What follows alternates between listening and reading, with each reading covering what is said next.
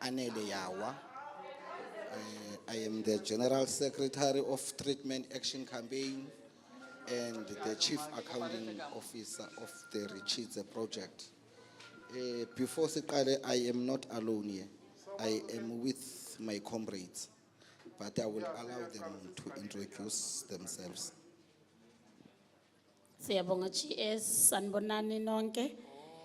Igama lami nguSimphiwe wakwaXaba. I am the project officer here at Ritshidze, and I'm also a member of Isanerela, which is a South African network of religious leaders who are living with HIV and are directly affected by HIV.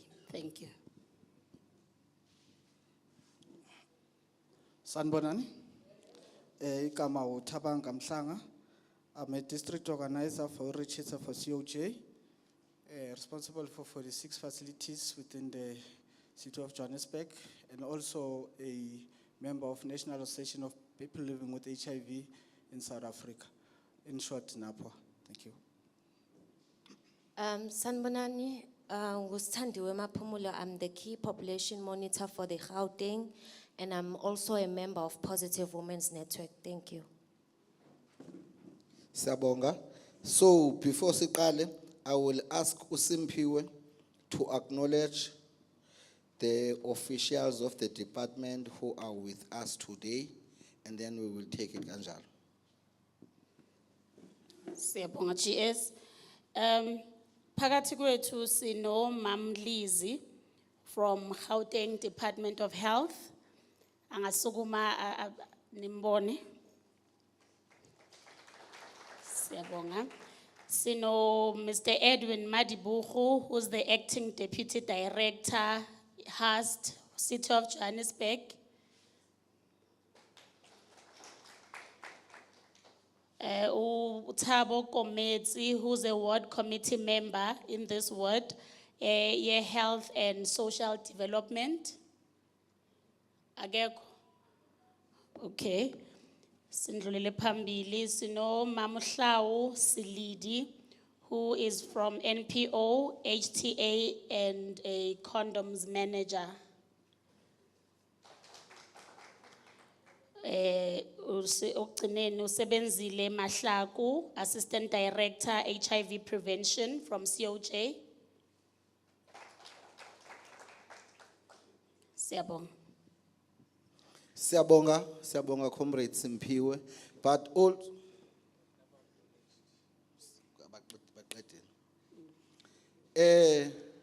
also in the house we have community members,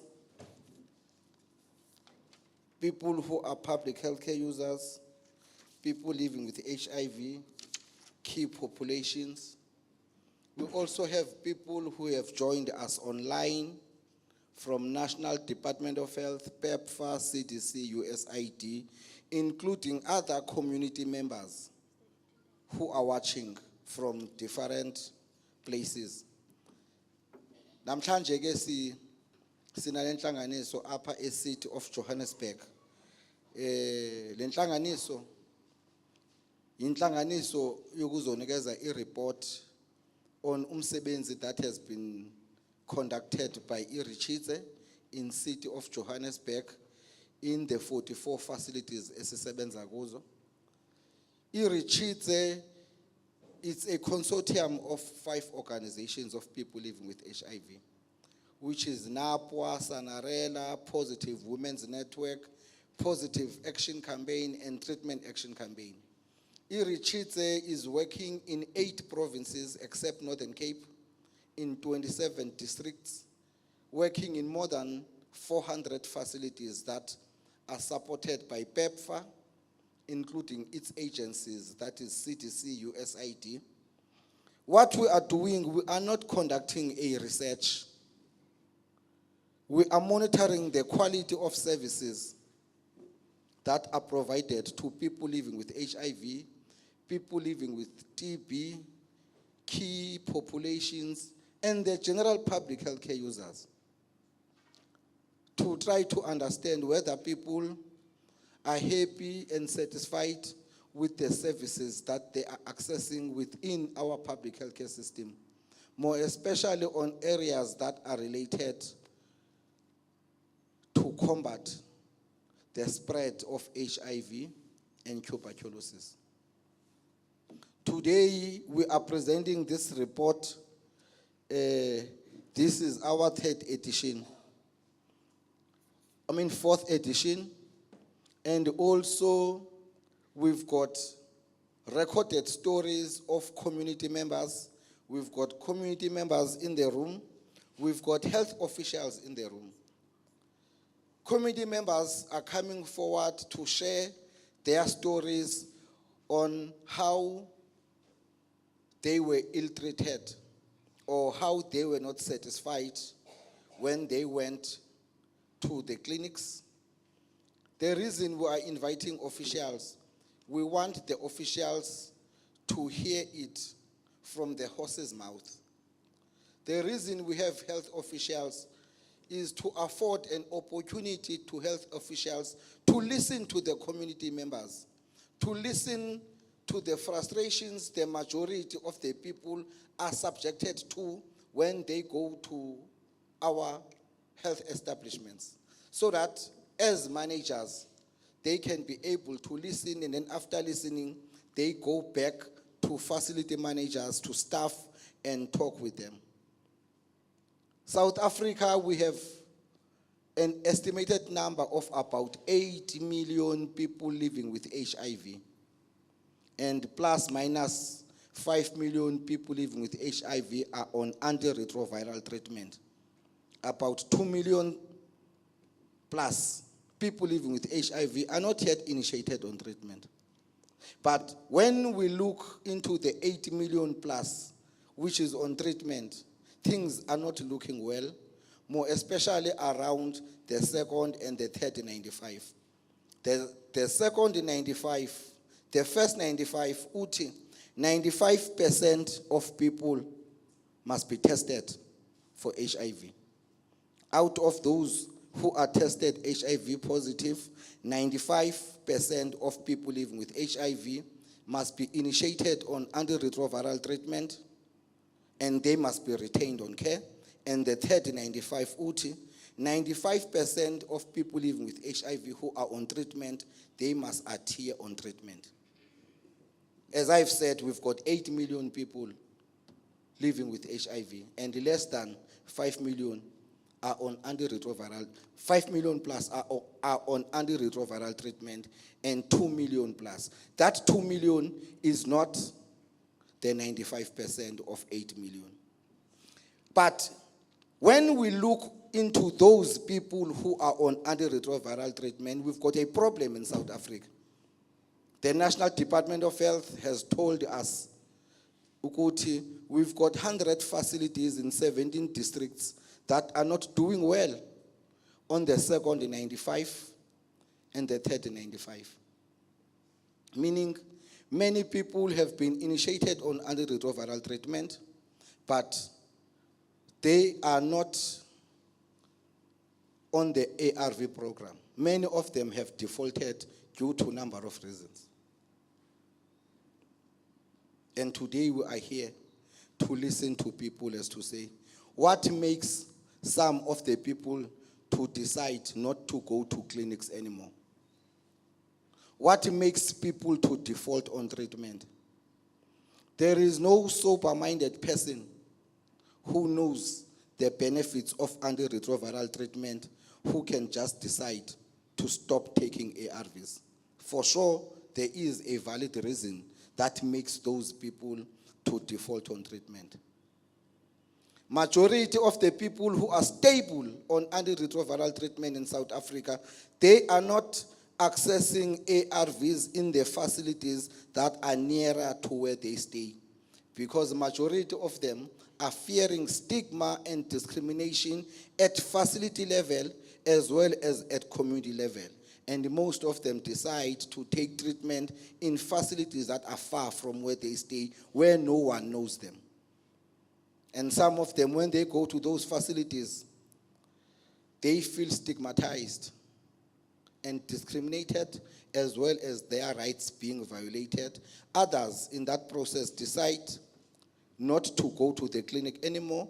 Others decide to transfer themselves from this clinic and go to the other clinic.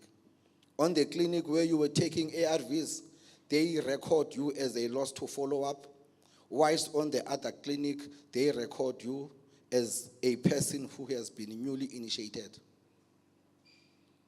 So, these are some of the challenges that majority of the people living with HIV, key populations. When I talk about key populations, I talk about the LGBTQIA community. I talk about people who are using drugs, men having sex with men, youth. I talk about sex workers. These are the people when they go to the clinic. A young person who has been raped somewhere, and after being raped, a person is falling pregnant. And this person does not want this child. And this person decides to go and terminate pregnancy. When you get inside the clinic as a young person, you meet a sister or a nurse, and instead of a nurse providing services to you, the nurse starts preaching at you as to say, abortion is ungodly. If you are aborting this child, you won't go to heaven. A gay or a lesbian goes to the clinic to access services that are meant for gay or lesbians. Instead of a nurse providing services to you, the nurse is consulting you in a private room. You disclose everything to the nurse. The nurse says, sit down, I'm coming now. And the nurse calls a partner or another colleague and say, come and listen to this. This is a man, but he says he is a woman. And they start mocking you. They start telling you how devilish you are and all what have you, and you end up not getting services. You've got an appointment in a clinic to go and collect your medicines. You know that your clinic is very small. On that day of your appointment, it is raining. And you know that if you are to go to your clinic, you're going to wait outside for 2 hours in a rain because there is no space in a clinic. And then you decide not to go to a clinic on the day of the appointment because it was raining. Then on the following day when it is not raining, you go to the clinic. You are told that you missed your appointment. You were supposed to come here yesterday. You go and stand right at the back of the queue because today we are dealing with people of today. You wake up early in the morning, as early as 4 a.m. You take 2 taxis to the clinic. You wait outside the clinic until they open the gates. They start collecting files at 10. Yet the clinic was opened at 8. From 8 to 10, nurses are busy with tea, updating their social media and all what have you. The community is sitting there waiting for them.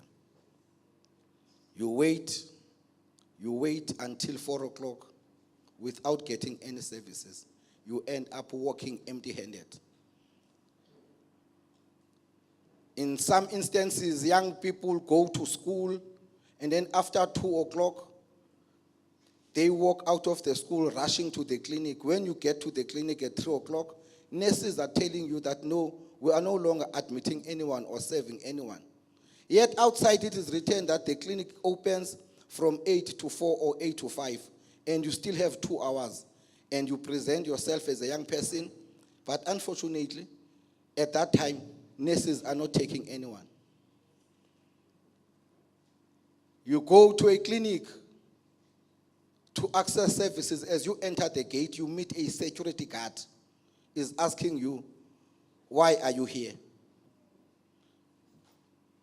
And in your mind, you know that the duty of the security is around safety and security, not to provide health services. And you get confused as to say, when did it happen that security guards now are healthcare workers? Because they were taught and trained during COVID. When gates of the clinics were locked, we were handing over our files over the fence to the security. The security will collect them, get inside the clinic, come back with a box and files with medicines. The security was privy to our medical conditions without us telling them. They know good, this one is on HIV treatment because I saw a file yake, I saw the medication they take. Then after Shaile time, the security guard goes to the community and say, you see that one? I know him, he's on HIV treatment. And then it end up being known by the whole community.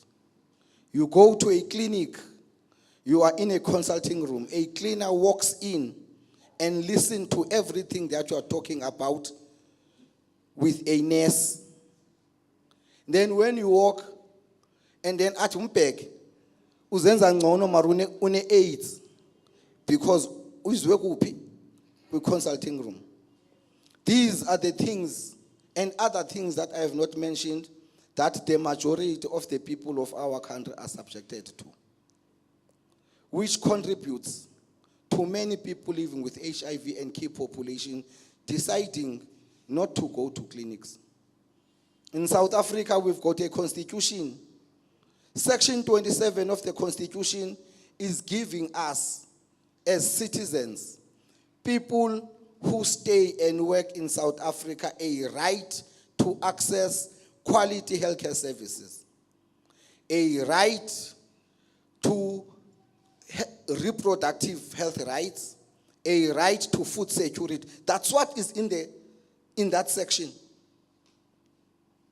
In South Africa, in the same constitution, we've got section 10 that talks about the Bill of Rights, that as people of the country, we've got a freedom of choice and freedom of association.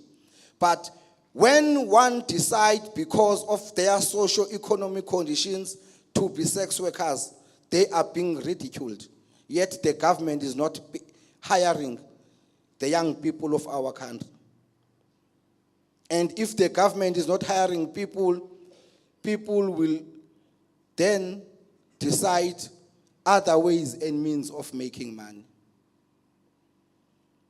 So we are here today knowing it very well that we've got the National Health Act, which gives us rights to say when we are sick, we must present ourselves to the nearest health establishment. And when we are inside the health establishment, we as the users of healthcare services, we cannot be denied a right to access healthcare services. But when we go there, we often see that we are being denied our right to access healthcare services. So these are the things that we want to talk about today, not because this is a TV show. We want to discuss about these issues so that the health officials can work with us in terms of changing the mindset of other nurses. I must make it clear here to say, not all nurses are the same. We have good nurses who are committed to their work. But in the same breath, we've got those few nurses who are like rotten potatoes. And when you've got a bag of potatoes and you've got one rotten potato, you leave it there. Hey, it is going to inoculate other potatoes with this virus that it has, and all of them will end up being rotten. Therefore, you have to take out that rotten potato, put it aside, so that all your potatoes can be in good condition. We have nurses here who are bosses in some of the facilities, who act as if they own our clinics, who act as if they took money out of their pocket to buy medicines, to buy this and that and that. Yet, this health care system is dependent on what is coming from the government or the state. And all of us here, we are contributing to the tax, to tax. When you go to a shop to buy cool drink, there is a VAT, whether you are employed or not. When you go and buy this or that in a shop, it is taxed. So it therefore means we are all contributing to the tax. But they treat our clinics as their property. That's why now we decided to sit down as a community and the officials to reason together so that we can be able to fix the problems that we have in our clinics. We are not saying our clinics are not doing well. We are very appreciative of the fact that our government today is providing antiretroviral treatment, which is a life-saving medication, to the millions and millions of our people. We appreciate that.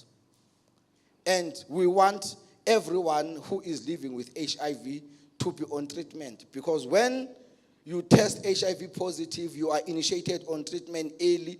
It therefore means chances of developing opportunistic infections and other STIs are very slim because you would have been initiated on treatment.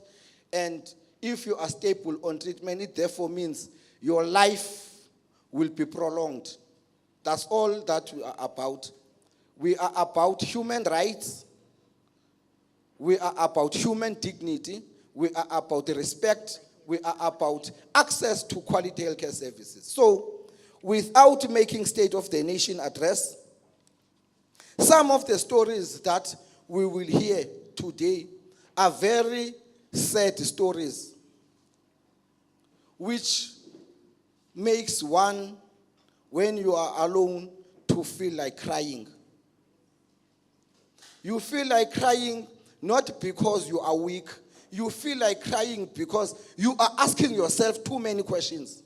To say, 29 years down the line after we claim that we have overthrown the apartheid regime, 29 years down the line after we thought that we have overthrown the white domination and we have a black government.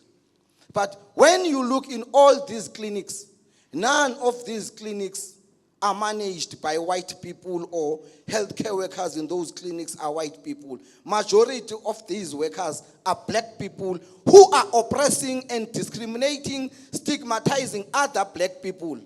And you conclude to say, we as the Africans, we hate each other.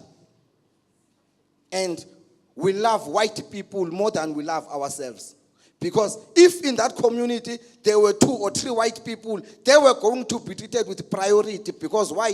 Their skin pigmentation is lighter than ours. The sin that we have committed in this world is for God to give us a darker skin pigmentation, which makes me as a black person to ill-treat another black person and makes me as a black person to look down to other black people because of their living conditions, because of their social standing, or because how they identify. And this must come to an end.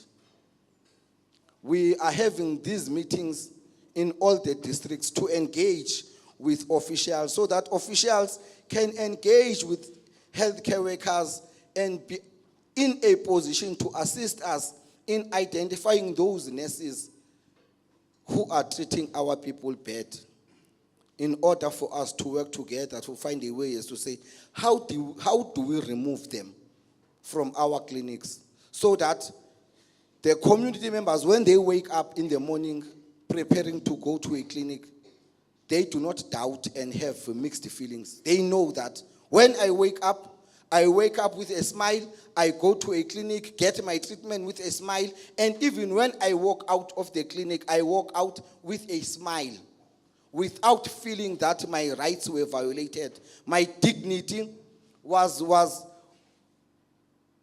made.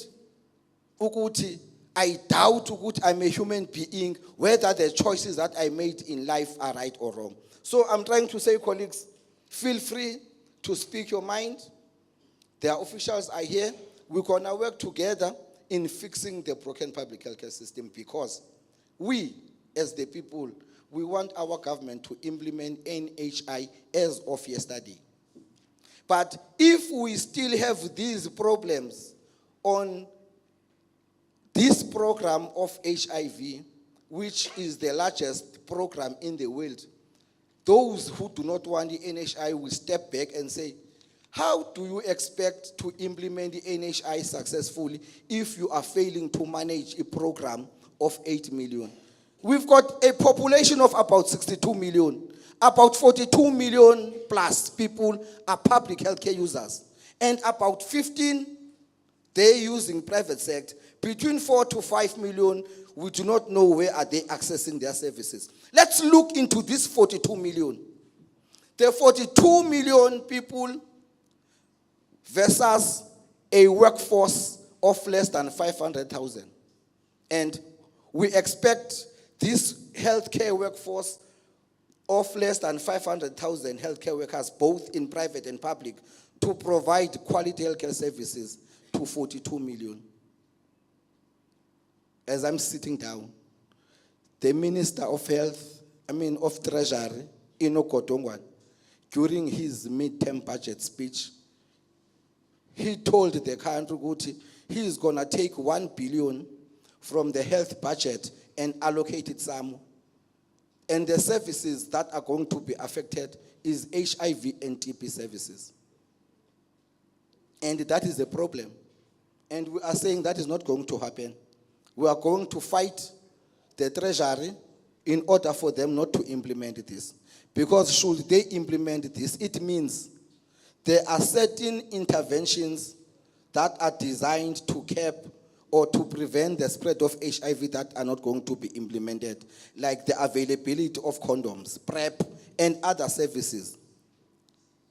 Because we do not know why always when the government wants to cut a budget, they always go to health. We must agree that the government is quick to bail out the state-owned entities. SAA, if the South African Airways tomorrow was to close shops, we won't be stranded. We've got to Kulula, we've got British Airways, SA, Fly Air. There are options. As well as Eskom. If Eskom was to close shops tomorrow, we've got solar system, we've got generators. But if one person dies, we do not have an alternative in store. So instead of our government bailing out the state-owned entities, our government must bail out our healthcare system so that we have more nurses, we have more doctors, we've got clinics that are going to be refurbished and built from the start, create space for the people in the waiting area, create space for more consultation rooms so that there is privacy and confidentiality. These are the things that we stand for. And if our government is not willing to work with us in making sure that this budget cut does not take place, we will come up with other interventions.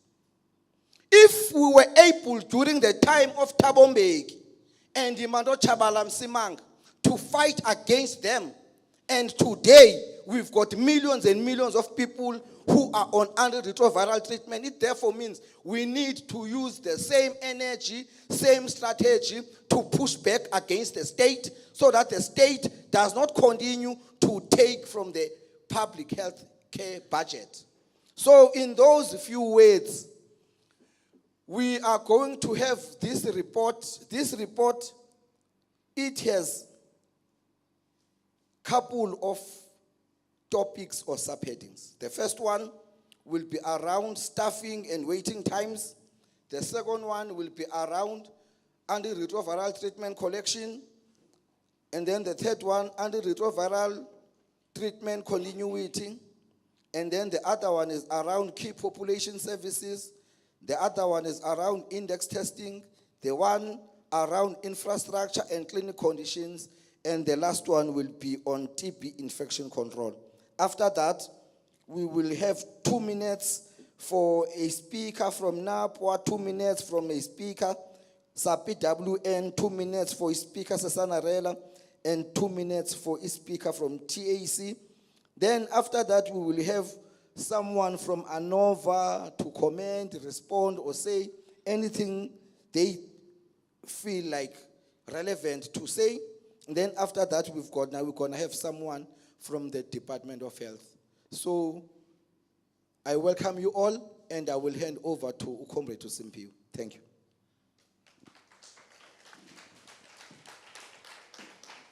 Thank you, GS. This week we launched the 4th edition of the State of Health Report for Gauteng, developed using data from Ritshidze's community-led monitoring. Ritshidze monitoring takes place on a quarterly basis in 128 facilities across the province. This week we are holding 3 district community meetings. On Tuesday, one was held in Eguruleni. Yesterday we were in the city of Tshwane, and here we are today in the city of Johannesburg. We will be deep diving into both the progress and challenges across the 3 districts and hear directly from people living with HIV, people who use drugs, sex workers, LGBTQIA+ community members, and other public healthcare users as to the real experiences using clinics in each district. Today, we are here in Johannesburg where we monitor 46 facilities. Data collected through observations as well as interviews with healthcare users, being public healthcare users and people living with HIV and key populations. We also collect data through interviewing healthcare providers, being facility managers and pharmacists. Data in this report were collected between July and August 2023. Interviews took place with 46 facility managers. Observations took place at 46 facilities. Interviews took place with 2,398 public healthcare users. 53% identified as people living with HIV.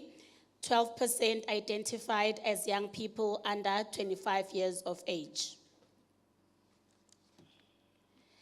Additional data were collected between July and September 2023 among communities of key populations. Interviews took place with 104 gay, bisexual, and other men who have sex with men, 219 people who use drugs, 110 sex workers, and 81 trans people. We will tackle the first group of issues on staffing and waiting times. Improving the state of health services provided at our clinics so that people living with HIV and key populations can access friendly, welcoming, and quality services depends mainly on having enough qualified and committed staff in place. Yet, this year, only 36% of public healthcare users interviewed reported that there are always enough staff at the facility, down from 49% last year. The best performing sites are outlined in the table shown, and the worst performing sites also outlined here.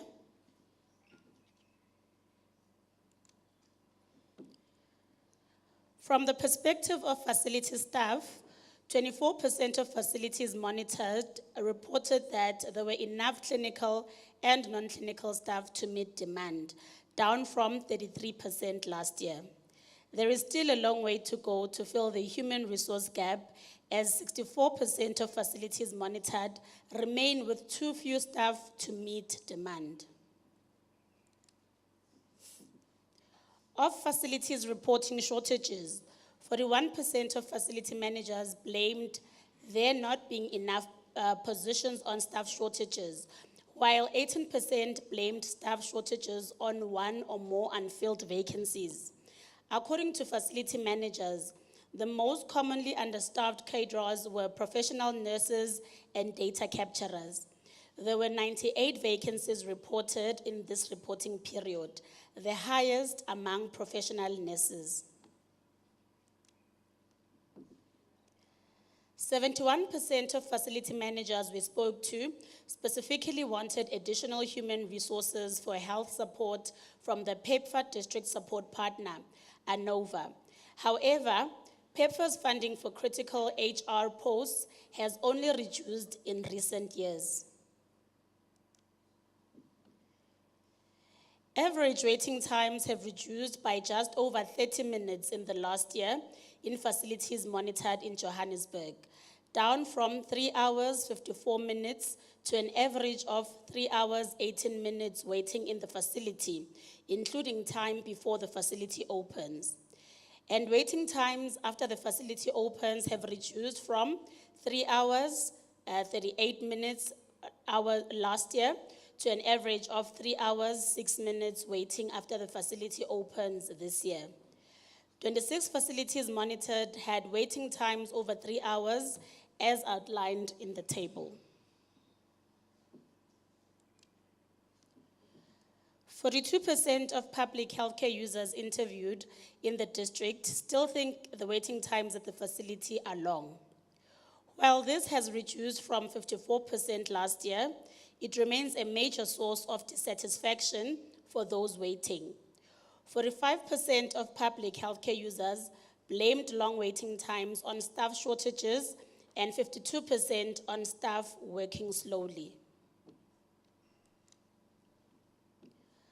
While 90% of public healthcare users were aware of a clinic appointment system, only 10% report getting both a date and a time, and 82% reporting just getting a date.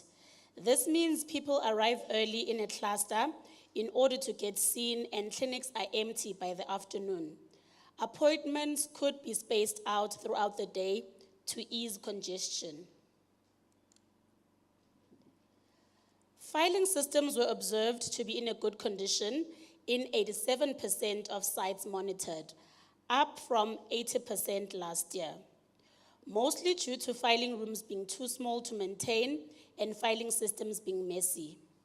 22% of public healthcare users blamed long waiting times on messy and disorganized filing systems. Messy and disorganized filing systems increase delays and increase the burden on already overstretched healthcare workers. The average earliest arrival time has improved from 5:29 a.m. last year to 5:55 a.m. this year. But some people still begin queuing early in the morning in an attempt to get seen more quickly. 28 facilities monitored still have an average arrival time of before 6 a.m. While down from 41% last year, of 710 people who arrived before the facility opened, 24% still reported feeling unsafe or very unsafe while waiting for the facility to be opened. While a circular was issued in May 2019 by the National Department of Health calling on facilities to open by 5 a.m. on weekdays, none of these monitored even opened before 7 a.m. Commonly, facility managers tell us that they are unable to extend opening hours due to insufficient staffing to cover this time. Only 54% of public healthcare users think that facilities are open for long enough, and 52% think that extended hours would improve access to services. We will now move to recorded stories for this section.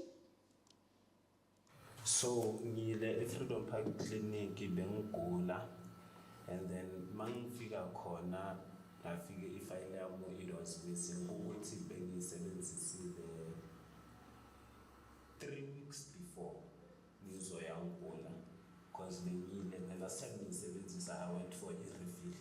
Okay. So I went back ngula mangifika ifile yami was missing, so I had to spend close to 2-3 hours without consulting, and I was just waiting with no one until they decided to do a duplicate file, and then that was the only time Baba Kona attend. Ever since then I haven't went back, but not because of what they did on that day with my file missing. I'm not sure even now with the file missing if when I go back I'm still gonna find my file or what's gonna happen the next time I go there. Yeah, ngisebenzisa la clinic ngihamba yona because I live vele duze kwa clinic engisebenzisa, but guarantee angithathe as 100% sure clinic because bani attitude abonesi and kuba ne disaster la ngoba nama line sometimes you queue for a long time mafika ekseni phuma ngoma 5-6 have so na abana care nje la clinic ne treatment sometimes how you totally exact bakje kuthamba sithengela okunye nama file this thing yama file iya engiphathi kahle nokuzuza ukuthi but ngise clinic you come to clinic then bazolahla ifile kanjani, but they put the blame kuwo bona abayithathi blame bayachika bakutshela ukuthi okay ifile yakho ilahlile hambe police station like abonesi nabo bazi ukuthi whenever i-attitude angathi ukuthi makazosebenza uza ne-attitude ayishiye endlini azi ukuthi ngizodila nama-patient lana njengoba kumele kube njalo. I went to a clinic in Porky called Sinetemba Clinic. Another problem mo Sinetemba Clinic, it's the lady called, her name is the nurse Maki. Yes, her name is Maki. I don't know her surname, but her name is Maki. How well, she's always on WhatsApp. When you go there, you stay there, and then you greet her, she won't reply to your greetings. And then you tell her, she doesn't even like be professional. I think the nurse dinali, that thing they call the ladies what. She doesn't follow the code of conduct. The nurse, she just goes by the way and busy ka phone what mo phone. I think a violation. It's a violation. There's no privacy there. Even when you go there, like literally two inside one room. I remember at one point there was Ntate Omuholo. Urutimo sitting mole nam Urutimo sitting in one room. Bamos and Tato Tlikang. Tato was very shy to talk with Tlikang. He just went out the door. Yeah, for tonsils, can you believe me? Yeah, Porky, that's Porky for you. They gave Wanaka Panado for tonsils. So there's a lot of things that they do. Even their admin, they're very rude. And the worst part, people in admin share the information on our files with people who are against us. I won't be able to mention any names there because I know the person personally. But all I know is that these people, even the ones that work more strateng mona. Currently, I know about someone's status, not because I know that person, but because now they released that information. Those the workers babataman strateng. And then that's it. Sinetemba Clinic must fall. It must fall. It is unhygienic, number one. You go there, site in Labanaba Clinic, you'd find, after it rains, you'd find metimo, and you have to ask for mop or personal and clean there yourself. There's always never water around. When you want to use the toilet, 4 times already, I didn't have a meti or flusher toilet. So it's yo, hi man, it should be closed. Simple, case closed. Thank you. Ke na le bothata ba Sinetemba Clinic. Hangata re fitla clinicing re thola tlamele re emele di file and ha re emetse di file jwalo banka nako a bone before ba fa di file tsa bona. Sometimes ha o fitla mo clinicing e le gore maybe o lebetse gore o kwale lebitso la gago mo pampiring ba o sendela back courtroom gore o lo kwala lebitso la gago. But that time ha tlamela go ba o fe ntho ele haufinyana pampiri or ball pen o kwale lebitso la gago. So then ba tlo boela back to home o lo ngwana lebitso la gago le ID ya gago. So ne re kopa gore inkare service ya bone e ka improve le di ba tshwarang batho ka teng ba na le attitude.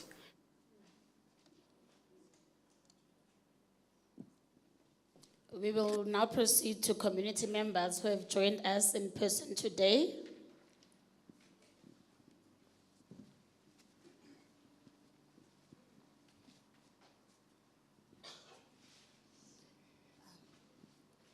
Sanbanan Jumelang. Good morning. Thokozani.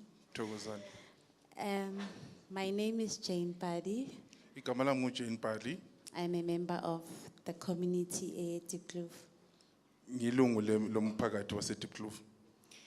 Okay, inkinga yami ukuthi mawuya e-clinic, My problem is when you go to the clinic, you have to open a file. kumele uvule elinye file. And then when you are done with the nurse, Masawuqedile no nurse, they tell you to leave the file behind. bathi shiya ifile yakho emuva. For next time when you come back, they're gonna take out that file and then babale whatever ozobuze ngayo. Benzela ukuthi masawubuya ngesikhathi esilandelayo baphinde babhale kulelo file lelo. But inking ukuthi every time when I go to the clinic, The problem is that every time when I go to the clinic, I do not find any file. Every time they tell you that it is missing. angilitholi ifile lami mangibuyela ngesikhathi esilandelayo ngaso sonke isikhathi bathi lilahlekile. So that's my problem because firstly, Oh, iyo inkinga yami leyo ekuqaleni. I believe that my medical history is very important. Ngithemba ukuthi umlando wami wezempilo ngempilo yami ubalekile. And that when it is kept at the clinic, it must be in a safe space. Ngithemba ukuthi umlando wami wezempilo ngempilo yami kumele uhlale endaweni ephephile. So I feel that the admin staff Ngizwa kabuhlungu ngabantu abasebenza ngawo amafayili is being unprofessional abasebenzi ngendlela egcwelisayo. and taking our health, they're not taking our health seriously. Abathatha impilo zethu ngendlela yeah egcweliselayo. Because I ask myself when there is an emergency, like maybe umuntu uyawa uba unconscious. Ngiye ngizibuze ngesinye isikhathi ukuthi makunesikhathi sezimo esiphuthumayo ukuthi mhlawumbe kwesinye isikhathi ugcine uwa kungenzekani. And they take you to the nearest clinic or your local clinic. Kusa kumtholapilo oseduzane. And mele bakhiphe file yakho They need to pull up your file so that babone your medical history. so that they can see your medical history.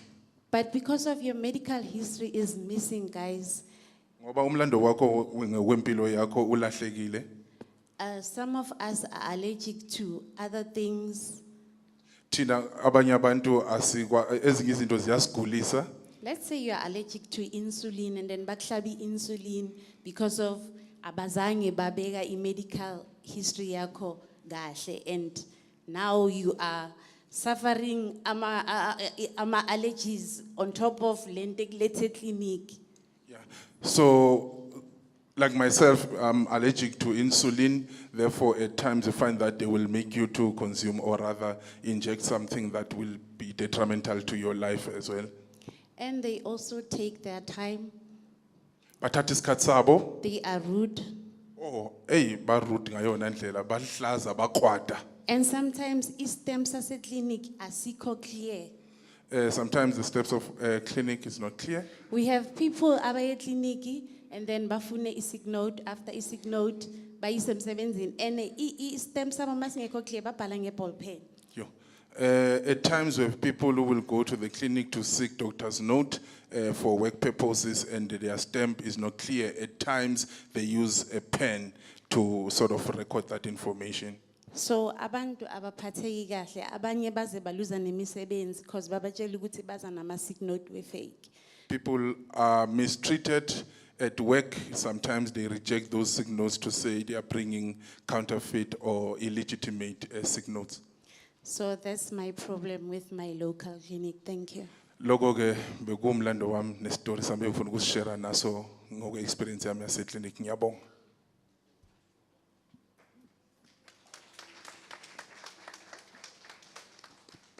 Sanibonani. Good morning. Ninjani? Ninjani namhlanje? How are you? Igama lami nguNomthandazo Mgaga. My name is Nomthandazo Mpata. Ngicela ukuyikhatha nje ibe short. I want to cut to the chase. Bengisuka from my old clinic to my new clinic because of sengichange indawo yokuhlala. Okay, I'm from one clinic to another because I've relocated. So mangifika ke ku new clinic When I arrived in the new clinic, I-clinic beyincane kakhulu. the clinic was too small, Then sahlala ngaphandle elangeni. so we had to stand outside. Bang attende around past 2 I was attended at around past 2, nge first day yami clinic yami entsha. ngelanga lam lokuqala in my first day. Ngakhumbula clinic yami yakudala. Oh, then I had to sort of want to go back to my previous clinic. Then ngahamba ngayobuza usister ukuthi sister hey nisebenza kanjani kanti la ngoba mina from le clinic engibuya kuyo hayi abasebenzi kanje. So out of that specular experience, I went to the sister and said, how are you guys operating this side? Because in my previous clinic, I'm not working the same way you guys are working. Okay, i-clinic yami yakudala kusezondi clinic, my new one it's Proteatland. Okay, my previous clinic is, oh, I missed that one. Oh, Zondi Clinic, and my new clinic is Proteatland. Oh, sorry for that. Okay, usister wathi istaff siyashota ngiwani no doctor uyiwani, that is why sithatha isikhathi eside kangaka. The sister replied to me and said, the reason we're working in this manner, it is because we have a huge shortage of staff in terms of staff complement. Then banginceda, And I was assisted.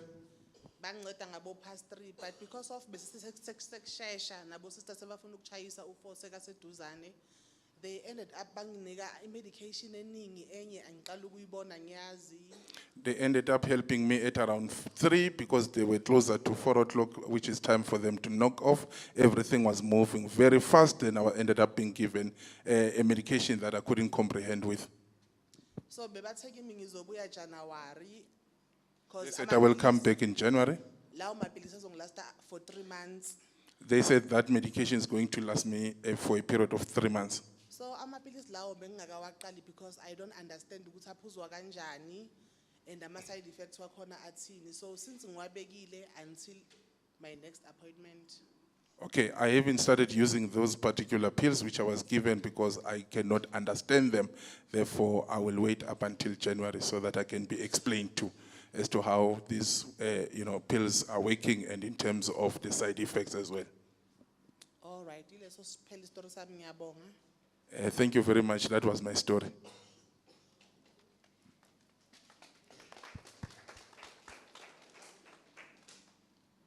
Sanbonan. Good morning. Ninjani? How are you? Ngiyaphila. I'm good. Igama ngovuyo isibongo sakaqhaba. My name is Vuyo Qaba. Yeah, I'm a coach, life coach.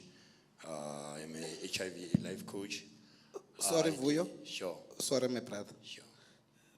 Sorry to be rude. No? Sure. I'm just disturbed by Historis Kasiswam, who's got a medication that she has not yet started because she does not know how to adhere to treatment, what are the side effects and all that stuff. I think we cannot live here without Usisi being assisted. Dr. Ma'am, please. Thank you very much. You may proceed. Okay, I'm based at Diepkloof. Ngihlala eDiepkloof. Sure. I-clinic engihambayo is Diepkloof Clinic Zone 1. I'm using Diepkloof Clinic Zone 1. Yeah. I had a problem like esinye story like similar no mama was at Diepkloof. I had a problem which my story is related to from Mama from Diepkloof. Ukuthi ngilanga lam de lontuzana de check up masoqedile ushiya ifile yakho when you come back ifile ayisekho. When I go to the clinic for a checkup or a review, when you go there, when you come next time, you don't find your file. And then when I ngibuya check up yami S2, and then ngabachela ukuthi nah, this file is not mine. Okay. Because you file wrong. When I came to my subsequent visit to the clinic, then I discovered that that file was not mine. Then I told them that this file is not mine.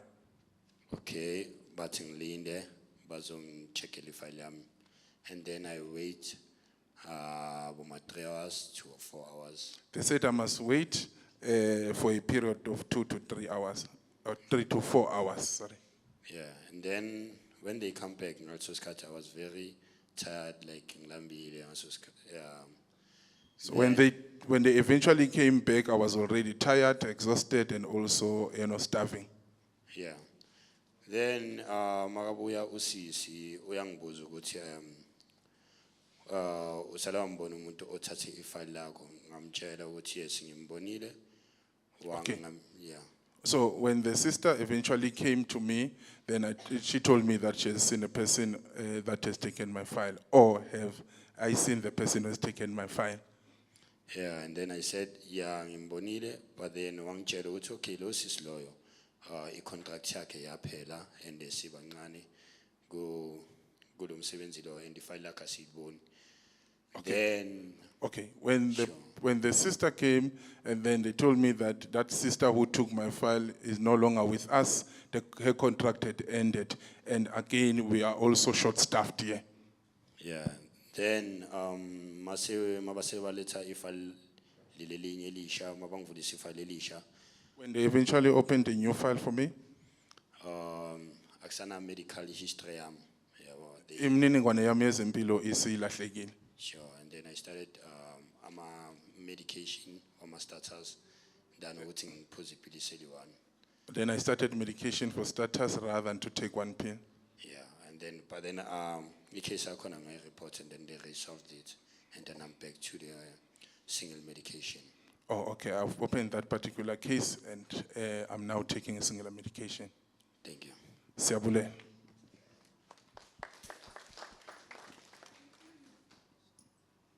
Sanibonani. Good morning.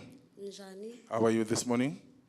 Okay, mina imukamhelo ngiphuma e-Orange Farm. My name is Kamuhela. I'm from Orange Farm. So, inkinga yama facilities wethu e-Orange Farm are far away from us community. The problem with our facilities in Orange Farm are far removed from our areas of dwellers. Of dwelling. So, last time I went to the clinic, bengula, The last time I went to the clinic, I was not feeling well. bengphethwa ama tonsils I was having tonsils, and like bawapena so badly. so were extremely painful. So when I went to the clinic ivulwa ngo 8:30. When I went to the clinic opens at 8:30. Yes, I went there, ngifike ngaboma 9 So ngiyele lapha and I arrived at around 9. and went straight to BP, ngithathe BP and all. Or I had to take my BP. So after ukuthatha BP, I went straight la bazongivulela ifile khona. After taking my BP, then I went to the admin. Ku BP azange bangiwastele isikhathi. At BP, they never wasted time. So mangifika la babavula amafile khona, it's when the problem started. When I arrived at the admin, then that's where the problem started. I waited. Yengalinda. Ngifike ngo 9, I waited 2 hours ukuthi bangivulele ifile. I arrived at 9. I waited about 2 hours before they can open my file. So mangiloku ngimile lapho kwaqhamuka some other guy osebenza lapha eclinic. When I was standing, some other guy approached whom I think works in the clinic. So ngambuza lo guy lo ukuthi like ikenzakalani bangasivulela ama files. I asked this guy to say what is happening, why are they not opening our files? Wangitshela ukuthi hayi basase busy ngama patient we chronic bathi bayeza kithi. They said they were busy with patients with chronic. They will then attend to us a bit later. So he came back uguy makafika wasivulela ama file after ukuthi asivulela ama file wawabeka lapho for ku doctor eza azowathatha. So the guy came eventually and then he assisted with the opening of filing and then he placed them somewhere for the doctor to come and fetch them. So istaff sethu sase Mbalenhle clinic siningi, Our staff at Mbalenhle, it's quite enough. but the services is low. Service is low ngayona ndlela iyaqotha. Because doctor makafika lapha after some few hours ufikile wathatha ama files wasibiza ngamagama, and then after then it's when we went to see the doctor after some hours again.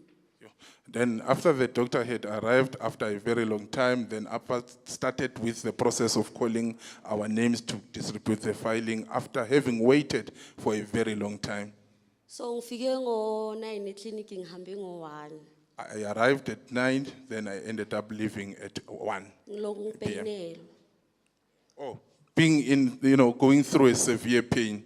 So like mogula eclinic, like just expect anything ukuthi ngayenzakala kuwe along the way ngoba ama clinics wethu akude or mohlele eclinic waiting for the doctor. Yeah, when you are sick and you have to go to the clinic, always be cognitive of the fact that anything could happen in between because our facilities are far removed from our area of dwelling. Ngiyabonga. Thank you so much.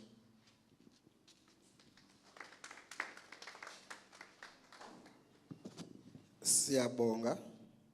Siyabonga. You know, besise kuruleni naseTshwane for the past couple of days kunye nomama and other officials. And I've spoken a lot there. And I've spoken a lot about one issue of missing files. Because we as the public, we do not understand how are files getting missing inside the facility. But we know that there are some people who are working in the department who are stealing our files with our medical record and go and sell it somewhere outside in order for people to apply for the social grant. We know that. My file is going to be stolen. They erase my name and put someone's name with my medical history, and that person will apply for a social grant.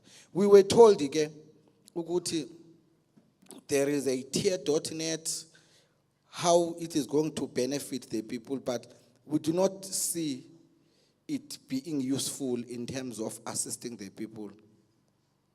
It is a problem, which I think the department, not only of ECOJ, but across the country, we need to fix this issue of the filing system so that we do not end up getting our files missing. We are living in a world where everything has been digitalized. And we do not, and even when you go to the SAPS to open a case, they write everything down and tell you, wait for an SMS, because every information is on the system. So there is no way that, even if the hard copy of the docket can be missing, but on the system, they have everything that is on the paper. And we do not see that happening from the department. I am able to access my money from any ABSA bank in the country without me being told about a file that is missing and all what have you. It goes back again to this issue of us. When you move from this community to the other community, when you go there, uyofuna to access a treatment, and then you will be asked about a transfer letter. Transfer letter.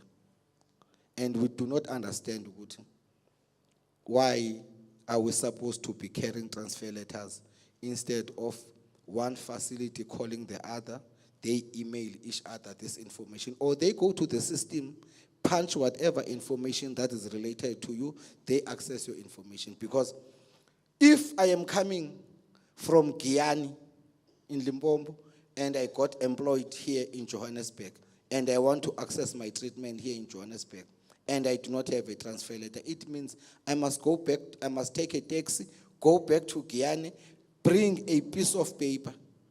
In that process of me going to Guyana, I do not have treatment. Yet we were told that if you are on treatment, especially the ARVs, you must not skip even a single day without taking it. So what happens to me if I do not have a transfer letter and I go to this clinic and I do not have medicines, and I'm told to go back to Guyana? It therefore means I must wait until I get money. Even if I get money after 2 or 3 weeks, I will go to Guyana, and it is only then that I will be able to access treatment. Yet we were told that ARVs, you must take them on daily basis to RT. Isn't not the system making us to default on our treatment because of its own arrangements? It is. So we cannot be told that we are defaulting on treatment. This system is making people living with HIV who moves from one area to the other, if they don't have a transfer letter, to default on treatment. That's why we said at Ekurhuleni as well as at Tshwane, the MEC was online. We made it clear that this thing of transfer letters, this thing of people being made to stand right at the back of the queue if they miss their appointments, it is not a standard operating procedure of the department, and it must be abolished. That's why we said at Tshwane and Ekurhuleni, people living with HIV and who have missed their appointments, when they go to the clinic the next day and you are told to go and stand right at the back of the queue, you must refuse. If you missed your appointment, you go to a clinic, you are told go right at the back of the queue, you must tell a nurse that either you give me treatment or all these people right behind me are not going to get their treatment. We need to fight now. Because them asking us, Ukuti, we must go at the back of the queue, it's not written anywhere in the official documents of the government, or of the Department of Health. There is not even a circular or a notice which says that. It is the internal arrangement of certain individuals within the department. And we, as the people, more especially people living with HIV, we must break that law. We must break that arrangement. So that when you go to a clinic and they say, "Hi, Anele, you missed your appointment, go right at the back of the queue," you must be clear and say, "Yes, I'm not going at the back of the queue. Either you give me treatment or all of us are not getting a treatment." And you must tell nurses that if you want to call the police or you want to call the security, call them. Because you will be fighting for your rights. You will be fighting for what is in the Constitution. You will be fighting for what is in the National Health Act, which says no one may be refused healthcare services. We are going to the recommendation. But now the time has arrived for us as the community. The time has arrived for us as people living with HIV. The time has arrived for us as key populations to say, gone are the days when you go to a clinic, a nurse is violating your rights, is mocking you, you keep quiet. Now it's the time for us to speak out. If we are going to accept what these few bad nurses are doing to us in these clinics, they will think that is right. It is only one person, it only needs one person to stand up and fight for their rights there on the spot. Because they don't own these clinics. These clinics belong to the state. These clinics are meant for us. Us going to clinics, we are not asking a favor. No one is doing us a favor. It is our constitutional right. So, people living with HIV, key population, public healthcare users, don't accept it when nurses are ill-treating you in those clinics. Either you report them to the facility managers, and if they are not doing anything, you must stand up and fight for your rights. You must stand up and fight for your rights, because if we do not stand up and fight for our rights, they will keep on trembling on our rights as if it is normal. We are going to the recommendations. The recommendations are as follows. The Gauteng Department of Health should produce an annual report on the number of healthcare workers per cadre employed in each district. Include the numbers of people and size of areas covered by these healthcare workers, year-on-year comparisons from at least 2021. The vacancies and the cost of these posts to the government. Fill all vacancies in 2023-2024 financial year. The Department of Health should extend facility opening times as per the 2019 NDOH circular, utilize appointment days and times to ease congestion, ensure filing systems are maintained in an organized manner to reduce lost files, open clinic grounds by 5 a.m. so that people can wait safely in the mornings. Ensure files are not required for facility pickup points. People living with HIV must go directly to the pickup point to collect their ARV refill. Support more people established on ARVs to be referred to external pickup points to reduce congestion. PEPFAR should support in filling all vacancies at PEPFAR Operation Putuma support facilities in the short term. Provide additional staffing for all PEPFAR supported sites to extend opening hours from 5 a.m. to 7 p.m. on weekdays. Fund adequate numbers of adherence club facilitators to allow for the restart of adherence clubs. ANOVA should immediately do an assessment at all PEPFAR Operation Putuma support sites with waiting time over 3 hours and develop a specific plan for each facility that will bring the waiting time below 2 hours. Support the facility to organize and maintain an organized filing system.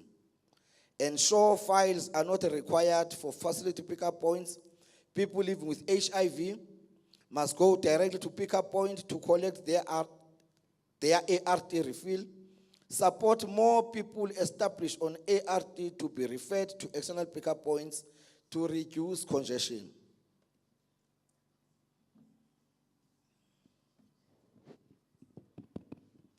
Thank you, Jess. Now we are going to go to our next group of issues on ARV collection. The revised 2023 National Adherence Guidelines note that time constraints are a challenge to many people living with HIV. They go on to say that efforts should be made to support people living with HIV with suppressed viral load to receive extended ARV refills and or be enrolled in the repeat prescription collection strategy. Implementing this is vital to supporting improved long-term adherence. Yet Ritshidze data reveal only 44% of people living with HIV interviewed reported getting 3 to 6 month ART refills this year in Johannesburg. This has worsened compared to the 53% getting a 3 to 6 months refill last year, and it is well below 71% in Mpumalanga, the best performing province monitored by Ritshidze, and far below the 80% of people living with HIV in 21 other PEPFAR supported countries reported to get 3 to 6 months at refill in 2021. Of people living with HIV interviewed by Ritshidze, 37% collected at standard medicine dispensing sites, with 20% collecting at the facility pickup points and 38% using an external pickup point. Of people interviewed, 16% more are using pickup points compared to last year. For those using standard medicine dispensing, 50% said they have not yet been offered the option to use pickup point. All stable people living with HIV should be offered a range of repeat prescription collection strategy options as per the National Adherence Guideline.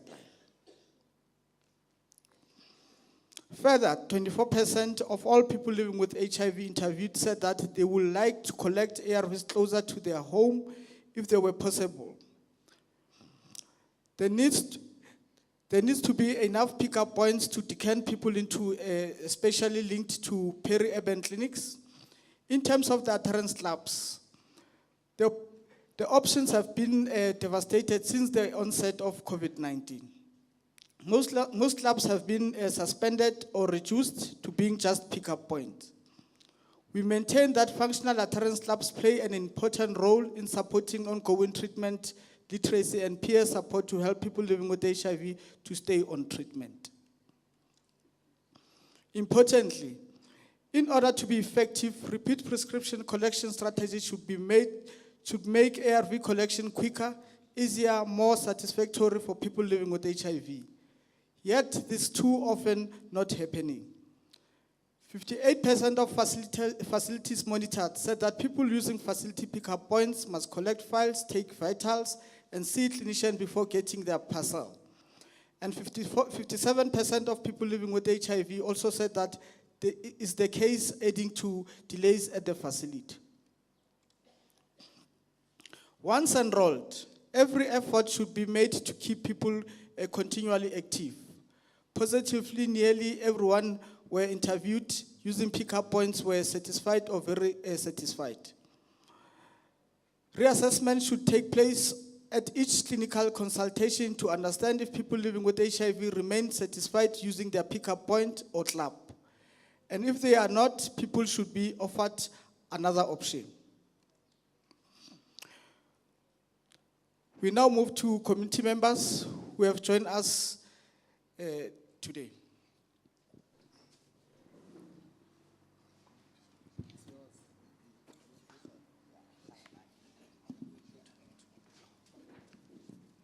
Ke a leboha batswadi. Dumelang.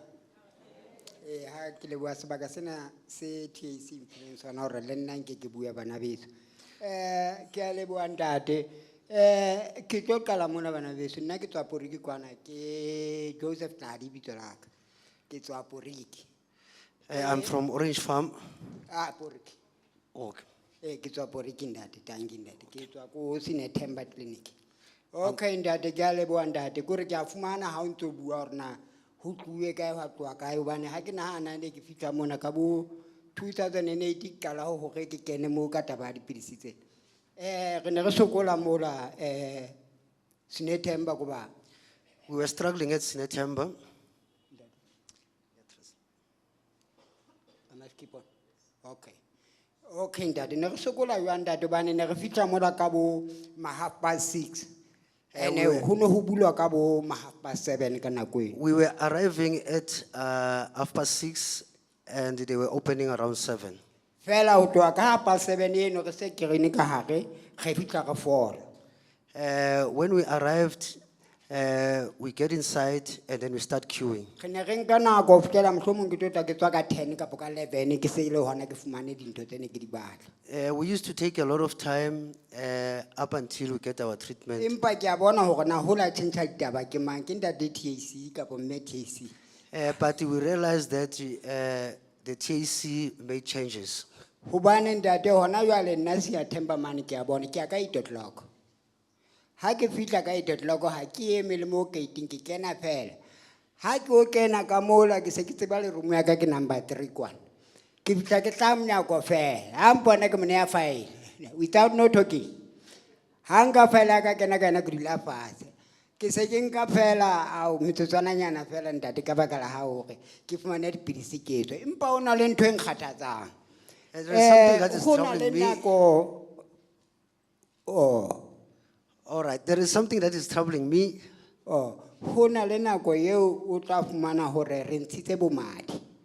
There are times where you find that I have to take time. Or where I have to take blood. Annually. Na ne ke fitla mola ne ke fumane mme o no theke mme Thotesi wa bona nna ke la ka ruta haholo 18 ke mme Thotesi bane when I arrived I had met Thotesi ka ruteya ho yena then I got assisted from her ke ndate ine re kana go ha di tla di result tsena a ntse re he mona hona le ntho o phazamisa mona e ka re hona le pidisinyana e ka nyo batla ho tshwarisa kidney failure. And then she would talk to me about what she had identified that is troubling me, and then that would be a kidney failure.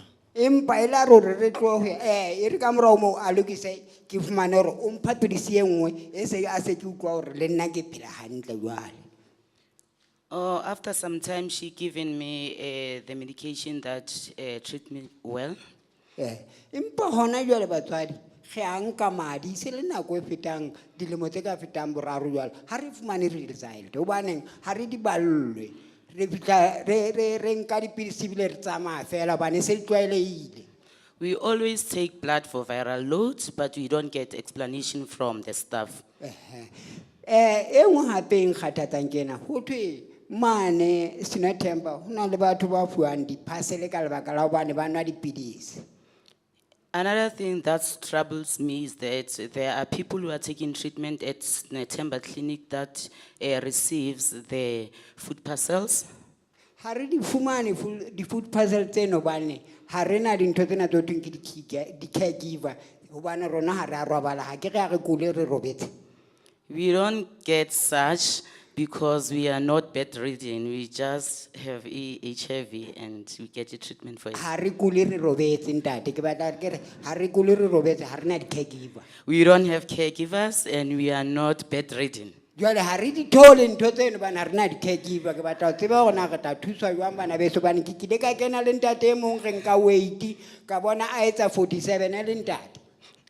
don't get them because I even saw some patient which has 47 when she do ama vitals, which she gets ama food parcel, but I don't get them.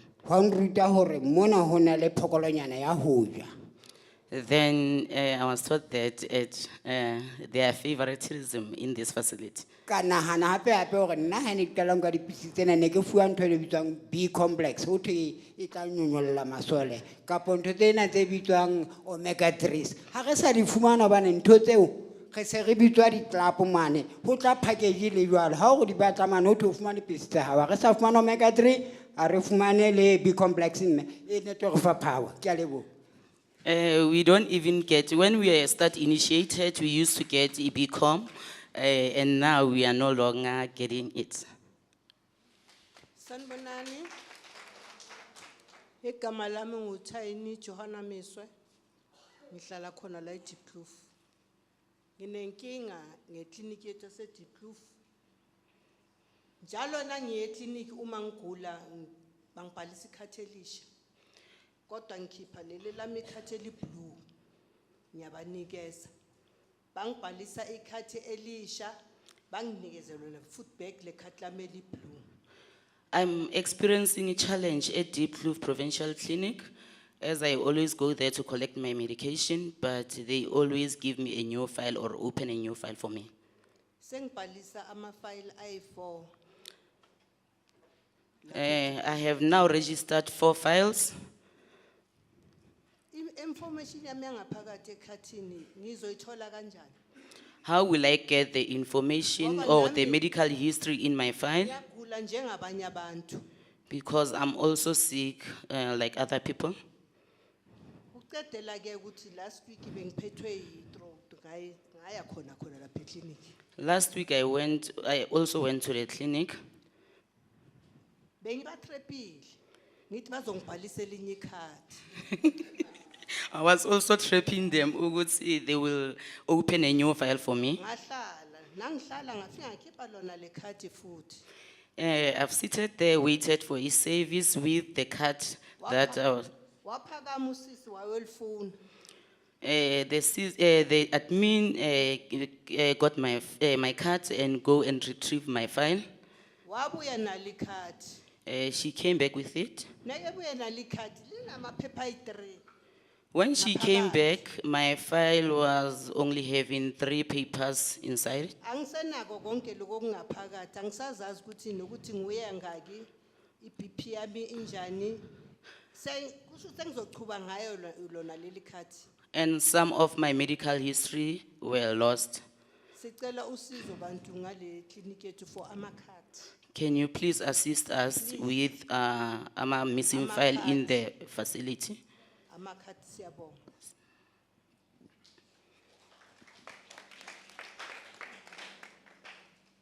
Dumelang. Lebitso la ka ke Palesa Phuthulo, ke tswa ko Mapetla. And then clinic e ke attendang e mo Baga, which is ke Nthabiseni clinic. So I once had a problem le taba ya transportation whereby go clinic they would ask you gore you take your blood 2 weeks before your date, your appointment. I attend the facility at Bara Nthabiseni clinic, and I'm having a problem with transport money to reach the facility. So I once told the doctor hore ke kopa if tlametse ke lo nka madi, can I please go the nearest clinic unlike coming ko Bara. So I once told the doctor to say I don't have enough money to travel, so can I please visit the nearest clinic? Okay. So the doctor was like, okay, you can go. My appointment ya o tlametse o tle mo Gauteng. I'm like, okay. And the doctor permitted me to go to the nearest facility, but I should start with him. Okay. And then I went to Tladi Clinic, which is Kidula Komapek. Tladi Clinic is a walkable distance. So I went to Itladi Clinic as it's walkable clinic. I can easily reach the facility. I ke fitla ko Tladi Clinic ka ya ko le siteng le okay ka botsa ke tlile go tlonka madi. Bang direct ko siteng la chronic. When I got there, I told them that I was here for my viral load and they directed me to the site. Okay, I ke fitla ka thola bo usa bang ba dutsi ko dining hall nyana so. And then ka ba botsa ke tswa ko Bara ko Nthabiseng ke kopa ho tlo nka madi mona because I cannot transport ke ko Bara, which is next week tlametse ke lo bona doctor. So I found some sisters sitting in a hall, and I told them that I'm here to take my bloods, and I need to go to the doctor next week. Okay, so banjwetsa ga kena ka mo na le ausi o tla o thusang ha ke fitla ka bua le ausi la a go nna kena ka mo le yo o tla o thusa. I think ha etse next I went ko roomong e nngwe. So they directed me to a room. When I get there, I got another sister, and she told me to get to another room also. They will help me there. And then le sister o a banjwetsa gore he na why o tlile mona ne tlametse bo ile mo ko bara mona re busy le tlo disturb system ya rona ka ga nna ke kopa fela le nkeng madi. And I was told that I should be at Bara, and they are busy. They can't help me.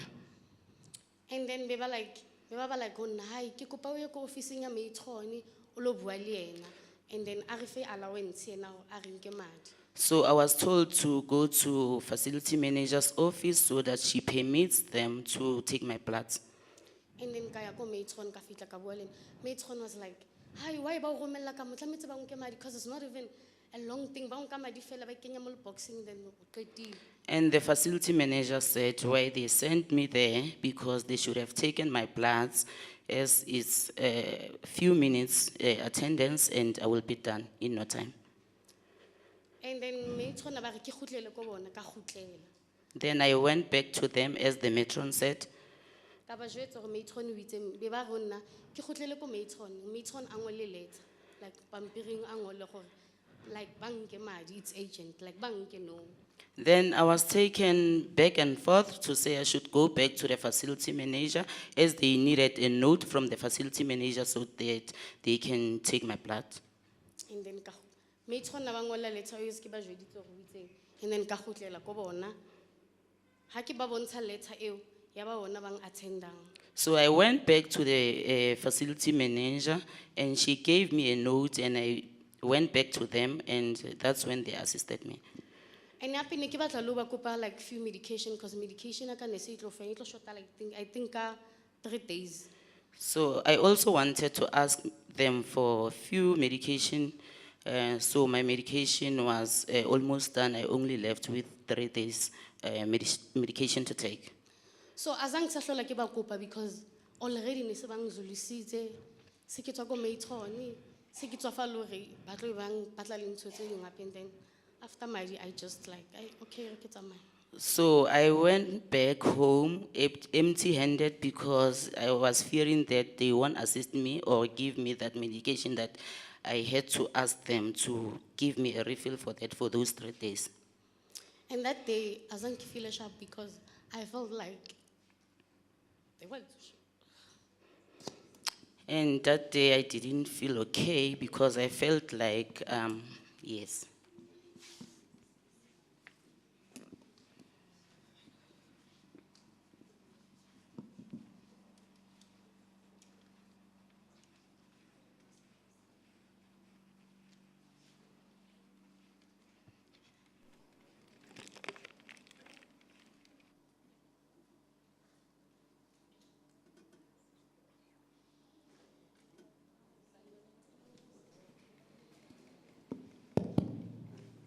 Sanibonani. Oh, igama Sylvia Viswa wabamfana and then angeke ngisakhuluma into eningi ikhulunyiwe yonke into bekumele sikhulume. But then mina problem yami bengihamba ibheka emlangeni. So ibheka emlangeni yangitransferela eZola Clinic. So eZola Clinic iyo clinic benginenkinga ngayo kakhulu. So I used to attend the clinic at Begim's Mlangeni and they transferred me to Izola Clinic. So eZola Clinic ithe mangifika okay bang attendile but then uthe banginikeza medication kokuqala le ama ARV banginikeza and then the other ones awetp zange banginike ngathi mangibabuza bathi why ngingabuyela esibhedlela ngiyobuza khona. So when I get there at Zola Clinic, they did give me my ARVs, but for TB, they did tell me that I should go to in a hospital to collect my TB medication there. Yeah, so angizange sabuyela futhi esibhedlela ngaqhubeka the next month mangibuyela eZola Clinic again ngathola ifile nami lingasekho. So I never went to the hospital for my TB medication. And the next time I returned to the clinic for my collection, I find out that my file was missing. So mangibuza ngendaba yefile ke, and then bathi ngihambe ngibuyele endlini ngihambe ngiyothatha i-container because amafile abawatholi ngize ne-container lamapilisi engiwaphuzayo. So I was told that they are not getting my file. I should go back and bring ARV containers so they can know what I'm taking. Angizange ngivume ukubuyela. Oh, ngabuyele endlini eqaleni, and then the next day ngithe mangibuyela bathi amafile yeah kwaba intori nje zefile futhi. So I went back home, and the next day when I visited the clinic again, and there was always the story about my missing file. Okay, ngaze ngagcina ke sengihamba ngiyofuna imetron nge-escalator ngayisa kwi-metron. And then imetron ke saya yahamba yongifunela ifile nayo still ayizange iyithole. So I escalated the matter to the facility manager, and she did try to assist me in finding my file, but she never found it. So uye wangenzela ifile elisha. So they had to open a new file for me. But still kulelo file lelo because akazi ukuthi mapha amapilisi engiwaphuzayo nami ungibuzile akazi ukuthi yini enye eyenzakalayo. So azange nje kube right nje zola clinic from that day. So they did open the file for me, and they didn't even know what I'm taking for my treatment. So wabakanjalo because the file was missing and the information was also missing. Thank you.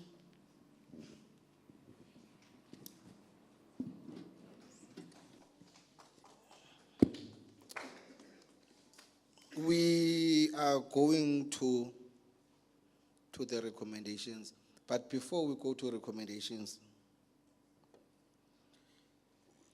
in Durban, during the SAA's conference in June, Minister Joe Phaahla made an announcement of a policy that our government has signed on multi-month dispensing of medication. That people living with HIV who are stable on treatment, they will be given a 3-month supply of medicines. And they will be decanted out of our facilities to collect their medicines from the external pickup points. And we applauded that because it therefore meant that people will not be subjected to go to clinics every month. At least you will go maybe 4 times a year. We know that there are facilities that are already implementing this, but also there are those that are dragging their feet in terms of implementing this. Then the other issue, which is a problem, is that Anele is living with HIV, is on ARV treatment, and Anele is diabetic and is on treatment. Anele has a separate date to collect ARVs, and Anele has a separate date to collect a treatment for diabetes in the same facility. That is not fair. It therefore means if you are employed somewhere and you have to ask for a day off, it therefore means you must ask a day off twice for collecting the ARVs and for collecting another treatment. Why don't you put these dates together so that you know when you go to the clinic, you collect your ARVs and then another medication instead of up and down? Because we know, even if you can look in this room, I am 100% sure that 95% of the people who are here, 95% of them are unemployed. Here, now. I'm not talking about some here. And we know, because of stigma and discrimination, people have decided not to collect ARVs from facilities within their vicinity. Others decide to go to clinics where nobody knows them, and they have to take 1 or 2 taxis, 2 and another 2 or 1 from. And if you're gonna go frequently to these facility. It therefore means you must spend a lot of money.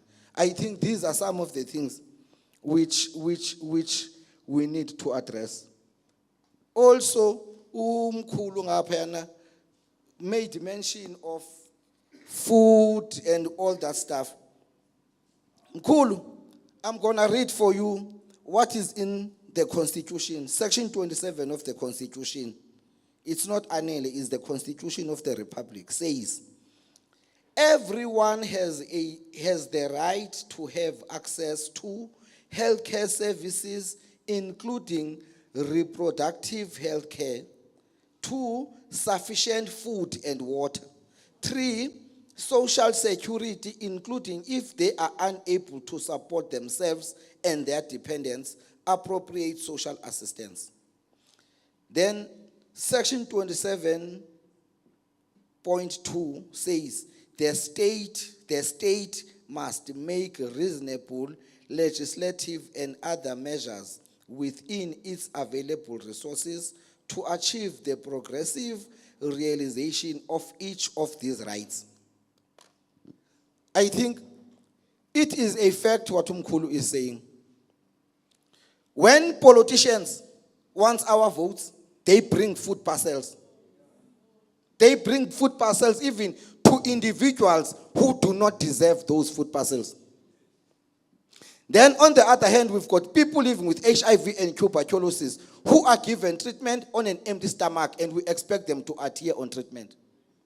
Is that fair? What is it that we as activists and the Department of Health we can do to engage social development?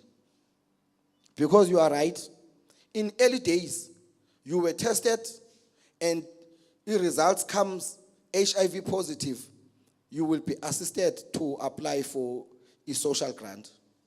Then immediately after ARVs were introduced, all those people who were stable, the doctor will give recommendations to say this one is fit, and then the government will take that money back. Also, issues of food security and unemployment have a contributing factor to its defaulter rate. Because if I've got a job, a peace job, I know I've got 2 options. Either to go and take my treatment or go to job in order for me to provide for my family. If I don't go to the job, my employer is going to apply no work, no pay principle. It therefore means even if I wake up as early as possible, go to the clinic with an intention of being served quickly and go back to work, I will spend 5-6 hours in that clinic waiting for my treatment. On that particular day, I won't get paid. And I'm not going to get my treatment as well. I lose double. Do you expect me to come to the clinic again the following day to collect my treatment? I won't. But what is it that we as activists in the Department of Health are we doing to engage social development? To say all people living with HIV and TB who are unemployed and who do not have means must be given food. If it means we must organize and mobilize people to go to social development and say, this is what the people want, why we can't do it? The power lies with us as the people. That's why even last week, they were encouraging us to go and register. We are not registering for ourselves. We are registering for ourselves to vote them into power. I think now as the people, we need to use the power that lies with us in order for us to demand what is rightfully ours as enshrined in the Constitution. If Section 27 talks about 3 things, the right to health, the right to reproductive health care, the right to food security and water. So why don't we demand our right? It is there. If it means we must be arrested, if it means we must be killed, we are not doing it for us. We are doing for generations after us to benefit the fruits of the freedom that we have fought for. I used to be scared to be arrested or to be shot until I was arrested and I was shot. That was the day I removed fear in my mind. I only fear God. So we need to stand up and fight for our rights. You are right, Mkhulu. But how do we start this? Because it cannot be about these meetings. We need to do something so that we can be able to adhere to treatment. We were told about food gardening. We do not have land. The land is owned by the few and the privileged. The majority of us, you cannot even start a garden.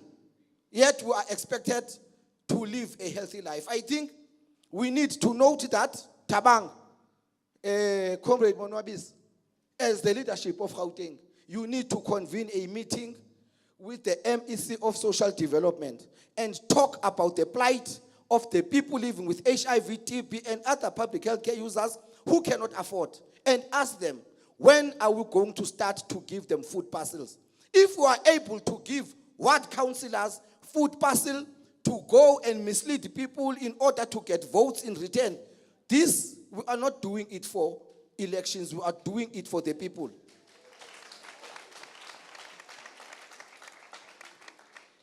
We're going to the recommendations. The recommendations are as follows. The Department of Health should implement extended ARV refills at all facilities to 3 months by end of February 2024 and 6 months by end of September 2024. The Department of Health and ANOVA should ensure all people living with HIV are offered a range of repeat prescription collection strategy options, and those enrolled in pickup points or clubs are active. Ensure that reassessment of pickup point option takes place at each clinical consultation to ensure people living with HIV remain satisfied with their pickup point or clubs. Ensure all facilities implement the 2023 adherence guidelines standard operating procedures with fidelity, including ensuring facility pickup points are a one-stop, very quick ART collection, only visit under 30 minutes, no need to go to the registry, collect folders, see clinicians, and etc. Ensuring re-establishment or implementation of quality adherence clubs, including group facilitation component. Increasing the number and the type of external pickup points to ensure urban, peri-urban, and rural clinics have external pickup points. Ensuring people going back to clinics for their pickup points, receive the rescript on the same day if clinically well, to ensure no unnecessary additional facility visits, with effective recall system to action any abnormal results or elevated viral load. PEPFAR should monitor and hold accountable PEPFAR district support partners to implement 2023 adherence guidelines standard operating procedures with fidelity.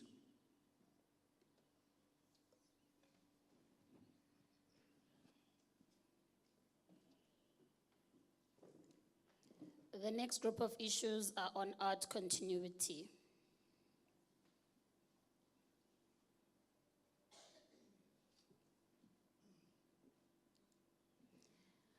People living with HIV lead complicated lives and may well miss appointments and even miss taking some pills.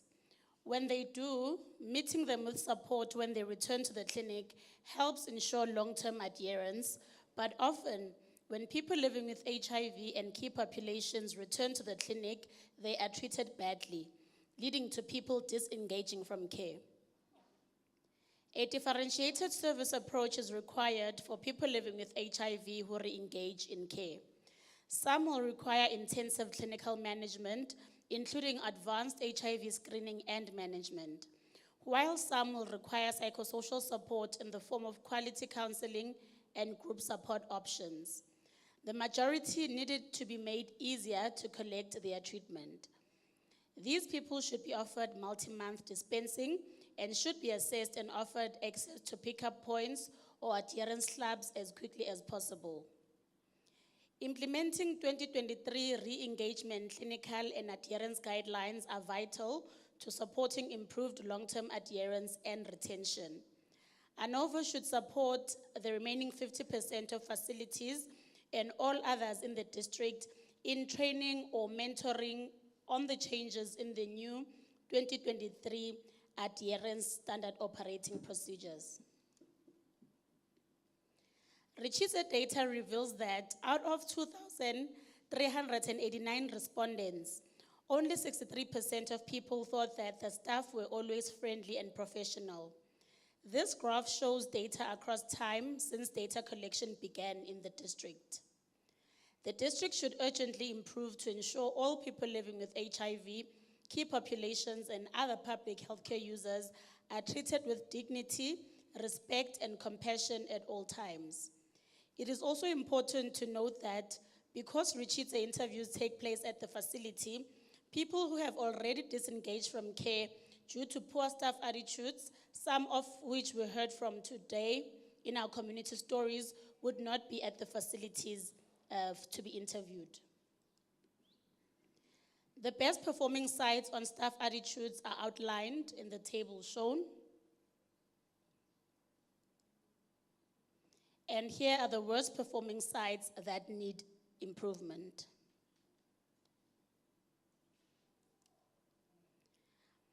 Out of 105 people living with HIV who had missed appointments, 35% said that staff were welcoming when they came to collect ARVs if they had previously missed a visit, and 24% said that staff counseled them on adherence. However, 24% said that staff still send you to the back of the queue the next time you come in.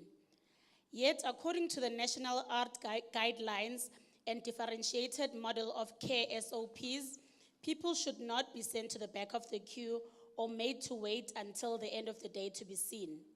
A returning patient should take up the next queue space.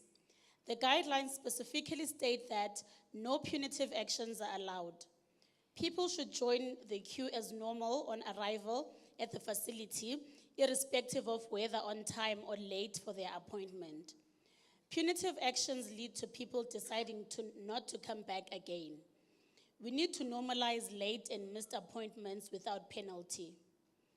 People who have come back despite being late have made it easier for the health system.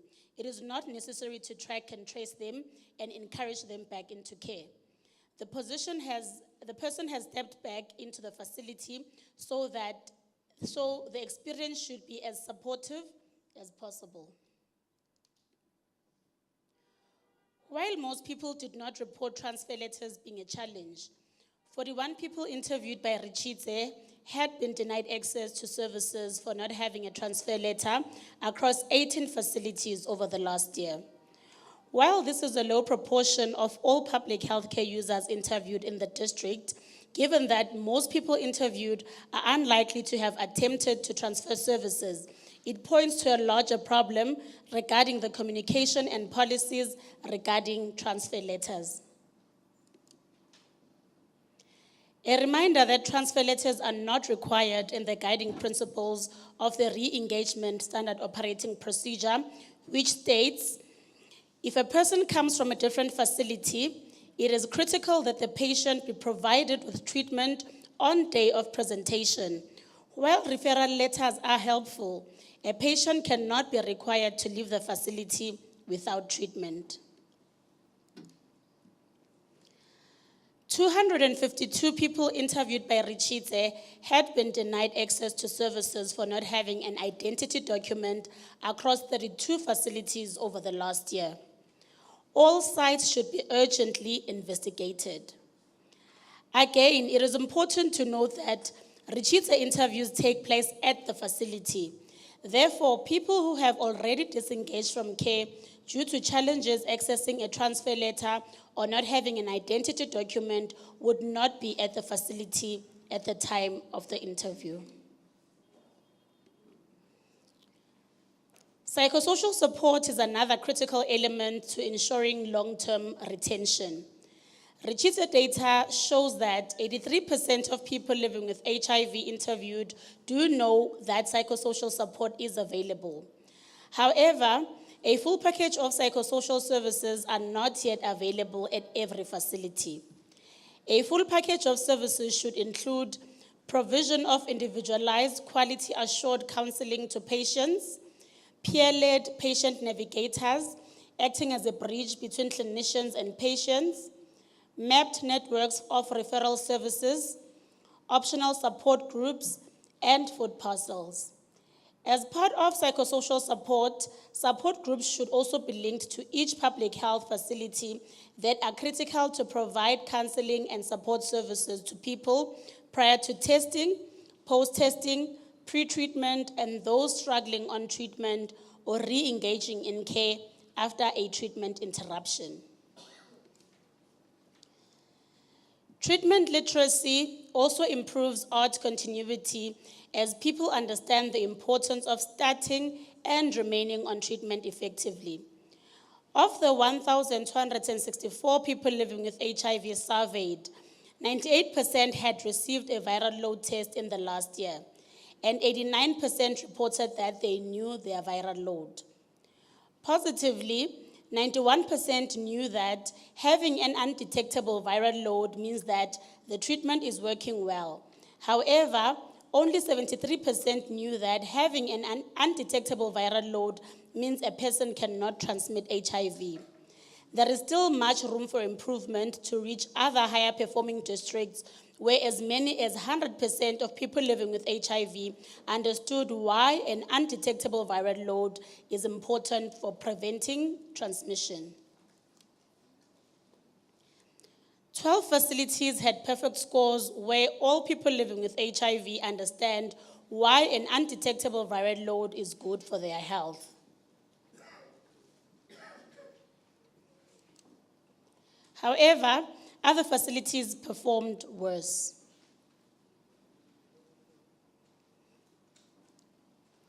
Similarly, 12 facilities had perfect scores where all people living with HIV understand why an undetectable viral load is good for ensuring you cannot transmit HIV.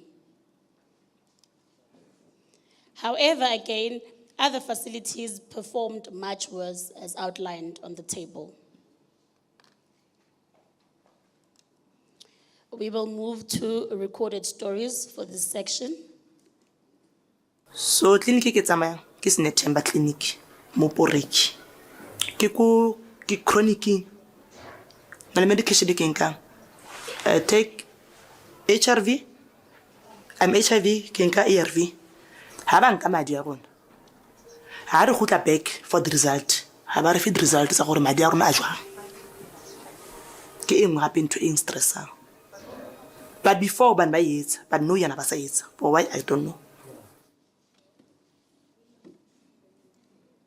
Ngingaba ne problem ngila ezwa la clinic ngisebenza ngimuntu wala clinic ngi patient club ngalahla ikhadi nelencane isiqephezana ngizocollecta amaphilisi ngabatshela ngathi ngilahle ikhadi lama ARVs bangitshela ukuthi just because of lahle ikhadi lakho lama ARVs sicela ukuthi uhambe uye eNaledi police station uhambe uyenza i-affidavit ngahamba ngayenza i-affidavit ngabuya ne-affidavit kulava qale bakhona just because bathi thina usually siyawathatha lamaphilisi lawo sibhema ngawo or sipha abantu basendlini ukuthi sibayenze ngazo lezi zinto zabo zama drugs ngabuya bekhathi bathi bangi-attenda nakhona still kwaba yi-process kumele ngilinde bayongisheka ku-computer ngale la kumele ukuthi kumele ukuthi sihambe siyolanda khona ama-ARVs bahamba bayongisheka ku-computer still nakhona ngalinda ngoba just because ngiyawafuna lawo maphilisi kumele ngiwaphuze ebusuku amaphilisi asebusuku vele lawo ngalinda and then lapho-ke bekhathi bathi bangi-assista bathatha isikhathi sabo still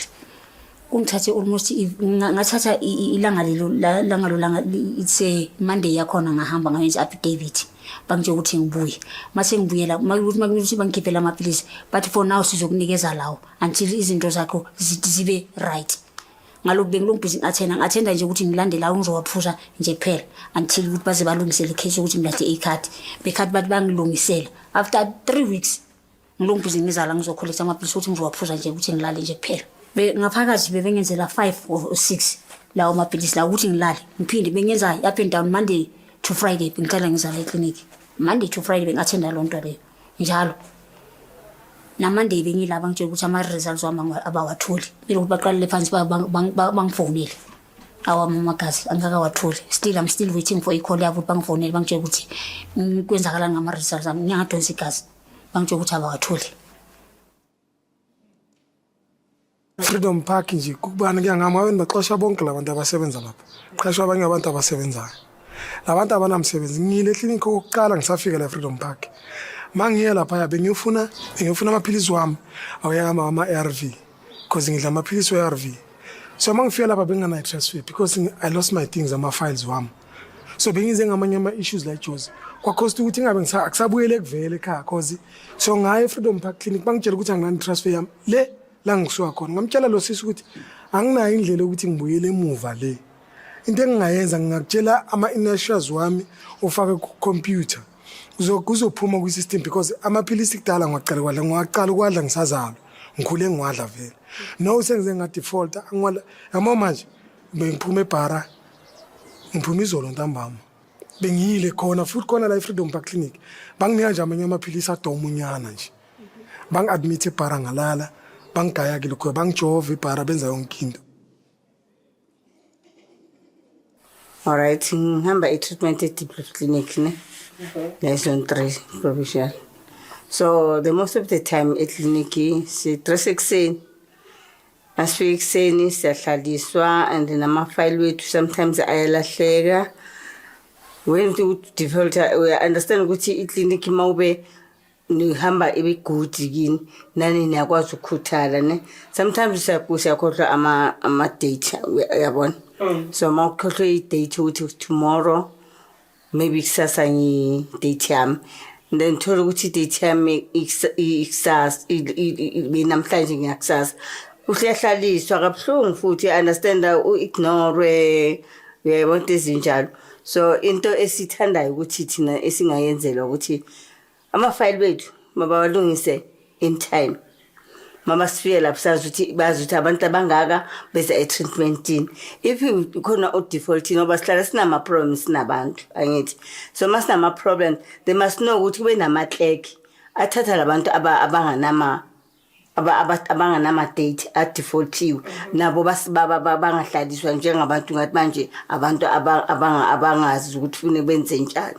Yebo. So ne-treatment yalapha sometimes mawuthi afika abo sister basihlalise laphana. When you ask something ukuthi hey sister ngicela ukubuza into so ikwenzakalani.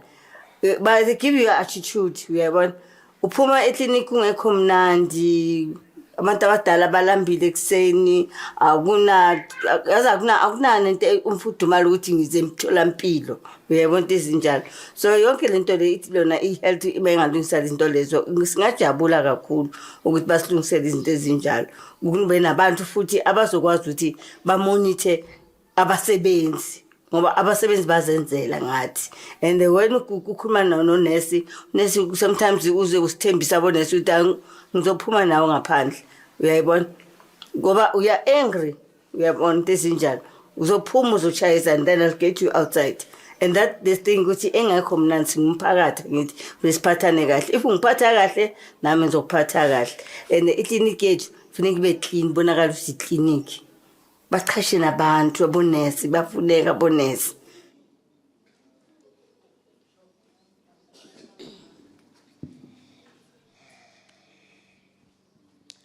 Sanibonani, igama lami nguJackie wakashupingi, ngihlala eFlorida.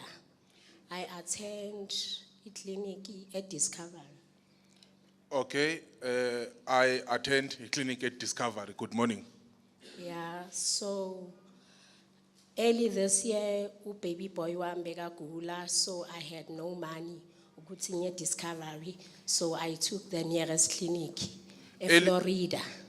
Early this year, my son was not feeling well and I had no money on me. Then I had to take my son to Florida. Yeah, my son began my symptoms were measles in a way. So ngamhambisa Florida, mangfika, the sister was rude. He had measles signs or symptoms, and I had to take my son to Florida.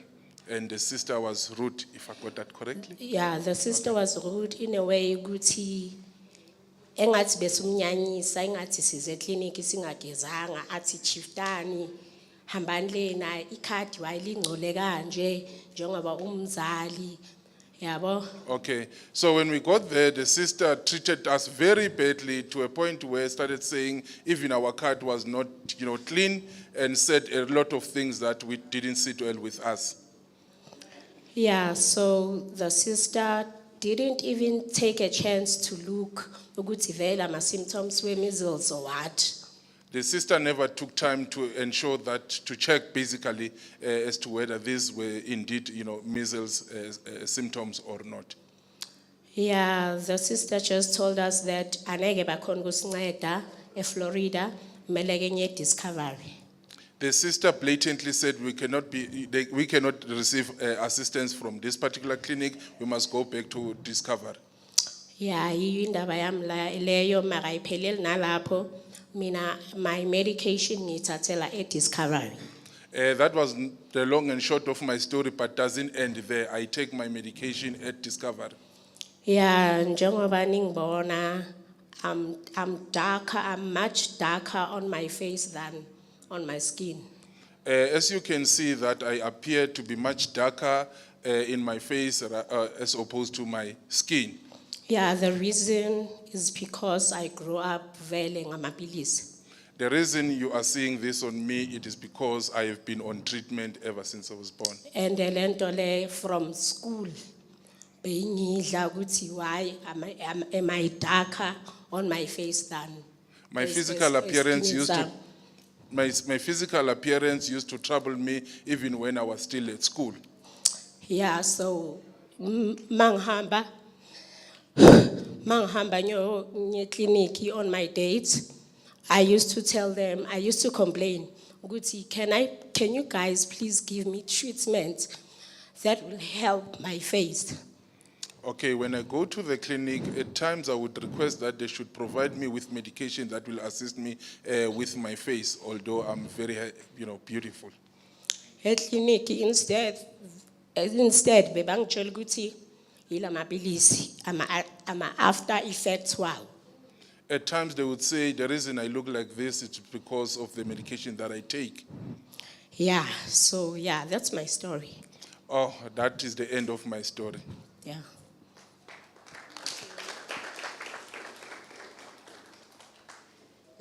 Dumelang bagolo. Good morning, elders. Lebitso la ka ke Matshidiso Padi. I prefer to be anonymous. Oh, okay. All right, my name is, oh, okay, I was avoiding to mention the name. I thought they were not allowed to mention the names. So if she's comfortable, therefore, I really apologize. Okay, my name is? Matshidiso Padi. My name is Ritshidze Padi. Ke dula gona mo Diepkloof. I reside here in Diepkloof. I'm proudly healthy, living with HIV for 23 years. I am proudly living with HIV for 23 years. Amanda! And then story saka. Ke tsama mo Diepkloof clinic mo Zone 3. My story, I attend Diepkloof Clinic Zone 3. Ha re ile like re na le mathata a mangata mo bophelong. We have a lot of problems in life generally. So o tla meetsa date ne tshwantse ke ye ka jeko ke di 23. At times you would miss your date, hence today being the 23rd. O ye ka di 24 tomorrow. Then you'll go the following day being the 24th. Ha o fihla la o ka fihla ka 5 hoseng. Upon your arrival, even if you arrived at as early as 5 o'clock, Ha ba bula ka 8. when they open the gates at 8, La o ka be o le number 1. even if you are number 1 when they open the Ba tlo gates, check ka 1:30 or ka 2 ha ba feditse ka all the patients tsa di 24. so at times, in fact, you'll find that even if you have arrived early in the clinic, they will check you after 12, even at 1 o'clock, even if you have arrived early, Because bar o defaultile. because they say you have defaulted. And into e we are demoralized, like that's why most of us re vele re dule. That thing is pata kabuhlungu kakhulu. That's why at times we decide not to disengage from care. Because even if like serenally this tendency or high ki defaultile ke tla ya ka 12. So at times we've resorted to take a tendency that in any case I will be mistreated, therefore I would rather go at 12 o'clock. How fitla ka 12 go worse. When you arrive at 12 o'clock, it's even worse. ba tlo o dudisa go fitlhela ka 4 They will make you stay up until around 4. ka 4 e tlo kebe ba o bolelle gore e tla ka osane o tle oseng At 4 o'clock, they will tell you that, sorry, come back tomorrow. ene a ba ietse mo like ba ietsa mo rona kaofela ene like tsona ditleki tse This thing, it is done perpetually on all of us, and it is perpetuated by administrators and clerks. ene o tlo rasa fela mo gare ga batho a ba ma-date a dlulile ni vele ni sihlalele nje ningaletha amakhadi kimi Will be shouting in front of other people and say, don't bring your cards to me.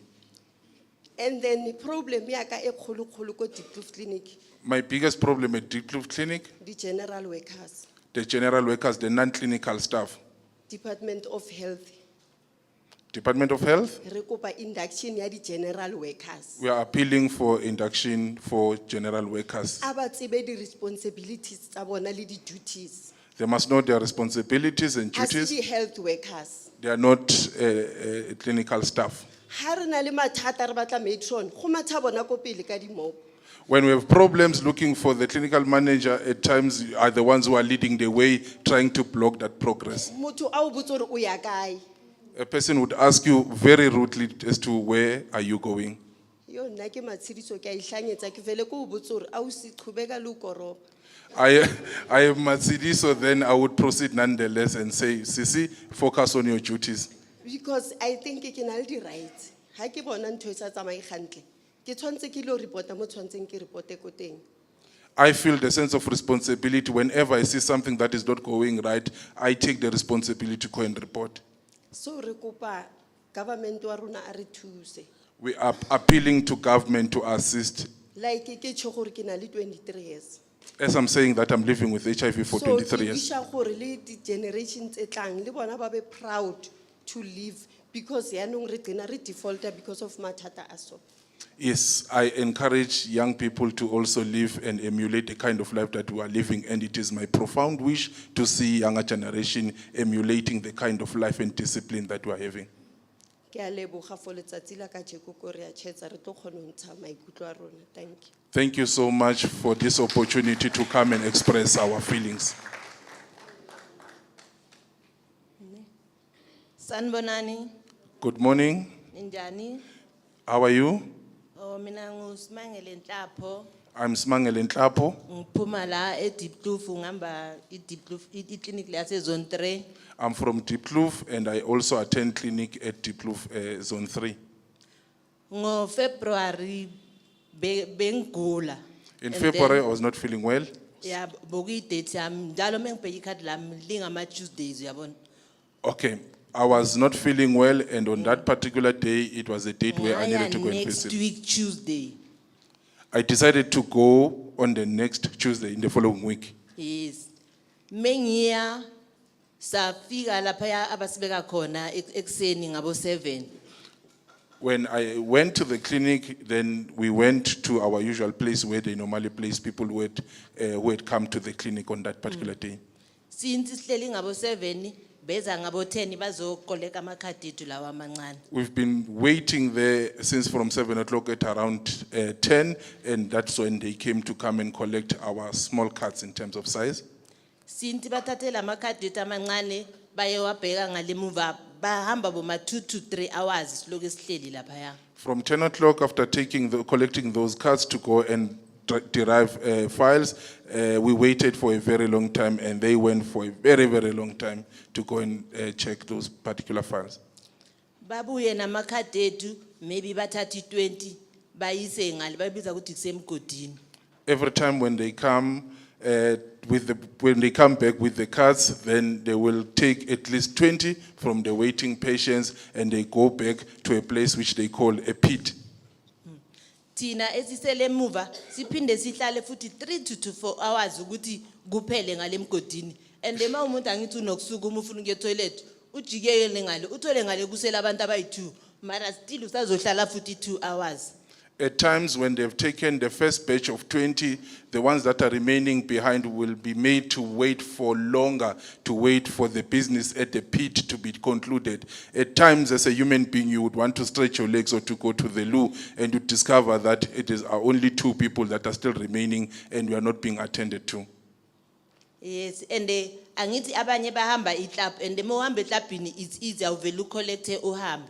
There are people who are collecting from the first lanes or social club who belongs to the social clubs, adherence clubs as it were, sorry, and are the ones that are able to collect conveniently and quickly go back home.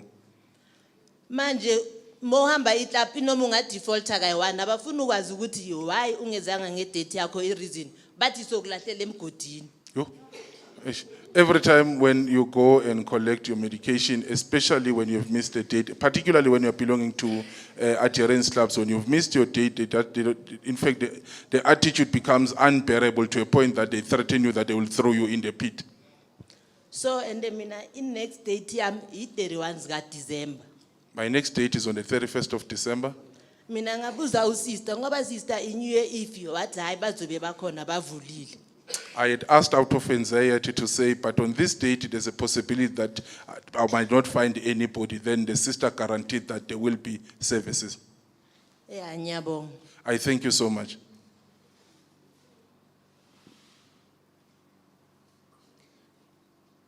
Good. Dumelang. Good afternoon.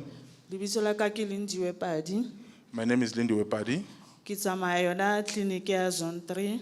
I also attend to Zola 3. Ha o tshwantse o tsoge o ye clinic o tshwara ke stress. Every time when you have to go to the facility, you are panicking. You are in tenterhooks. Ene ke na le diabetic. I'm diabetic. So ha o eme mo re fihla mole around 5. We arrive as early as 5 o'clock. Ha re fihla mole ba tla re bulela gate maybe around 7.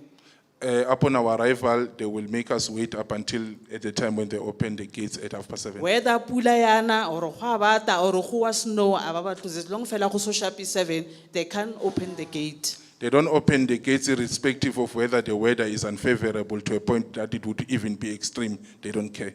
So a re kena ka mo gare When we go inside, ba tlanka dikhati tsa rona tse di blue. they will take our blue cards. A ba tla tsamaya shem. They will go forever. Swikiri ya gago e be ko dimo. Your diabetes will become severe. Ha ya ba tla ge ba tla lefa ma dikhati tsa lona. Eventually, they will come back and return the cards. Ha o so fihla ka mo gare swikiri ko dimo doctor o checka swikiri ya gago se le ko dimo. At that time, you'll find that your diabetes, the condition is extremely severe. And aba fetsa mo ba tla re tsamong ka madi. They would then say, go and take viral load. Ha o tshwantse o late di results. When you have to go and collect your results, They can't explain to you gore go etsa kana ka viral load ya gago gore a o tsebe a una knowledge ya ntho tse. abayichazi impumela, they are not explaining the viral load testing, then you end up not having knowledge. And ba change di container ba tla o fa a blue. They will often change containers to blue. Next treatment ga ba tla o fa gape a white. In the next refill, then they'll give you a different color, And at times still- be white. And still they can't explain to you gore ke the same grams or what is ba o fa fero ke treatment ya gago. Abakuchazeli ukuthi inkcukacha zale medication oyithathayo, every time they would say, take this medication. So on last week Monday ke ile ko ne di check up ya ka. On Monday, I went to the clinic, it was on my review date, Mo siting ya ka ya diabetic on the aspect of diabetes. ba re mona abana dipilisi tsa swikiri. They said they don't have diabetic medication, they ran out of stock. But if you una le tsona tse spare ko ntlong o ka di wa dinwa. When you've got spare one, they would tell you that if you have spare one, therefore you can come and So borrow. ha di fela o boya gape o tlo di batla. When they run out, then you must come back to come and ask for refill. And wa tseba bo sister bana le attitude ha o ka tla isi data ga o re tlo batla dipilisi ba tlo bolella di story. The clinical staff at times they have a bad attitude. Then when you come and refill your medication, they give you stories. So like gore nna ke dula ke na le tsona tse spare dipilisi. It is fortunate for me because I always have some. So re kopa thuso bat ko department re ba re thuse ka staff sa ko Zone 3 Diepkloof. I am appealing to the department to come and assist intervene in this situation at Diepkloof. And o ka se bereke ka batho o sena pelo. You cannot work with people or serve people while you don't have patience. So la o ka fihla mo le rona le siso kwa ka ebile since go qala taba ya di-COVID a ba sa re check-a o le di check-a ba vele ba o fefela pilisi fela ba re tsa mo nwa ke e tsamaya le ntho o buileng ka yona. Every time when you go to the facility, even if you have a blister somewhere, they no longer do a comprehensive check. They just give you medication to go and see to it as to how do you proceed with it. So ne re kopa fela thuso ko Diepkloof We are sincerely appealing to the department to come and intervene at Diepkloof Clinic. ka ra o tshwantse o tse go ye clinic e o tshwara ke stress o ba le Every time- mathata a o tshwantse o tsoge gore o tla bo ya ka 4 sa re o tsamaya ka 5 o tla bo ya ka 4. Every time when you think of going to the facility, you are always in tenterhooks because you know that very well you are going to spend the rest of your day there. You left in the morning, you are likely to come back at around 4. Ke a leboga bagolo. Thank you so much, elders.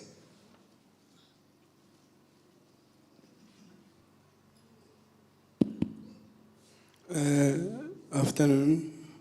Molweni, My name is Edward. I'm known as Eddie. I'm gonna cut my long story short. so cela ukhathi story sami sibe sifishane.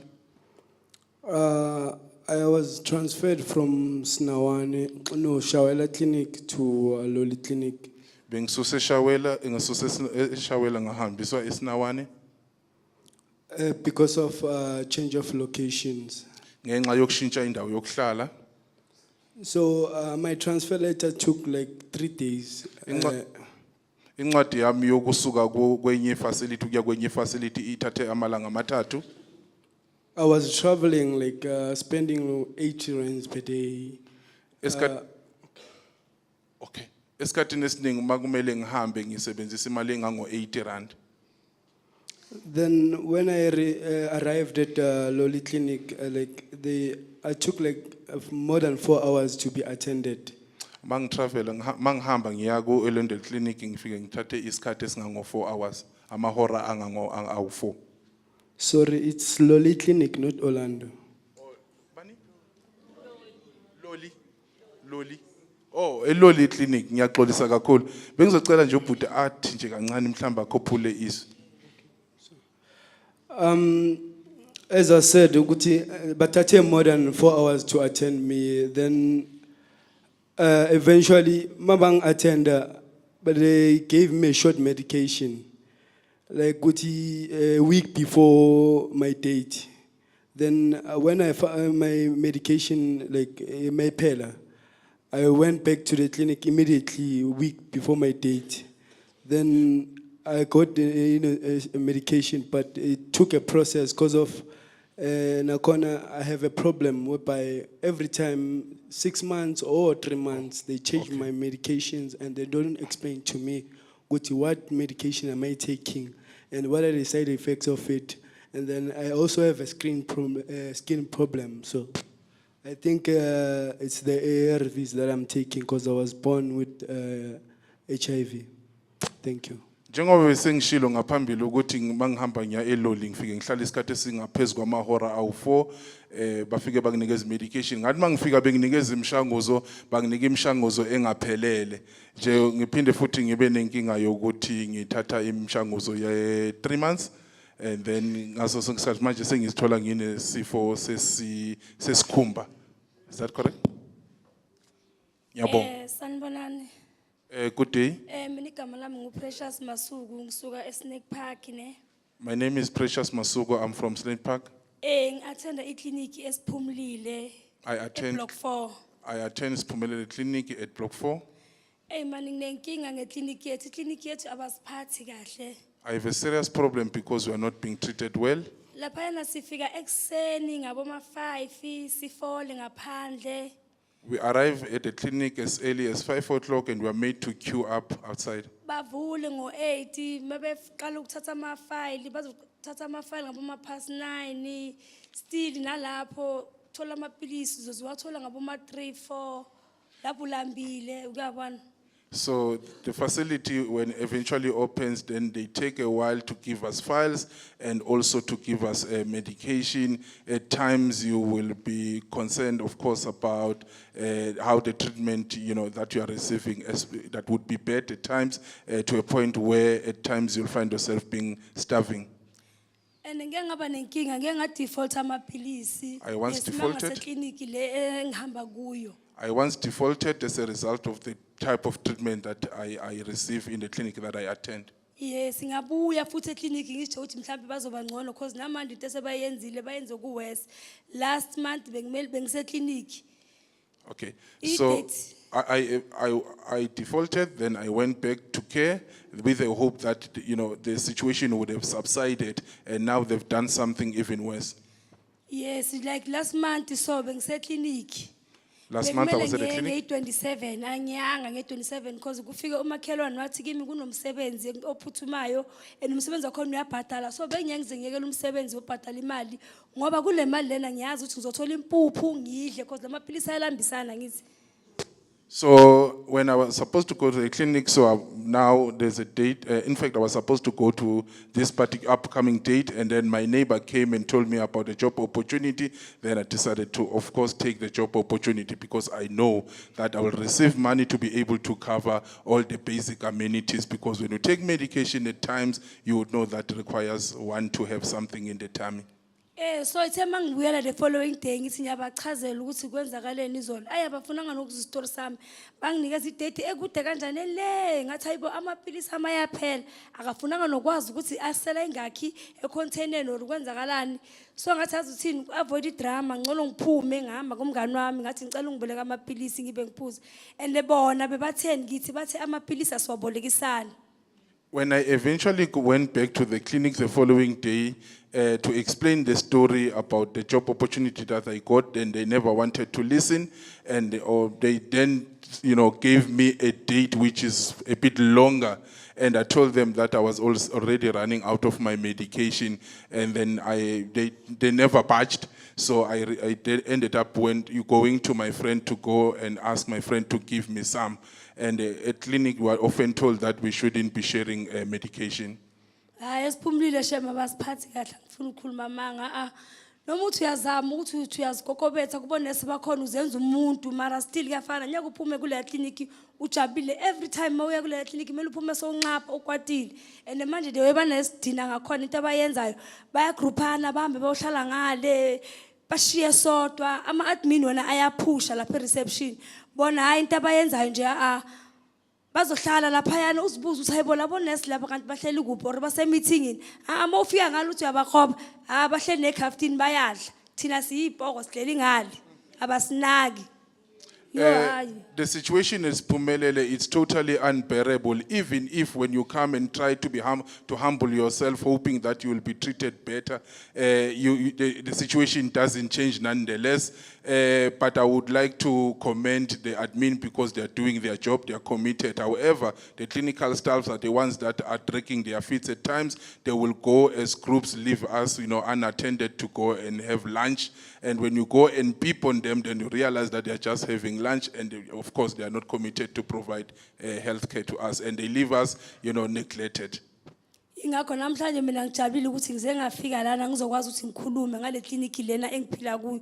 Ngiyacela abantu be Ritshidze sicela nisincedeni nivakasheleni le clinic nizobona umhlolo le clinic lena abasebenzi. Mhlawumbe namanje abantu bahleli ngaphandle. I am happy that I eventually got this opportunity to come and express my reality with respect to the clinic that we are using. We are also grateful that Ritshidze is here. Even if you were to go there right now, you would find probably people still sitting outside. Therefore, I am anxious about the very same situation. Thank you. Good day, ladies and gentlemen.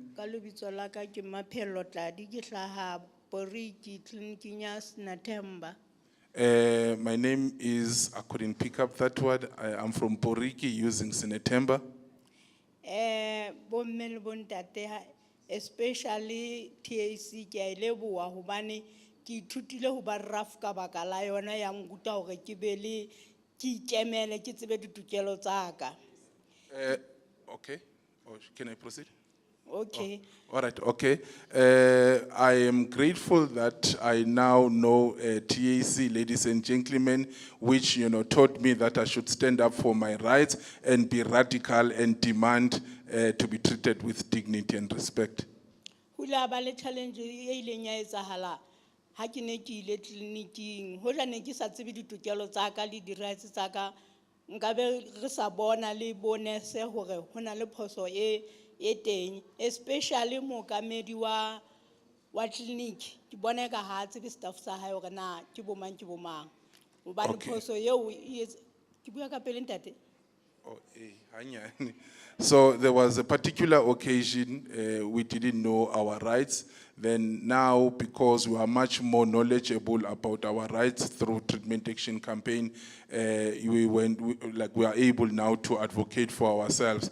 But I suspect that at times, clinic managers do not know their staff. Ke tlo jwalo hobane e ne le date e neng ke ile ke lo botsa di-results tsa ka ha ke fihla ba mbolela hore ha ke a ntsha madi ka bolela hore ke ntshitse madi ka ba fa date hore na ke a ntshitse neng.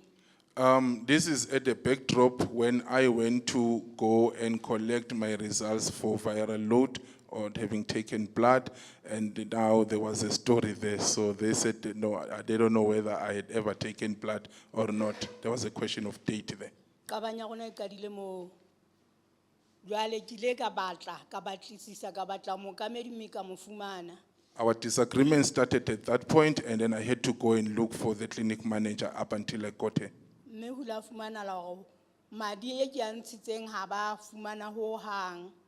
I discovered that the blood that was drawn from me was never, they couldn't locate it. For the sake of my health ke ile ka tlameha ho ntsha madi hape. Ka lebaka la bophelo ba ka, I was compelled to draw another blood. Ya bobedi e ileng ya nketsahala hape challenge ke ya hore ebe ba ntjhentjhela medication ba o fokotsa medication wa ka ke nwa di-ARV and then ke diabetic and high blood pressure. There was a time where they had to decrease my medication, and I'm diabetic and also having blood pressure. Ke ile ka qala ka kula ka ske ka utlwa ditsebeng hantle ho hang. I started feeling not well and ended up, feeling deaf. Ka ba desi I became dizzy, nausea. ka tsamaya ka tleliniking I went to the facility. ka ba hlalosetsa hore na ho etsahalang ke eng. I explained my situation to them. Mme ha ba check-a file ya ka ba fumana hore phoso ke ya bona ba fokoditse medication wa ka. When they checked in their files to check my medical records, they discovered that the fault was on their side because they had decreased my medication. Ka botsa hore na the reason why. Then I told them the reason why. Ba mpolella hore ba ne ba bona ke le stable le tswekere le high blood. So they discovered that I was stable on diabetes and also BP. Mme ke ile ka ba bolella hore nka se be stable mmele ke wa ka a se wa bona. I cannot be. I told them that I cannot be stable because this is my body, it's not theirs. Hobane ha ba tsebe mathata ke teanang le ona. Because they don't know my problems. Ka hona ba kile ka solve ba ile ba mpha dipidisi tse ntumellang tse dumellanang le mmele wa ka. I'm healthy hona jwale ke a leboha TAC, viva TAC. So they gave me appropriate medication after after standing up for my rights. I want to express my gratitude to Treatment Action Campaign. Viva TAC, viva! Sanbonani, Kamalami ngubonisiwe. Good day, my name is Bonsiwe. Na 21 years born and living with HIV. I'm 21 years and I was born with HIV. Okay, October currently. It happens ukuthi being my pulse. So since my pulse kanjalo, it was 3 days angiphethe. In October, I had a problem with pulse and I had been experiencing pulse for 3 days. Ngathi mangiqeda ukubhala esikolweni ngoba ibhara iLilengoyi was the nearest ngadlula khona. So when I finished writing at school, then I went past Bara, went to Liliengoyi because Liliengoyi is much closer. It was around Bomatsuga nje nga-register. Mang-register, obviously, bafuna ama-health records, ngasho ukuthi hayi, status, HIV positive. It was at around 2 when they were taking my details, then I told them that I'm HIV positive. And then, ngasho ukuthi ngizela ama-pulse. Then I told them that I was here for PALS. Okay, ngalinde, bangiphi file, mabangiphi file, bangithatha ushukela, mabaqeda ungithatha ushukela, still ifile ibhaliwe ukuthi I'm HIV positive. Mara umuntu ongithathayo uyangibuza ukuthi ufuna ukutesta na. Ngiyamtshela ukuthi hayi ngiyasazi status sami. When I was at the clinic, then they asked me about my status, although I had told them that I'm HIV positive during the process of testing for diabetes. And then ngena banyisa kubanye bo sister like akuna privacy like is like ukubhekene ne waiting room. Bangibuza ukuthi yini inkinga yakho, ngasho ukuthi hayi ngizele ama pulse. Yabona from ngisafika ngitha ama pulse mara still mangifika station by station bayangibuza still. So when I arrived, after we've concluded testing diabetes, then they took me to another sister in a place where there's a lack of privacy, where everybody could be able to access my story. Then they kept on asking me if what was my problem, although I had been explaining recurrently about my issue, which were PALS at the time. And then but medication ama pulse asinayo. So, mara still bayaqhubeka babhala i-prescription. They eventually told me that they do not have medication specifically for PALS, but nonetheless they continued to prescribe me. And then azange bangichecka, azange bayenza next, bangithumele pharmacy. They never checked me, then they subsequently sent me to pharmacy. Pharmacy bangipha amapilisi okuhambisa isisu nama painkillers we fever. When I went to pharmacy, then I was given medication to clean the system, laxative, and also fever medication. I can't remember what's the other one. Yeah. Oh, all right. Okay. Sure. Okay, since I decided to a dietitian locally, I decided to go to a private dietitian. And then bangitshela ukuthi hawo bakuphe amapilisi osizo and lokho lamapilisi abakuphe wona abakuncedi nganext ngama pulse. Nga recommenda ukuthi yini ama recommendations ukuthi bona bangangisiza. Bathini bathi bacela I referral or file yami khona bazongi assist abavula ngama Tuesdays. Oh, okay. When I arrived at the dietitian, then I told the dietitian that I was given laxative medication, and they then told me that that medication was irrelevant. So they then came up with recommendations, and they also asked for me to provide my file, which contains my medical history. Ngabuyela same day, it was same day, yenzaka same day. Ngabuyela eLillian Goyi, ngicela I-file or I-transfer letter ukuthi bangisize ngoba bona abakhonanga ukungisiza. Okay, so both incidents happened on the same day. Then I went back to Lillian Goyi to ask for transfer letter because they couldn't help me. Mangibuyela loya sister loya akekho ngithola usister ngiyamtshela nabahlele boyi2 that time bang assist ngiyamtshela ukuthi hayi usisi lona kahleli phambi kwakho uqeda ukungi assist ngicela I-referral letter.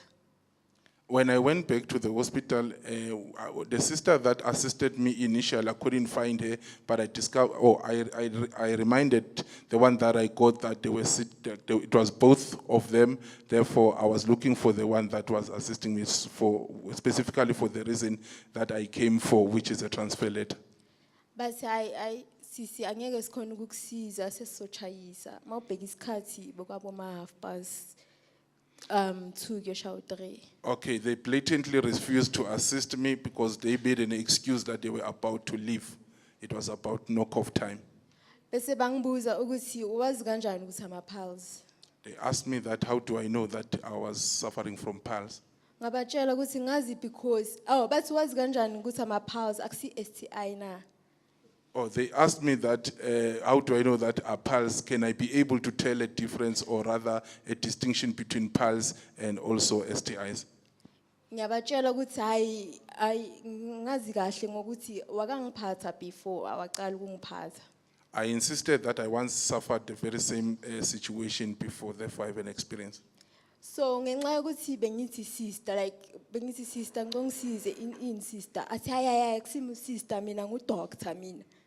Oh, okay, because when I was communicating with this healthcare practitioner at the time, referring to her as sister, somehow rudely corrected me that she's not a sister, but however a doctor. And then I was like, u-doctor kanjani, ungazange wangichecka. But khumula, wangithumela ku-Metron. U-Metron wathi wazi kanjani ukuthi ama-pulse. Ngamsendela, bese ku-waiting area. Ngambonisa isithombe. Athi manje wangibonisa isithombe. Ngambuza ukuthi ufuna ukuthi ngikhumule na phambi kwalabantu. And bese ngiready. Athi hayi bangithumela ngapha. Lo ngithumela ngapha. Lo athi hayi mina ngeke ngimsiza uthi uyadelela lo mntwana. And then I refused. Ngathatha ifile yami ngahamba nayo azange saphinde ngabuyelelile ngoyi. Oh, okay. During that time, there was a commotion because I insisted that you cannot say you are a doctor while you haven't examined me. Then she sent me to the matron. The matron demanded that, how do I know that these are pulse? Then I showed her the picture. And at that time, this whole incident was happening in the public area, in the waiting room. And then said, the other one said, no, I cannot assist this lady because she's rude, as graphic as such. And then bathi hayi akafuni admit ukuthi une STI in front of the waiting room kunabantu. They eventually said, I do not want to be assisted and I don't want to admit that I have STIs as opposed to piles. And you can imagine if that has to be told to you in a full view of all other public. And mina as a youth ngizosaba ukuya ekliniki because of any reasons ngenxa ye treatment yabo. Mina bengithembele ku-Metron ukuthi uzokhona ukungisiza ngenkinga yami ngoba into bengiyifuna nje bokuyi-referral letter. Ngiyabonga. As a young person, I will struggle or even hesitate to go back to the facility out of that bad treatment. Therefore, I thank you. Sanibonani. Good day. Igama lami uXoliswa. My name is Xoliswa. Attenda ikliniki eZola Clinic. I attend clinic at Zola Clinic. Mina nginenkinga eZola Clinic about ukuthathwa kwegazi plus namaphilisi. I have a serious problem and a concern with Zola Clinic when I go and go and do my viral testing and also collecting medication. Yazi kubhlungu ukuya ekliniki uthola ukuthi umuntu uyaya every month wena mawuya mele bathathe igazi. It is painful when every time you want to go to the clinic they have to take viral load. And ngaleso sikhathi leso akunama results abuya yasho ukuthi maybe njengoba bethatha kanje igazi every month there's a problem or there's something abayibonayo ukuthi lethi uzwayimele basoloko bethatha igazi kanje. It is painful because every time you go there you are taken viral load and the results are not being explained to you and you don't know what is happening with your body at that particular time. Because bangithathe I think 3 months inyanga soko zilandelana. They've taken a viral load in 3 consecutive months. But no results, no nothing. There were no results that were returned to me or even explained to me. Okwesifomu bese bebuya In the 4th occasion, when they come back, sebebuya bangitshela ukuthi siyakushintsha sikushintshela through to ilentuzana eklabhini. When they come back to you, then they say, no, we're going to convert you into a social club or adherence club.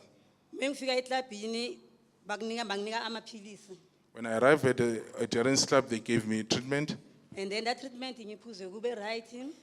When I took that treatment, everything was well. Mese ngibuya treatment seshintshile. When I go back, then I discovered that the treatment has changed. Angithi manje banokuthi ama containers singabonaka because ama companies are different companies. So we're often told that we shouldn't mind the change of containers because are different suppliers, And then amakhala phakathi angithi awafani. including the color schemes are not the same. And to find out ukuthi the previous time boyiphuza akuphatha kahle. But the second one maybe ikhala white ayiphathi kahle ebusuku awukhona ukulala at all. Okay, so at times you find that the treatment that you have taken initially was doing well, you were coping very well with it. When you switch to the other, at times would be white in color, then doesn't, sort of treat you well. At times you'll even struggle to sleep at night. Noma bekunika abakuexplainele ukuthi okay mesikunika ama side effects omele walindele is 1 2 3 and this 1 2 3.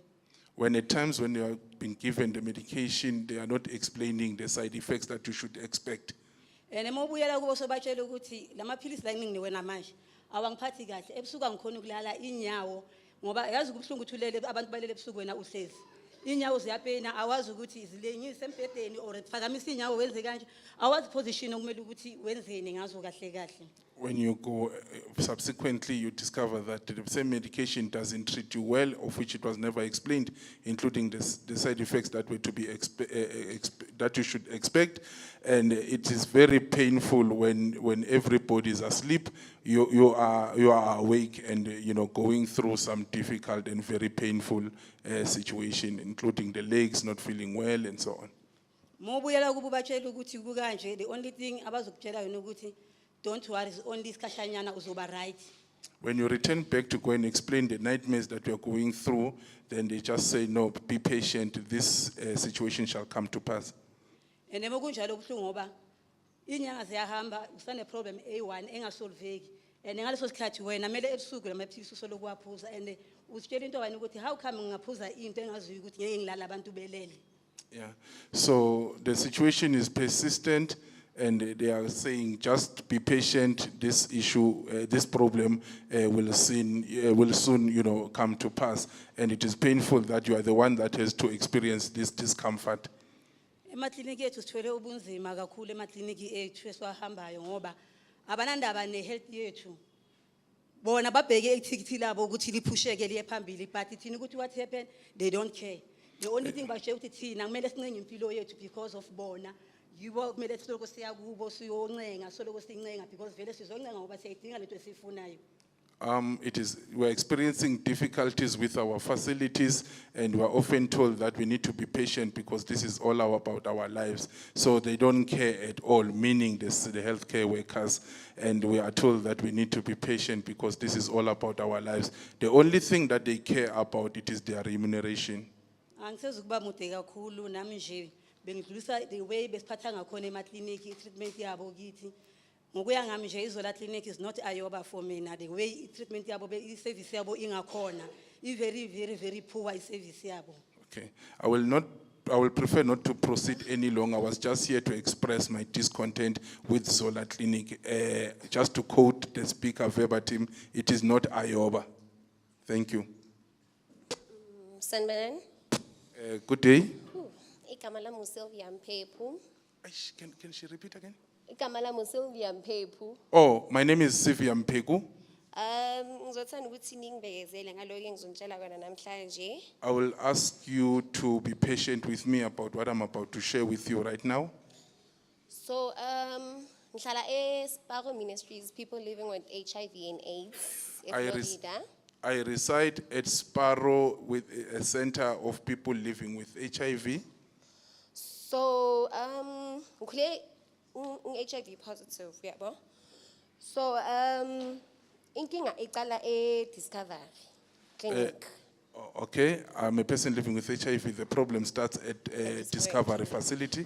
Yes, whenever you decide ukuthi unenkinga or you have an appointment ufuna ukuya Discovery Clinic, the moment bakubuza ukuthi sicela sicela siphe i-address yala uhlala khona.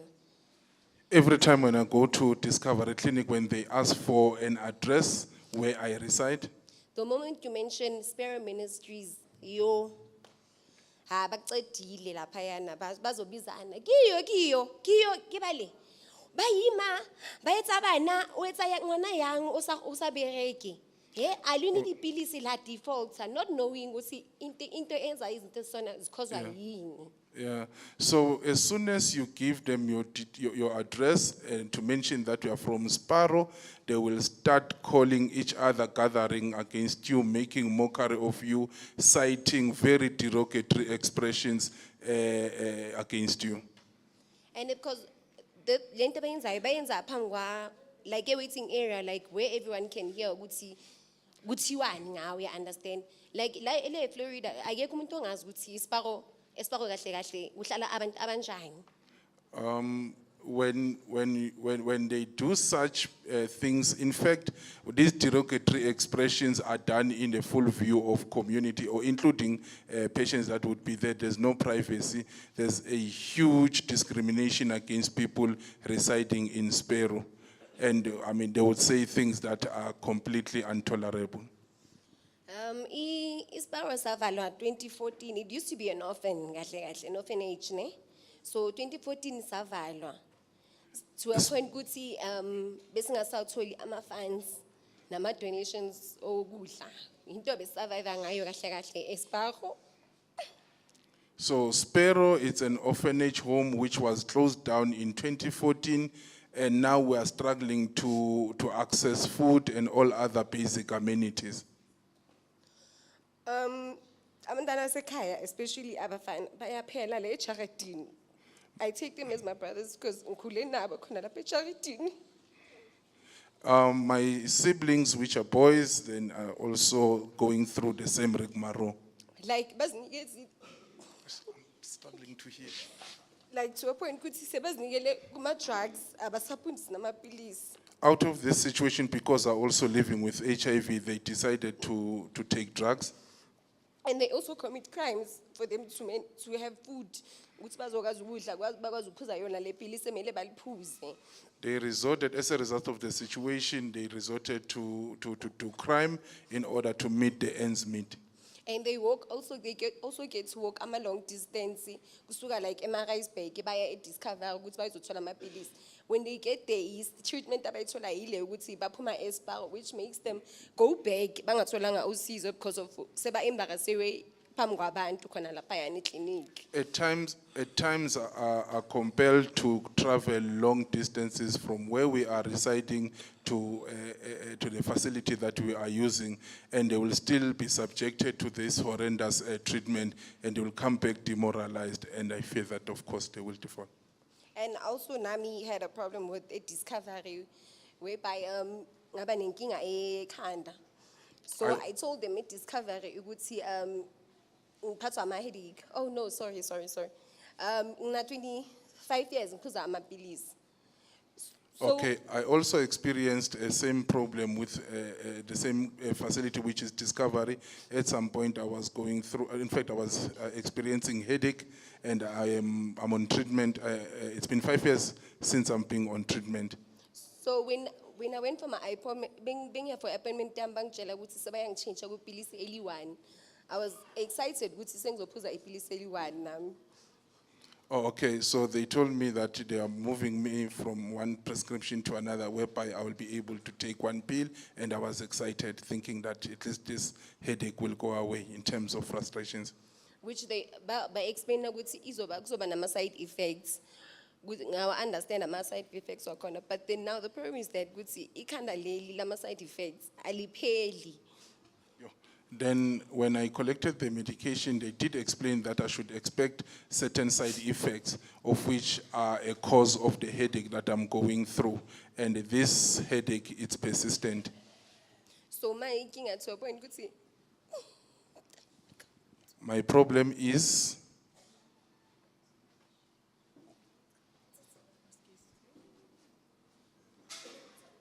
can she be provided with water? Does she have water?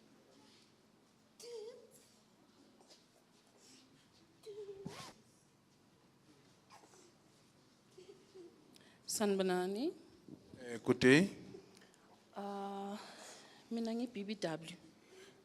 I'm a BBW stands for Big Beautiful Woman. I've been living with HIV for 23 years now. Oh, okay. IBBW shukuthi ke umuntu omuhle othanda ukuba nomzimbanyana. I'm living ngiphila negciwane le HIV for 22 years. Is that correct? Yes. Ngiwathathile ama-ARVs ngihambile ikliniki and ngiyabonga Ritshidze ukuthi nizile. I've been taking medication for a bit while now, and I'm so grateful to Ritshidze, and I'm also grateful that I got an opportunity to be here.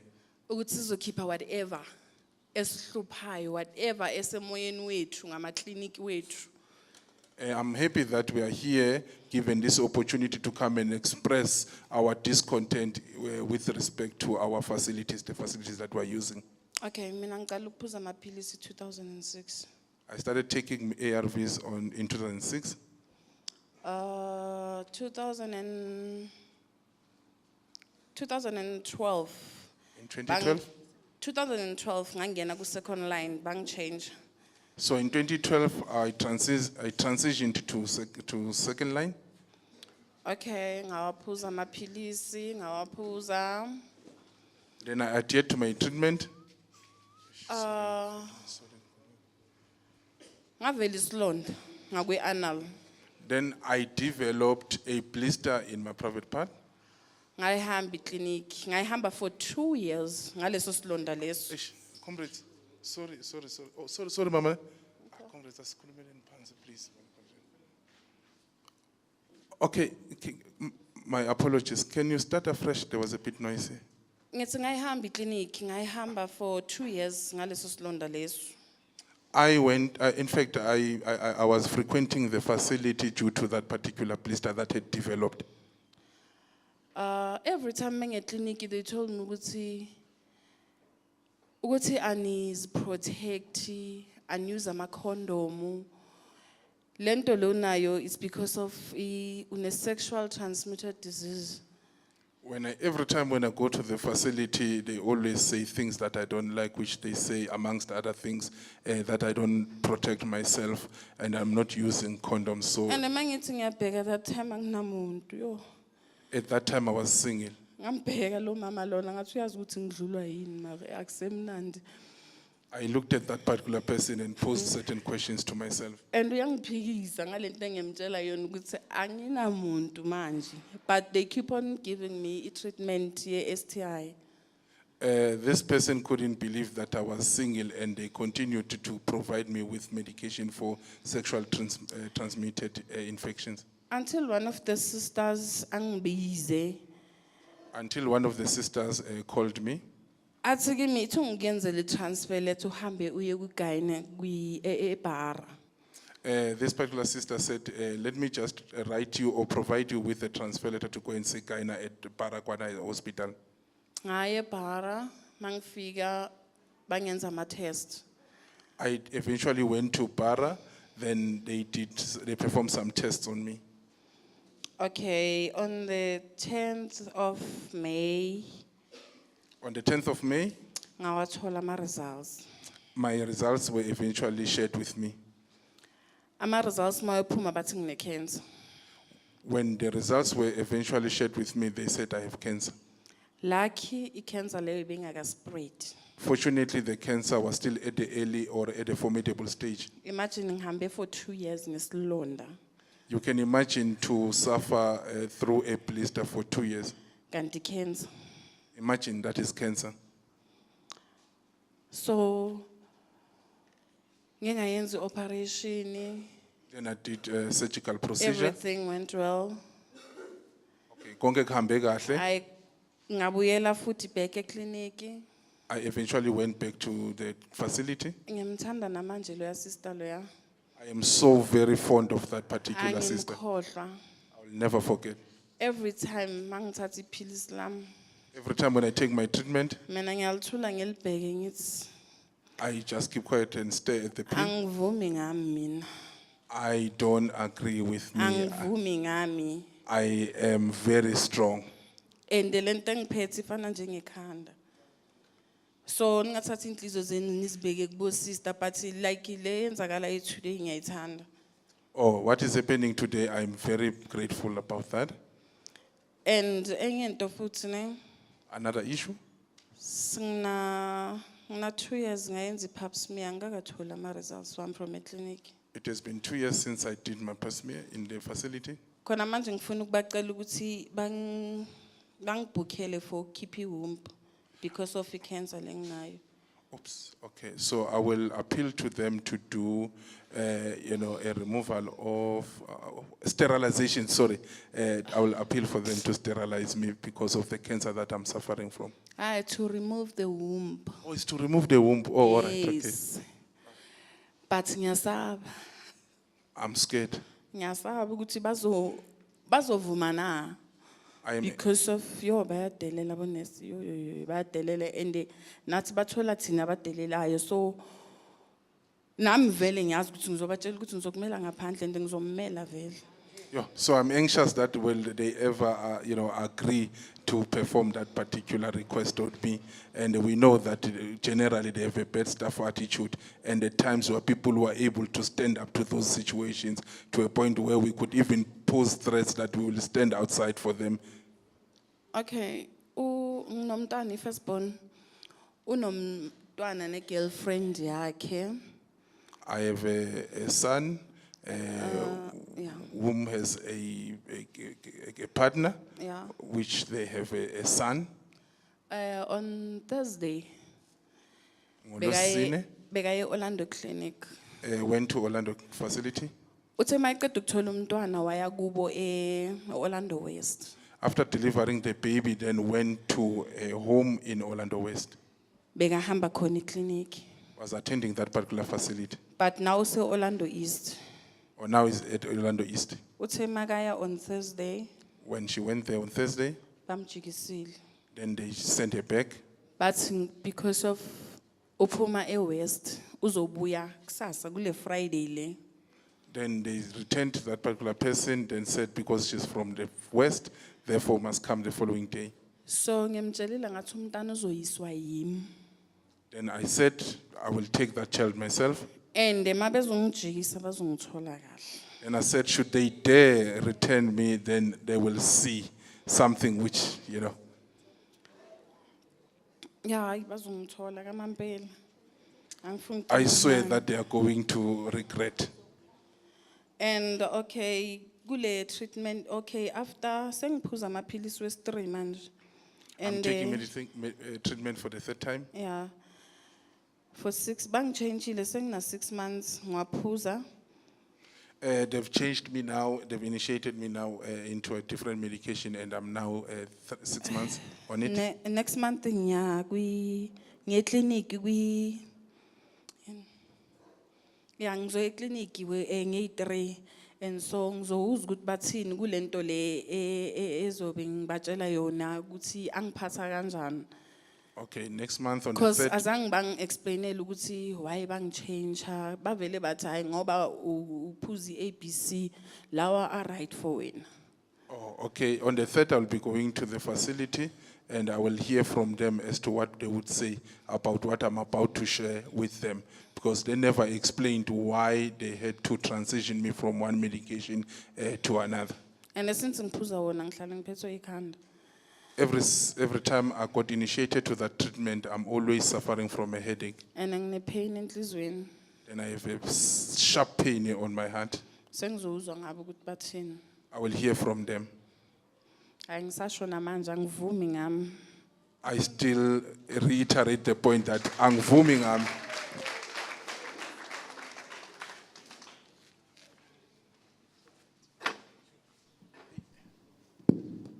Thank you.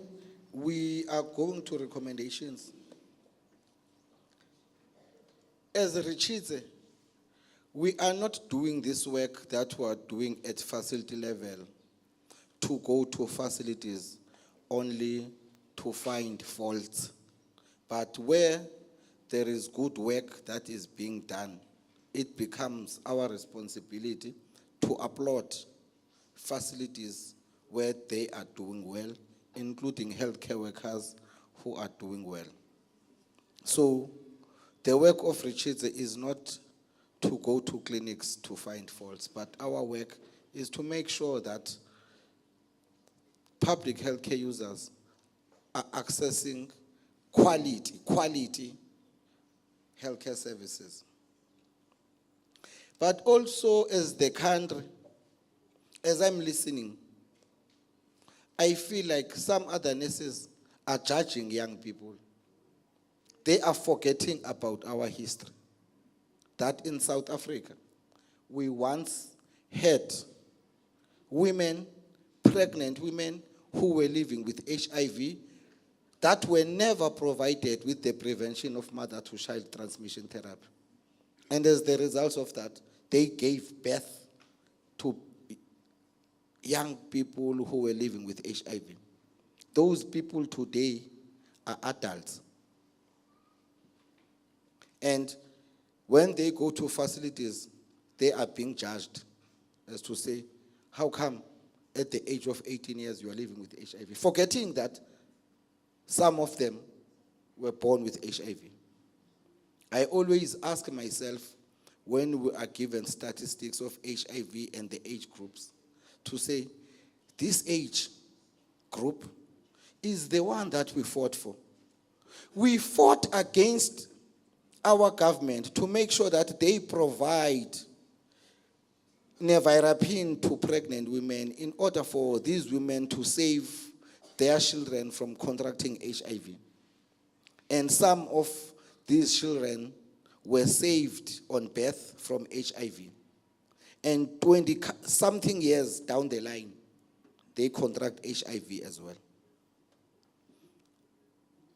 And this is a serious problem that we have in the country. Because, yeah, we've got that problem which needs to be addressed. Also, I think Thabang, as the provincial chairperson of the PLHIV sector and the provincial leader of NAPO, Comrade Monwabis, as the provincial chairperson of TEC, Comrade Simpiwe, as a leader of Sanarel, and many other leaders of civil society who are here.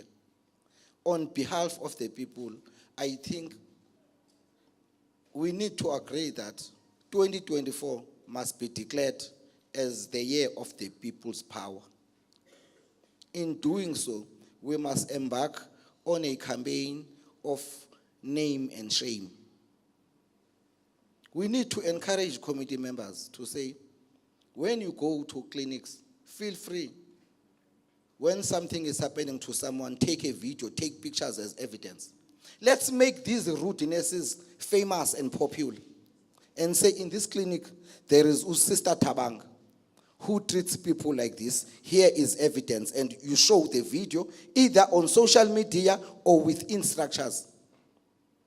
In America, black people, after they were fed up of being arrested, killed by police, they decided to embark on a campaign of videoizing each and every action of the police against people where their rights were violated.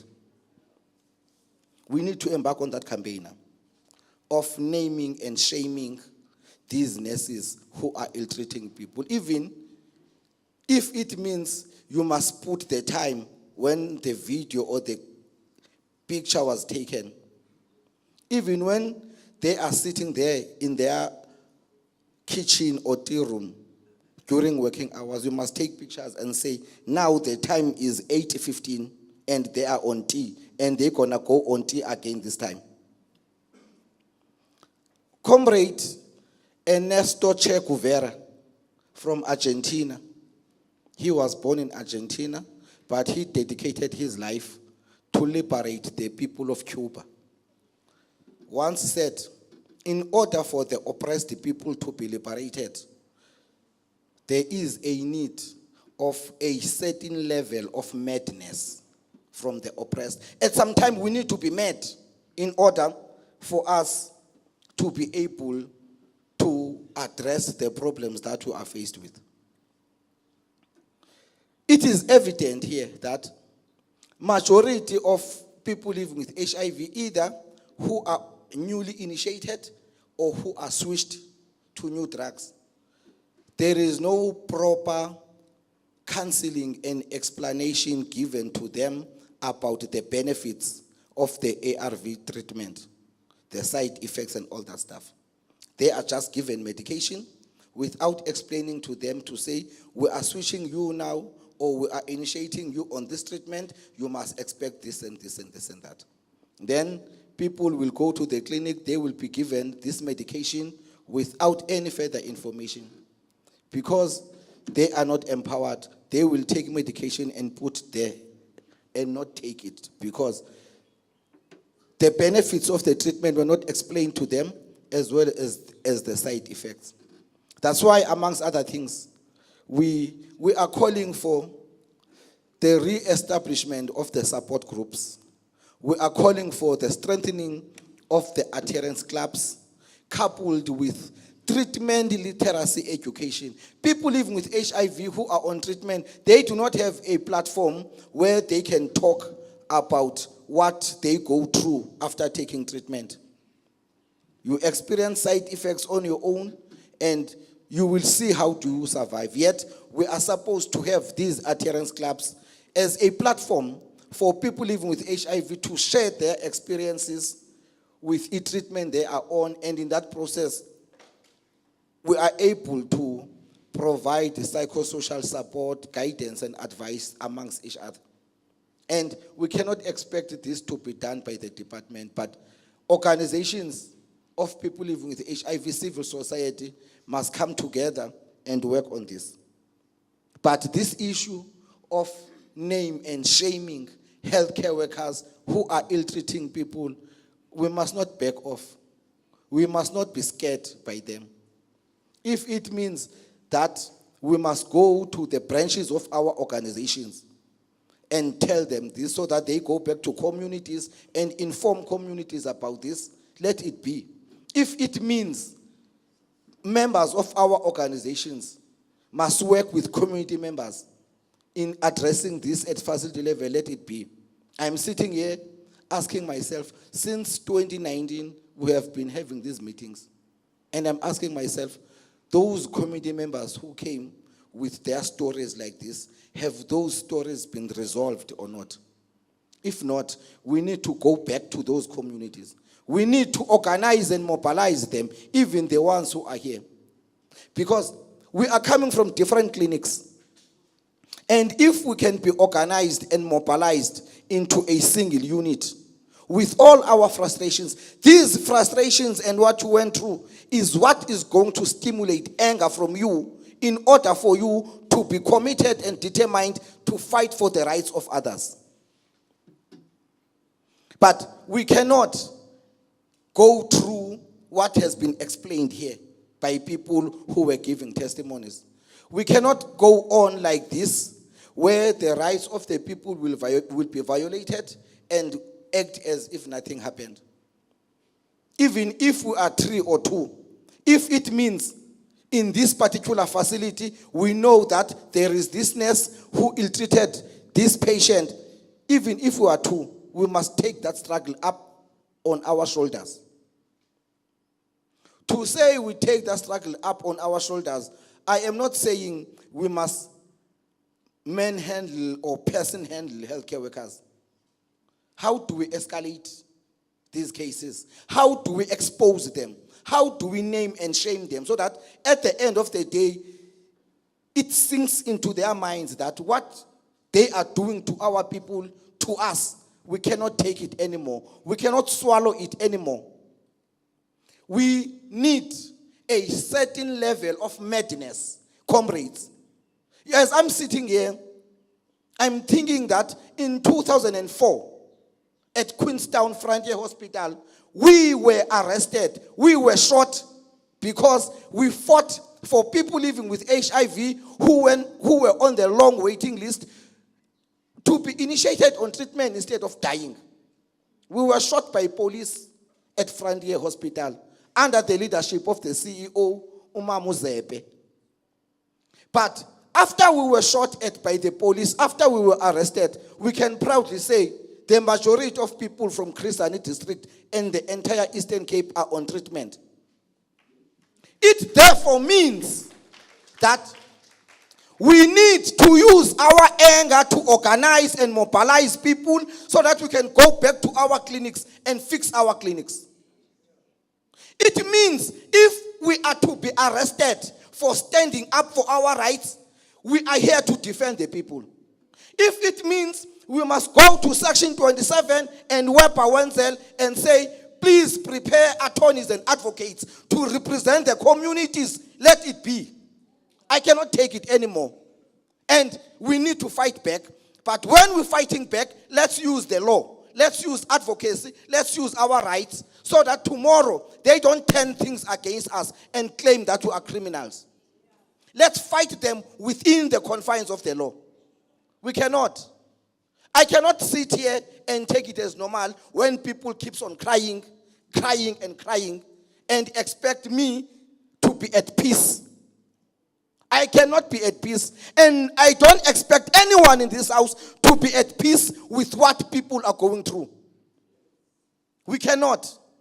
A certain level of madness, a certain level of consequence management must take place. Something must be done. Heads must roll against the culprits. If it means these nurses who are violating our rights, we are going to sue them as individuals. Let's sue them. Let us sue them. We cannot. I cannot. These are our rights. We are not asking a favor. The other thing which does not sit well with me as people are giving testimony is when people are saying, Kikopa tus. We are not asking for favors here. We must go and demand what is constitutionally ours. I cannot go to a clinic and ask a favor for a nurse who is getting paid every month for providing services to me. I cannot. That person signed a contract. That person is paid. The duty of that person is to provide quality services to me. It does not mean I must be rude to this person. It does not mean that person must be rude at me. Respect is a two-way road. You respect a person and you give a respect back. But personally, as Aneleao, you disrespect me once, I disrespect you 3 times. I don't care whether you are a state president, you are a minister, I don't care. So, respect is a two-way road. Let's respect the nurses, but they must respect us in return. We must stand up. If a nurse is ill-treating one person, you must not say, and is gain. An injury to one is an injury to all. An injury to one is an injury to all. An injury to one is an injury to all. We must stand up and be united, fight back.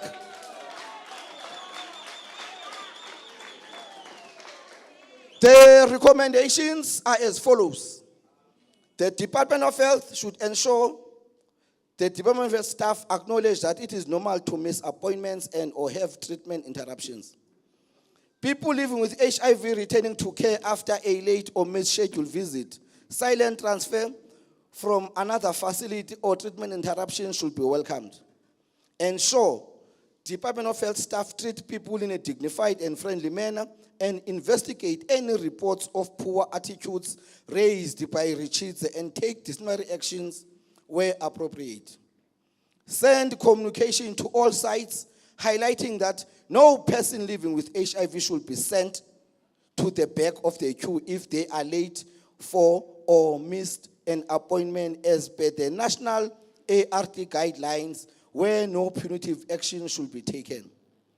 Ensure transfer letters are not to be required for ARV continuation or restart. Any reports where treatment is delayed by requirement of a transfer letter should be urgently investigated and disciplinary action taken where appropriate. The Department of Health and ANOVA should implement the 2023 Adherence Guidelines Standard Operating Procedures with fidelity, including ensuring every person starting ART is provided with good quality fast track initiation counseling session 1 at ART start and session 2 after 1 month on antiretroviral treatment. Taking first viral load as early as possible to ensure providing earlier adherence intervention support and earlier access to longer treatment supply at more convenient locations. Actioning an elevated viral load without delay, including funding and setting up effective abnormal results recall system and providing quality enhanced adherence counseling when appropriate. Actioning a suppressed viral load without delay, focusing on immediate assessment, offer, and enrollment into repeat prescription collection strategy of choice the month after viral load is taken. All facilities must implement 2023 re-engagement algorithm, including appropriately differentiating services for returning of people living with HIV. Ensure the Department of Health and district support partner staff provide accurate and easily understandable information on treatment literacy and adherence, and the importance of an undetectable viral load through consultation, counseling, and outreach. Ensure that treatment literacy information is provided at health talks each day at the clinic. Ensure that the Department of Health and district support staff explain viral load test results to all people living with HIV properly in a timely manner. ANOVA should ensure district support partner staff acknowledge that it is normal to miss appointments and or have treatment interruptions. People living with HIV returning to care after late or missed scheduled visit, silent transfer from another facility, or treatment interruption should be welcomed.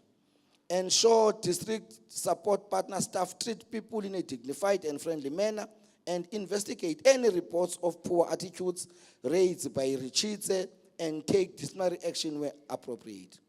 Support with training and mentoring of the Department of Health staff at facility level on revised 2023 re-engagement clinical and adherence guidelines standard operating procedures.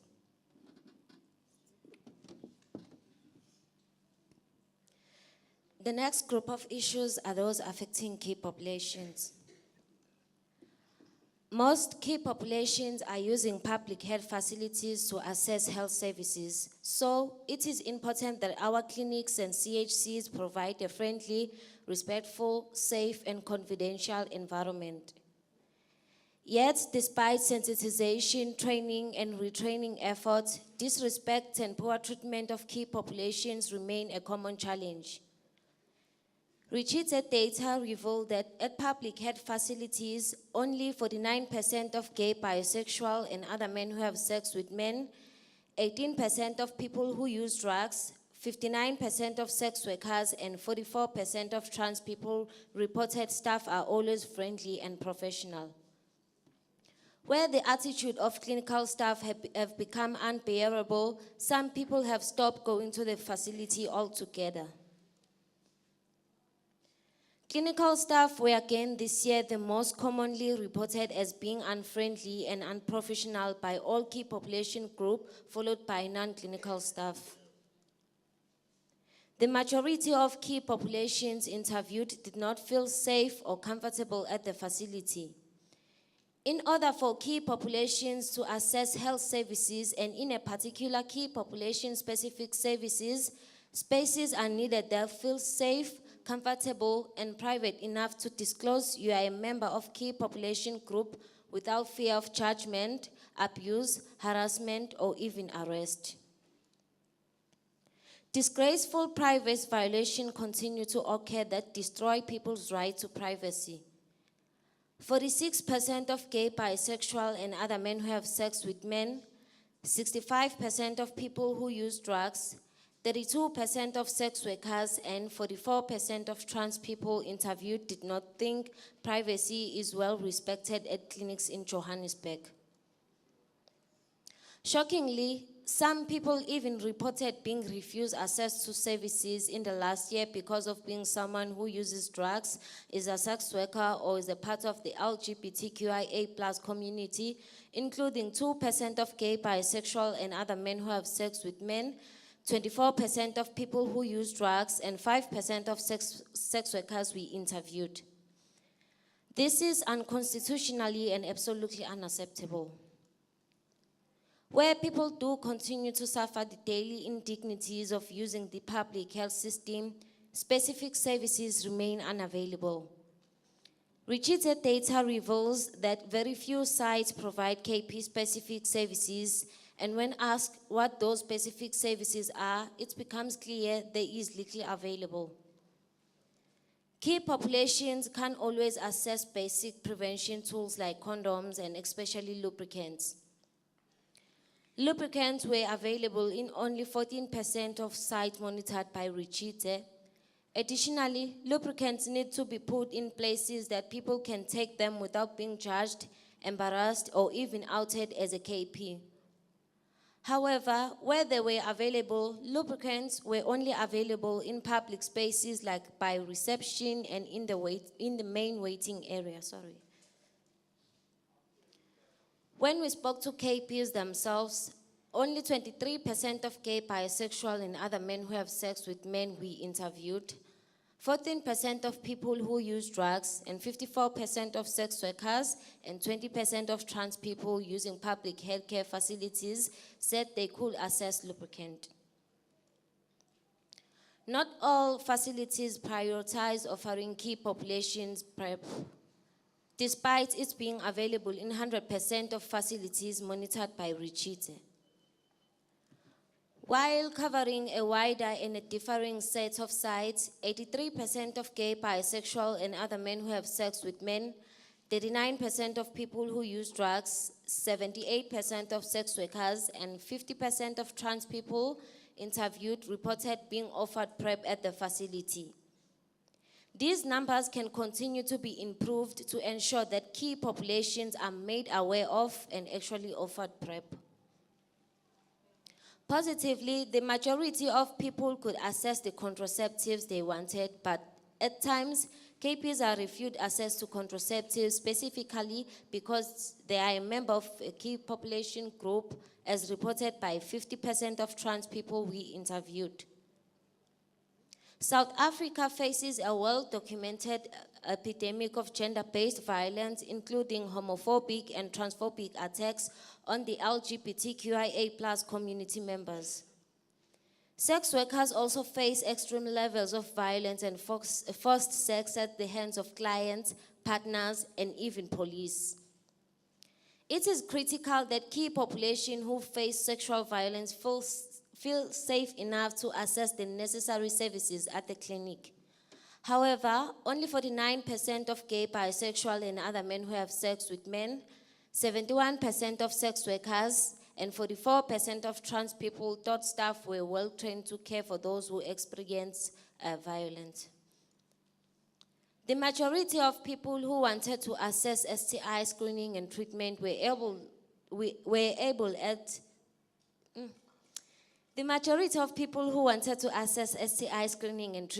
able to at the facility. However, we continue to hear reports of key population being discriminated against and staff acting in a hostile manner to those who are trying to access these services. Harm reduction services remain out of reach to people who use drugs. Only 5% of people had been given information about where to get new needles. Only 16% of people had been given information on where to get methadone, and only 7 were able to access drug-dependent support. Gender-affirming services are critical, yet only 39% of trans people say facility staff are always respectful of their gender identity. 40% said that healthcare providers use their wrong names, and 80% said they use their wrong pronouns. 50% of trans people we spoke to wanted to access to hormone therapy at public health facilities, but some clinics were unable to even provide information to trans people about where to find them. Now we move to recorded stories. Thank you. I live Koporki. I don't, I'm all for government work and I'm all for clinics in the community trying to help other people. But I wasn't happy this one time when I went to a clinic Koporki, called Snetemba Clinic. I had an ear infection. And when I got there, I think I went around 2 p.m. It was in the afternoon. So my mom came back from work and she took me to the clinic and she dropped me off and she went back home. So I was in line and then I think I got into one of the nurses' clinics, into the rooms. I think it was around 30 or quarter to 3, somewhere there. And then I got there and I was telling basically I'm telling the nurse that I have an ear infection. I don't know what's wrong. My ear is very sore, but my entire head is actually very painful. So I think it's affecting my entire body. She basically told me that you here, you late, number one. You were supposed to be here in the morning. And I'm like, the clinic closes at 4 o'clock. So I was thinking, coming in the morning, there's going to be a line. And plus, like I'm saying, the wind is cold. And I live a bit of a distance away. So I was going to walk. So I couldn't make it at that time. I'm here now. She's like, no, what you need to do, most of the time, people that come here to get their ears checked are people that are HIV positive. And you gay, right? And I'm like, I never told you about my sexuality. But yeah, I actually am gay. Like, and you must know that people within your sexuality, most of the time are affected by HIV. So right now what's gonna happen is that I'm not gonna help you. I'm not gonna give you anything. You're gonna go back home and you're gonna have to come back tomorrow morning. Before I can help you, you need to go into the other side of the clinic and get tested for HIV. And then if you get tested positive, then I can help you. And I'm like, why would you think that I'm gonna get tested positive? You know? But okay, since that's the case, then it's fine. I went home and I came back the following day. When I went home, I actually told my mom, I'm like, but most people are people that are infected with HIV. Is it possible? Because now I'm scared, you know? My mom was like, I don't know, I'm not a doctor, but we'll go tomorrow morning. Do you remember the nurse that told you? I'm like, yeah, I remember then. When we got there in the morning, we actually had to go straight to that nurse because my mom was like, I need to figure out why would she assume that you HIV and what does your sexuality have to do with having an ear infection? She's like, no, that's procedure. We went to the clinic and to the nurse directly. She's like, no, it's procedure. That's what I was supposed to do, ma'am. And then I went there and I actually tested negative. And then I came back with the results. Do you know what she actually said? For some reason, she was, I don't remember her name, but I think she was actually promised, she was hoping that I was positive. When I came in and she's like, oh, you tested negative. Oh, wow. She actually clapped hands. She's like, you must know people within your age group and your sexuality within your age group, most of the time come here and they test negative. So we just had to make sure. And I was in pain.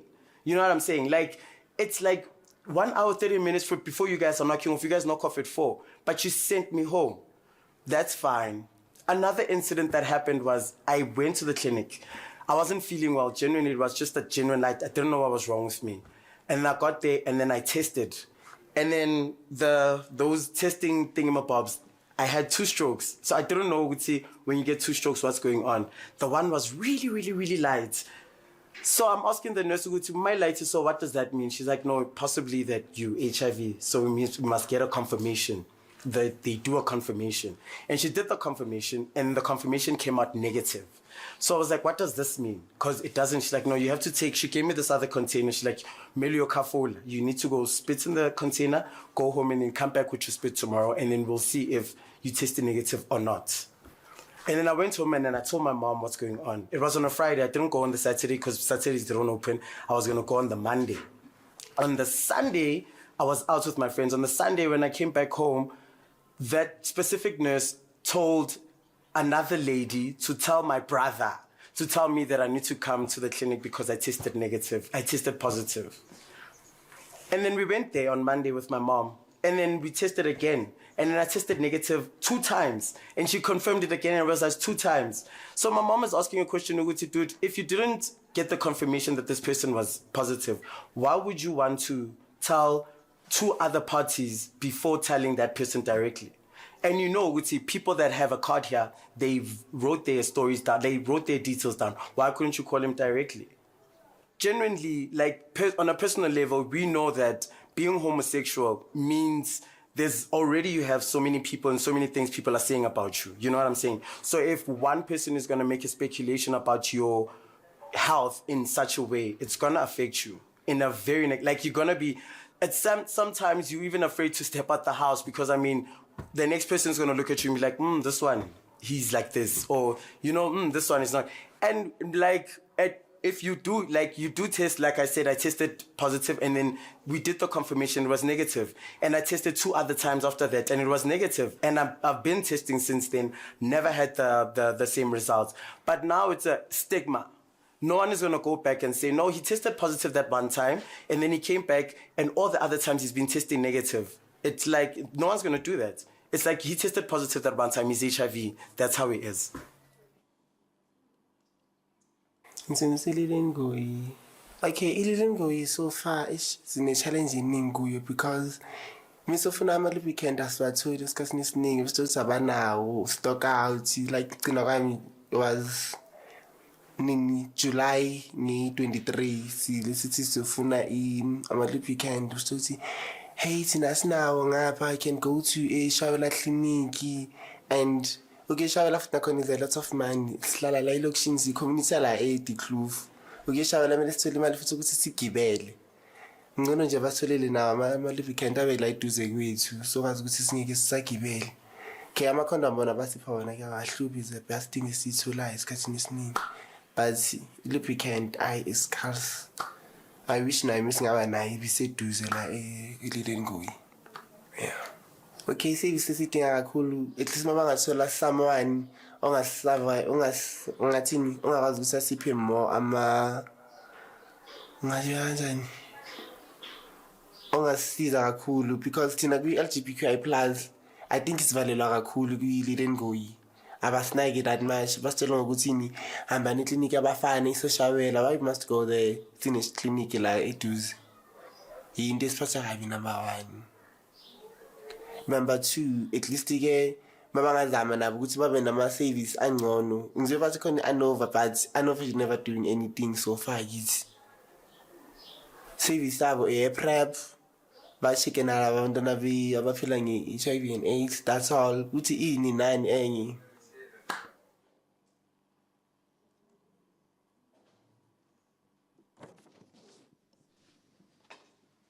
Ndaweni.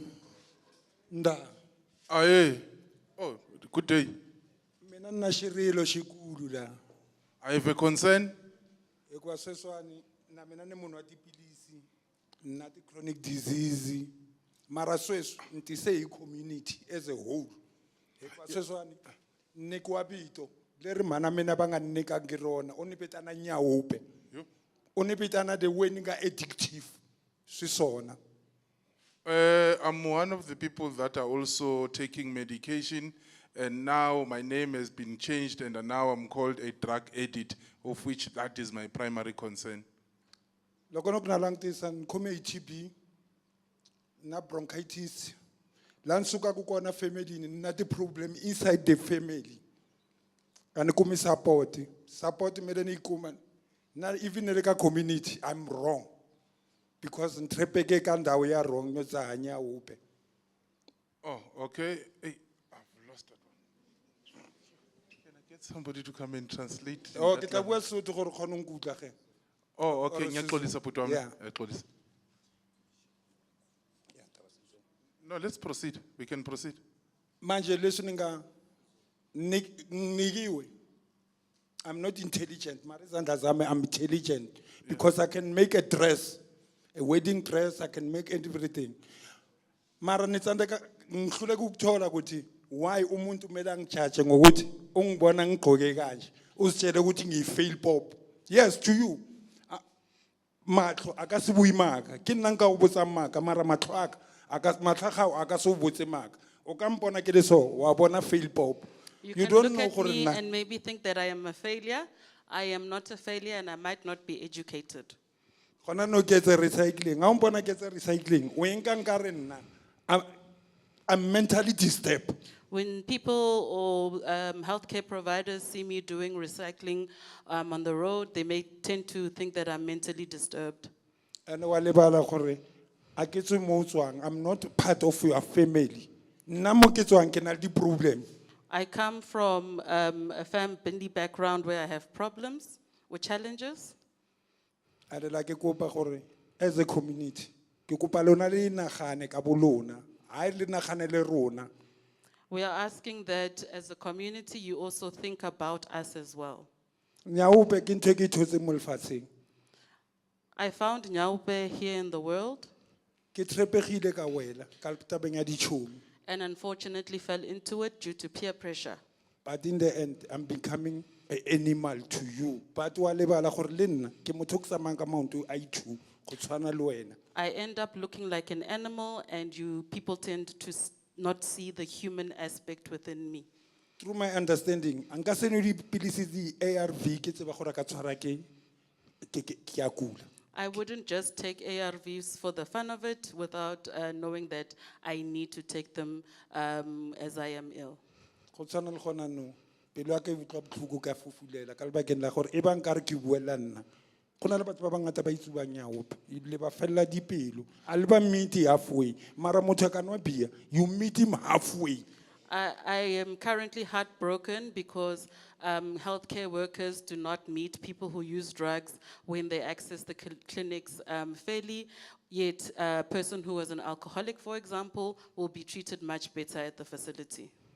Gona no la mele ke no le dipilisi ke tlile mo ka bana go imported mele ke no dipilisi tsa high blood ke tlo di nwa jwang ke sena tšhelete ke sa bereke ke re ke try ho etsa living ka recycling or go tlaletsa fail and o cancela ke eng ntho mele motivate yona ka bana ke nwa dipilisi ke sa ja So go tsoga ke wile o seng. So there are several other chronic illnesses that I have, such as high blood pressure, and I can't take those, and I go out to go and try make a living for myself. However, when I come to the facility, I'm not welcomed in a way that makes me feel human. I'm not given any form of counseling as to how can I keep on getting and taking my treatment.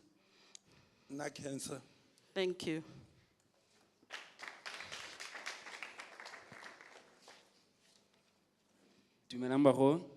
Greetings in the house. My name is Tawa Mashangu. I represent myself as a gay man.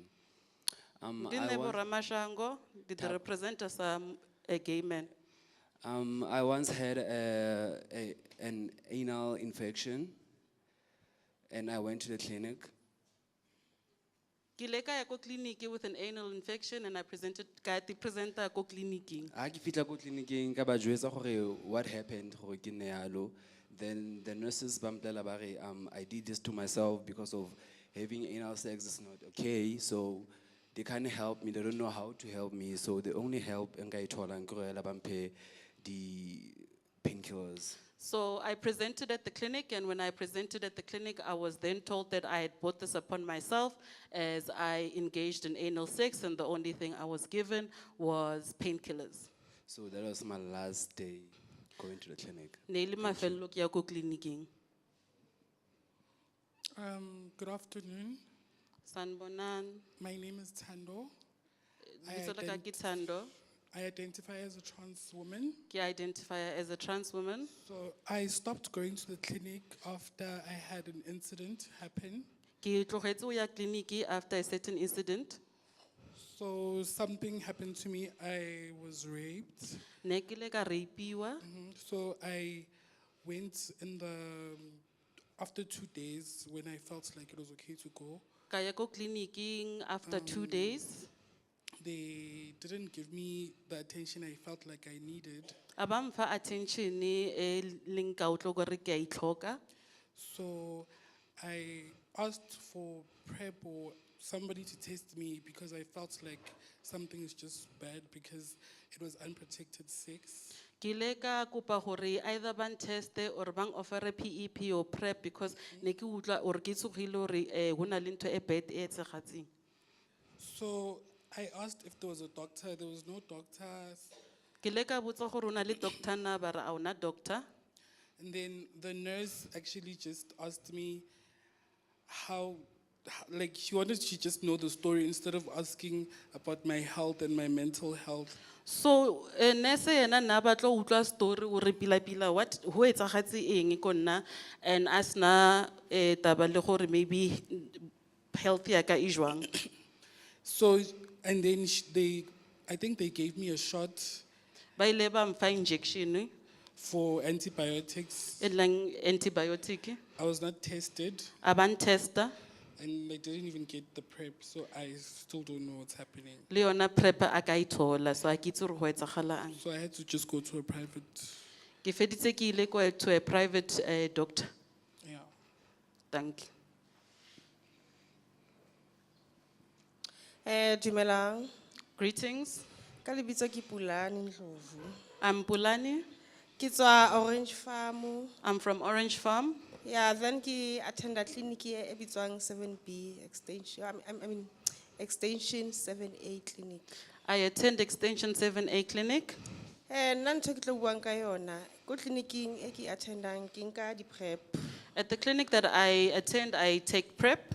Ha re ya mo like o fola le batho ba chronic, batho ba tlo nkang bo di ARV ka holong e one. You get into a queue with all other chronic people. For example, people are there to collect their ARVs in one room, in one hall, I mean. Yeah, then ba tlo nka di card tse blue kaofela lona ba le tsona ka kwa ka working ka officing ya bona, tla ke tjho jwalo. So they take all of the files into one office.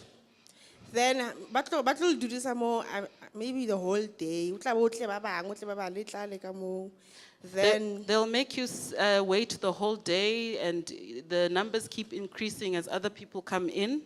then ntho e ba tlo e etsang ba tlo tla le diphake tsa lona di tshwere dipilisi ba fele ba le bitse ka mabitso ba fele ba o fe in public nje. They give us the medication in public, they come with the packets, call your name, and just give it to you. And ka mo ka holong ka mo like una le batho ba ngata ba dula maybe ka se aka bo. There are many people who are also from the same location where I stay. So ke ntho ba tlatsang ka so ga se ka mpona le jo nka di ARV re mbone ka holong ka mo le batho ba nkang di ARV so It becomes misinterpreted amongst other community members that she was in the hall collecting ARVs, indicating that she might be living with HIV. yeah, so privacy ayiyo hle at least ka thusa la well privacy because nana motho a nkang di ARV like serious so jong exposed nana ke exposed kana kwa ke teng ke le ding. I'm asking that they improve on issues around privacy, because clearly even if you are there to collect your ARVs, your status is now disclosed to everyone. Yeah, thank you. Thank you. Dumelangi, Greetings. le kae? Lebitso la ka ke Ernest Tipe. My name is Ernest Tipe. Ne ke le mo 4 years back ago. I was at a Ritshidze meeting 4 years ago. Ke tlile ka the very same problem again. I'm back with the same issue that I had then. Evenly now, ko clinicing, they refuse to give me some tablet because I don't have an identity document. Abam fi treatment ko clinicing e ke yang ko yona because I kena ID. Khona le group engwe ba re ke engaged e ke tsamayang a ke gane ba di sia dipilisi but ba etsa di late delivery. I am currently using Engage, however, and to get my treatment, however, they do late deliveries. If I go to the clinic, aba ba tlo nthusa at all. When I go to the clinic, they don't want to help me at all. Ba mpolela gore ke tšee. They turn me away. Please, Minister of Health, kopo nthuse. Kaofela Richards kopa le nthuse because I can't. Le nna ke batla ko tleliniking ke dipilisi anytime I want, anytime I feel. Ka date ya ka. Thank you. I am asking and pleading with the Minister of Health and those who are in the room to please help me so that I can get my treatment at the clinic in order for me to be able to collect it when I need to. Clinic ke tsamayang ke block for clinic. Ke Siphumlile. Thank you. Thank you.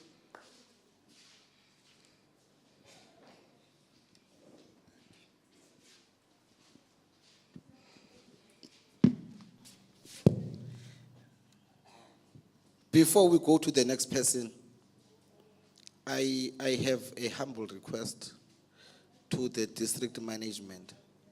I remember this comrade, 2019, telling us that he is being refused treatment because he does not have an ID. And from where I am seated, ID cannot be the reason that the comrade is denied healthcare services. Many people, we've got many people in this country who are stateless. They don't have any state. Either you are not a Zimbabwean, you're not a South African, but you stay in South Africa. Because of the struggle against apartheid government, many things happened. We've got many people in this country who were not born in South Africa. Others were born in Tanzania, in Uganda, somehow. But the fact remains their parents are from South Africa. And those people are finding themselves not having a state. They don't qualify to be Tanzanians and they don't qualify to be South Africans, even though they stay here. How best can we meet those people halfway And if it means that we reach out to Home Affairs, we are able to assist. Because as I'm sitting here, I am asking myself, if the comrade does not have an ID, what else is unable to access? Education, jobs, RDP housing, and all what have you. So I humbly ask the management and the authorities to kindly assist to comrade today so that that clinic can assist in providing him with treatment. Because if they are not assisted, it therefore means as the country, we are failing them. Please, let's make sure that today, before we close the party, we call them, we get their details, make arrangement of referring them to the facility. The recommendations are as follows. But before I go to recommendations, I am a bit disturbed, and all of us were disturbed by how the key populations are treated in our facilities. Like I'm listening to Guhrotman, they are calling him Nyawope or drug addict. If it's easy for these nurses to give people some titles, why it was wrong to us as black people to accept to be called kafir? If it was wrong for white people to call us kafir, it is wrong to call other people with other names. It is wrong.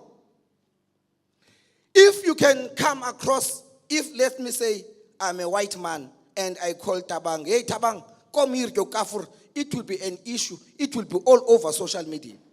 But when we call people who are using drugs, Nyawope, when we call the LGBTQI is Tabane and all that stuff, we take it as normal. But when we are called kafir, it's an insult to us. Respect is a two-way road. And I think to the key population sector, it is upon your shoulders now. If the department is dragging its feet to sensitize and educate these healthcare workers, when they begin to call you Nyawope because how you look, they call you stubborn and that, instead of being angry, sit them down, educate them. If it means you must educate them and the people in the audience, let it be. Let it be. Because it took us efforts to convince white people in person and legally to say we are not kafirs. We are human beings like them. And if we had the power and the energy to change that narrative, we must change this narrative as well. We cannot be called Nyawope, drug addicts, because how we look. Is Tabane or gay or whatever because how we look, or Mahosh. No. We must not accept to be called by those names, and when they are calling us with those names, we get angry and walk away. Let us refuse to go away or walk away from these clinics because how they call us. Let's educate them. Let's sensitize them. Let's conscientize them. Let's remind them that they've got family members who might look exactly like us as well. Thank you.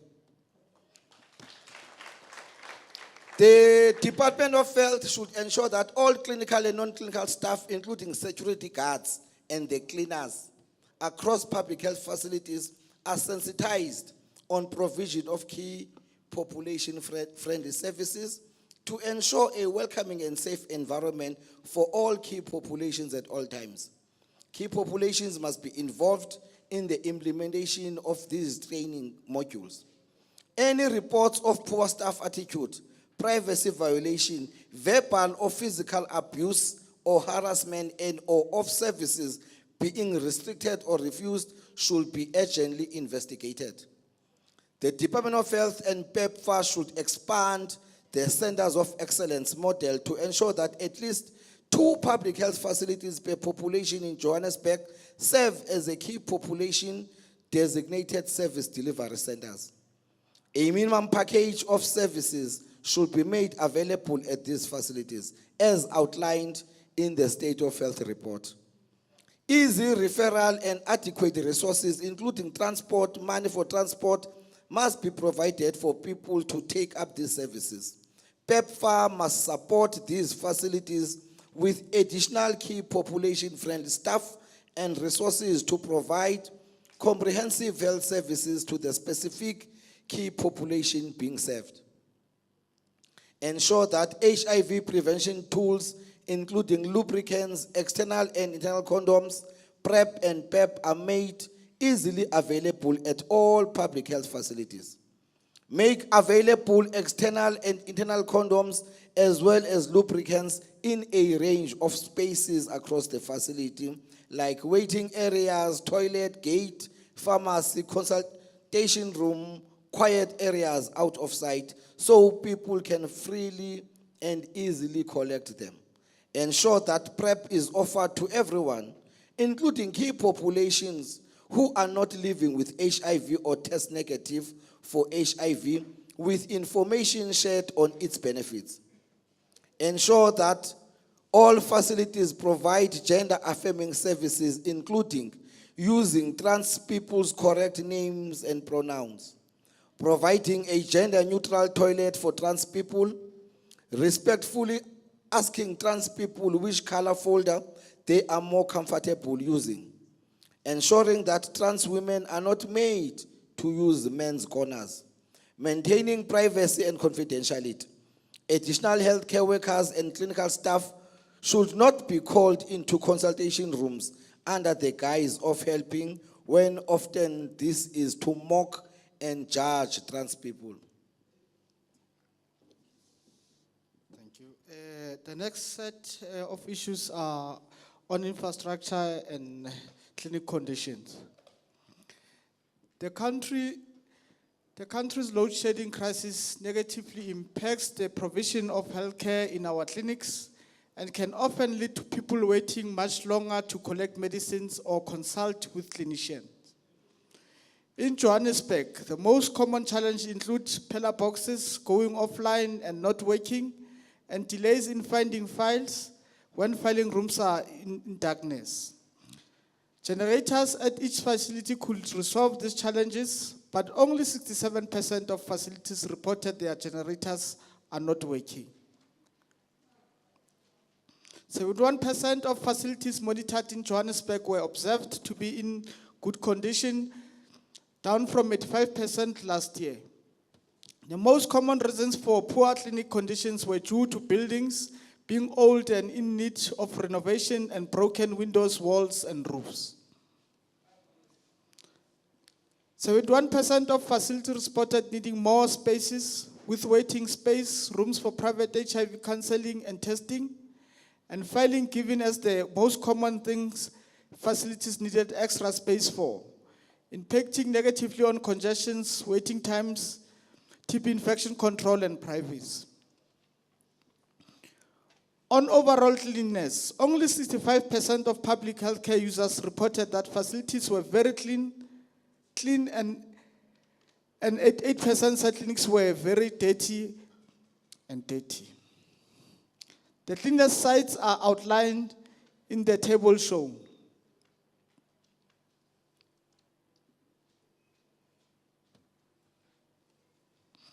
And the worst performing sites are outlined in the table shown.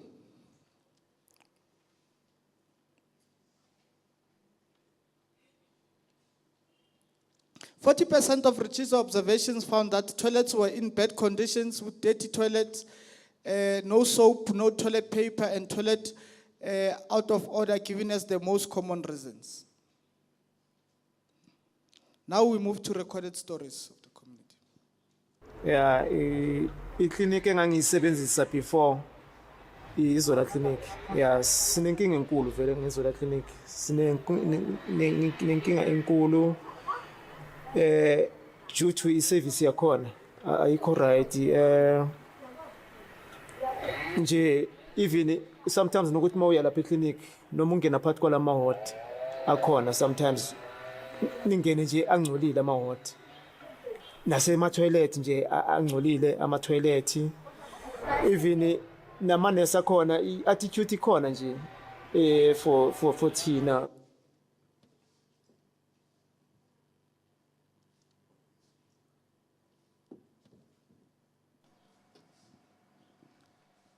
Greetings to all. I go by the name of Jabulile Nakedi.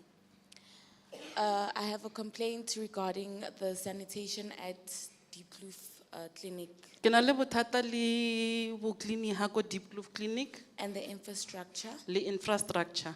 which is when we walk into a room, we are only separated by a curtain between us, He re tsena mo consultation room re separatwa ke gareteng. which there is no privacy at all. A gona privacy. And when you go into the toilet and find maybe someone has left a mess behind, Ha o fitla ko toilet o kriya hona le ditshila. there is no sanitary towels or toilet paper which you can use to wipe the seat. A gona toilet paper or tissue or di wipe nyana gore o kgone ho phumula di seat. So that's my problem with the clinic that I use. Ke bona bothata ka clinic ke e berekisang.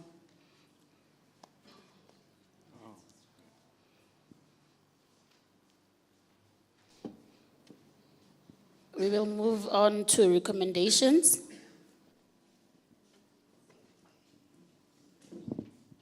Thank you. The recommendations are as follows. The Department of Health should ensure that all public health facilities have a functional generator with sufficient fuel and rechargeable bulbs so that health services and administrative work can continue during load shedding. Ensure that all public healthcare users are consulted, tested, and or cancelled in private rooms. Carry out an audit of all facilities to assess infrastructural challenges, after which the department should develop a plan in order to renovate buildings and ensure adequate space to provide efficient, private, and safe healthcare services.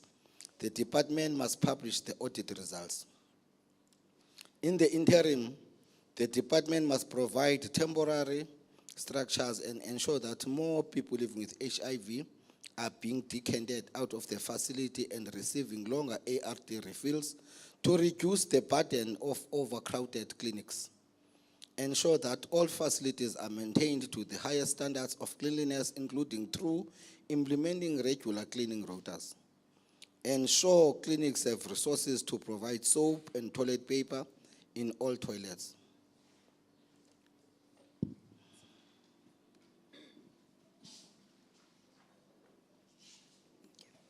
The next group of issues are on TB infection control.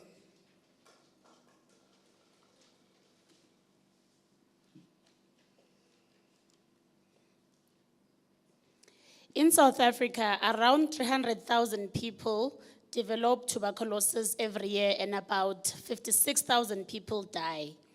Yet, TB infection control in our public health facilities remains inadequate.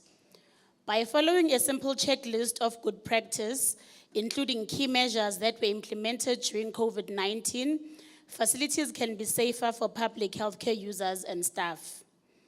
With the checklist in mind, Ritshidze has developed a scorecard and a traffic light system to rate clinics on how good their TB infection control is.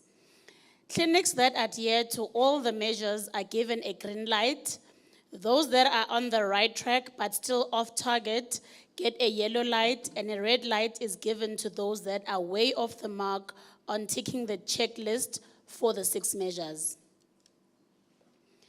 In July and August 2023, 0 facilities were awarded green status for checking all 6 measures on the scorecard. 18 facilities were awarded yellow status for following about half of the best practice measures for infection control. That leaves 28 facilities surveyed failed altogether at meeting these 6 basic best practices to stop the spread of TB.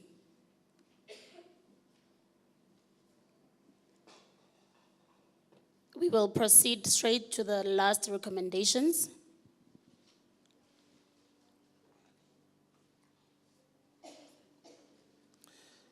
Thank you. The Department of Health should issue communication to all facilities stating that all windows must be kept open TB infection control posters must be displayed in visible places in the waiting area. Public healthcare users must be screened for TB symptoms upon arrival. People coughing or with TB symptoms must be seen first to reduce the risk of transmission. People coughing or with TB symptoms must be provided with masks. People who are coughing must be separated from those who are not while waiting. Carry out a full audit of all public health facilities in the province to assess TB infection control based upon World Health Organization guidelines, after which the department should develop a plan based upon the infrastructural, human resource, or behavioral challenges found. In order to improve TB infection control, the department must publish the audit results. So, now we are done with the report. And we're gonna have 2 minutes, 2 minutes, 2 minutes. And then after that, we will give to ANOVA. After ANOVA, we will give to the District Department of Health. But before I can do that, I have a humble request, Belinda, don't walk out. Whilst people will come and comment, can we start giving food to people and make sure that those who are outside are not invading this space? Let's give people who are seated here food in the meantime.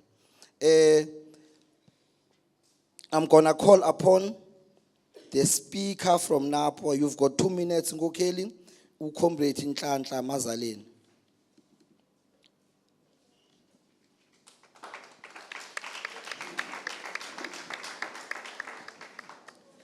Sanibonani, ninjani? Ngiyathemba nikhathelene. Thina sabantu bama adherence club ngathi sibe singathola nje ice break nje encane. So angazi ukuthi kungaba right na through you, comrade. Okay, bengicela young people nje ice break nje 2 seconds. 1 second. Okay. Mandla,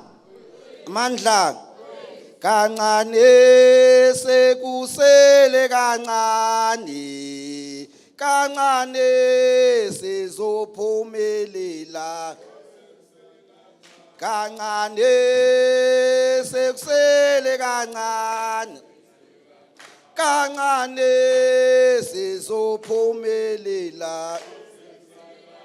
Korolene sekusele kancane, eTshwane sizophumelela. COJ sekusele kancane, eGauteng sizophumelela. Kancane sekusele kancane, kancane sizophumelela. Mpumalanga sekusele kancane, Eastern Cape sizophumelela. Limpopo sekusele kancane, eNatala sizophumelela. Kancane sekusele kancane, kancane sizophumelela. eNorthwest sekusele kancane, Free State sizophumelela. Mandla. Ngiyabonga Nkokheli. Into engidume ngazo lezi. Okay, I'm one of the people I'm a supporting partner Ritshidze. Kuma clinics wonke wala COJ, like engizibonele yona mina, like ama pamphlets. We don't have ama latest pamphlets kuma clinic are displayed. Almost go wonke nje akuna the latest. And ama pamphlets lawa akhona awakudala are outdated. Nisebenzisa ama modelers let's say mhlambe bafuna umuntu test for HIV bazo faka isithombe sakudala somuntu oyimodla ukuthi uyatesta for HIV or ukusho something. We need ukuthi nisebenzise the real people abalapho kuleyo clinic. Let's say esinqobile clinic nisebenzise i-influencer yalapho esinqobile clinic othatha ama ARVs abe ku poster yase clinic yakhe. eDiepkloof kube umuntu wase Diepkloof othatha ama ARVs owase Diepkloof. Kanjalo njalo kuyo yonke indawo. So and then ngibone ne VCT kusase ne VCT thina kudala sa trainwa for VCT and sekuchangile kuthiwa HTS. So kuma clinic kusase nama poster abhalwe ukuthi like isayini VCT kuyenziwa ngapha. Konje comrade Thaba ngiyiphi le clinic le namathende lapha deep slot. Yeah, deep slot ngibone khona and then akuna ma pamphlets afundisa nge-HIV or like if you can go to our Facebook page nizobona young people abaphila ne-HIV abashare amajeni wabo and government usemuva like ngamaphepha like yonke into yakhe isemaphepheni and manisebenza ngezinto ezifana ne-HIV manje sesisebenza like abantu basebenzisa i-social media. Kuna ladies thena bengibonisa uComrade Thabang last siya ku facility monitoring abayibiza iGomora. iGomora bathi cure for HIV. It's all over internet. So as umuntu osebenza nge-youth bahlezi bang inbox abangibiza mama ne mama usendela abantu laba bangisendela imessage bathi kune cure for HIV. Uyabona? So abantu abazalwe ne-HIV or abaphila ne-HIV for isikhathi eside they are desperate ukuthi bangabi na HIV. So lonto le yenza ukuthi sibe nama defaulters amaningi kakhulu futhi. So we need help nje ukuthi ugovernment engage nabantu abayoung ahambe nesikhathi yonke into ayifundisayo like mawenza ama viral load education on viral load it must be on social media. Ku social media kungaveli nje MEC mhlambe evula iclinic or enzani but kufanele kuvele like young people abashoyo ukuthi mina ngina 32 years ngizalwe ne-HIV like izinto ezihamba nesikhathi. So sisemuva nje hayi ukuthi sisemuva nisemuva no Department of Health because of anhambi nesikhathi. So ibalulekile kakhulu because abantu abaningi baya stop treatment baya ku Gomora. You can Google it na ku internet but it's Gomora cure. Ikhona ngempela leyo nto leyo and abantu they are paying money for that and bayagula. We are losing young people every month nje we are bearing ku team lenginayo every month nje we are bearing. That is why benibona uSylvia bekakhala like akukho lula kunzima abantu ba stop ukuthatha treatment and then we need ama programs for young people abaphila ne-HIV. We need a safe space kuma clinic. eDiepkloof clinic sebaqalile banayo safe space but ayisebenzi every day isebenza ngamalanga athize because I think bathi ba short staffed and akubi right because abantwana bayafola lapha nesikhathi eside and abanye ba end up abangatholanga usizo. Sengikhathala okay. I have so much to say like in terms of nendaba zama ID. No ngiyanya summarize again. Okay, kuna young people abangana ma ID njengoba bashilo abangakhona ukuthatha treatment and baba treater as ama foreigner. If awunayo ID like South Africa they will want to know ukuthi why unganayo ID. And then eyokugcina ke engikhala ngayo like when it comes to abantu aba experience rape eclinic amanesi ayazithanda indaba. I'm very sorry nje ukuthi ngisho kanjalo. Amanesi ayazithanda indaba. Umuntu uyangena lapha ya ucomplain ukuthi urapiwe and then usister kuzohamba bizo omunye azosho ukuthi urapiwe and then fanele alibela akhuluma istory sakhe kulo akhuluma istory sakhe kulo akhuluma istory sakhe kulo only to find out ukuthi ne medication is not enough eyo preventa like ezinye izifo ezizovela after umuntu arapiwe. And then PEP yes yona ikhona but kune medication engekho eyo preventa hepatitis B itholakala eHillbrow clinic. Imagine umuntu uya refer kufanele ukuthi ahamba ayothola travel ukuyofuna i-treatment yokuprevent ukuthi angabi ne-hepatitis. We had a case saze sayireport. So bengicela nje ku-Department of Health ukuthi asisize and sebenzane nathi. Thina yithi esaziyo ama-programs, yithi esinawo ama-programs, ningawatshontshi, sebenzane nathi. Thank you. Thank you. Thank you, comrades. As I am calling a person from EPWN Duduzi, Comrade Duduzi Lekaba, you've got 2 minutes, Comrade Duduzi. But before I give to Duduzi Lekaba, I'm hearing some shocking news here about Igomora. You know, the time we were fighting for access to treatment, former Minister of Health, Mando Chabala Msimang, brought in on board a person by the name of Dr. Matthias Rath. Matthias Rath, who was selling concoction, saying that it is working effectively and better than ARVs. People stopped taking ARVs, went for the concoction of Dr. Matthias Rath, and many people died. 2, in KZN, there was, and there is still a pastor by the name of Rev Nala, who was selling holy water to people living with HIV, claiming that it is going to cure HIV. Now, Tabang, leaders of civil society in Gauteng, TAC comrades, we need to have an agreement. When are we going to shut down that place? If it means we must go there and destroy everything that they have, let it be.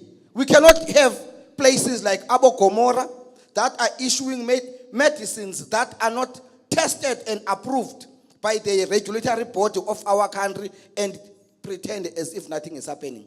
We need to commit the Department of Health under COJ if it means that we must tell them about the date where we're going to go there, Tabang. Before the 1st of December, that Gomora place must be shut down. And if it means Tabang, the PHIV sector of Gauteng must organize and mobilize civil society media.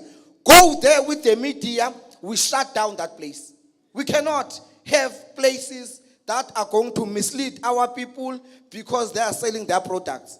As it stands now, the only effective medicines that is available to manage HIV are antiretrovirals, nothing else.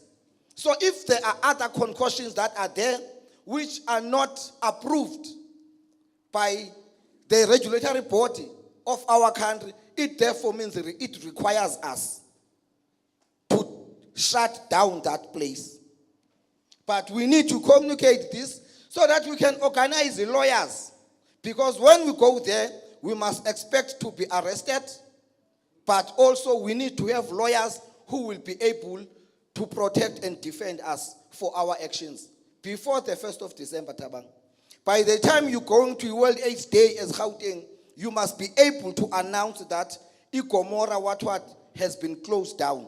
Comrade Duduzile, Xaba.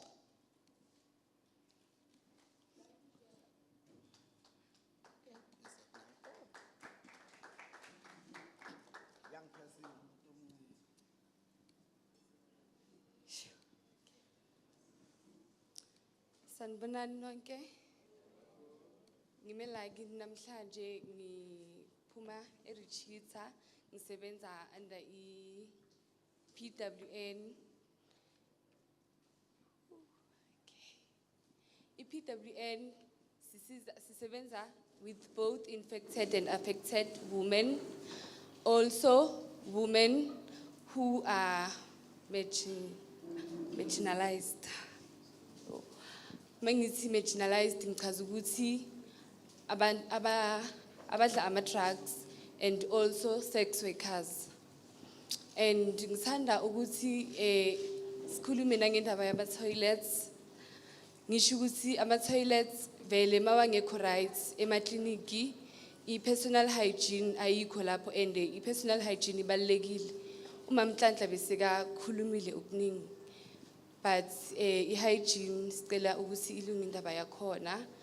And njengoba sazi ukuthi abantu khona bashona nama cancer, abafazi bashona nge-cancer, khona i-breast cancer, khona i-cervical cancer. And sidinga i-screening, sicela ukuthi i-screening senziwe. Umuntu angatholi sekathola ngama last minute ukuthi une-cancer. Then sidukuduku, i-cancer seku-last stage whereby umuntu akasena chance ukuthi angaphila. But seku-late sekayashona.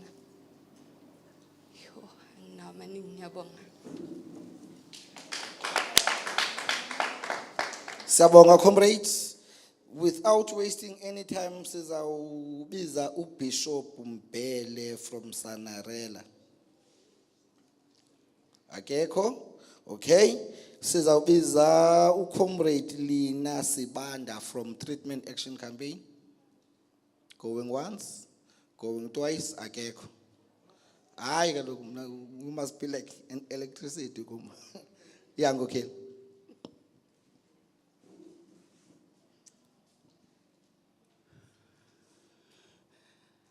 Amandla, ngibonga leli thuba comrade ukuthi sizozibika nathi ukuthi senzani emphakathini.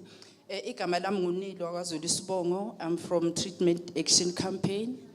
And position yami ku Treatment Action Campaign ngiyi LHIV sector rep, which is a people living with HIV and AIDS representatives at Diepkloof branch.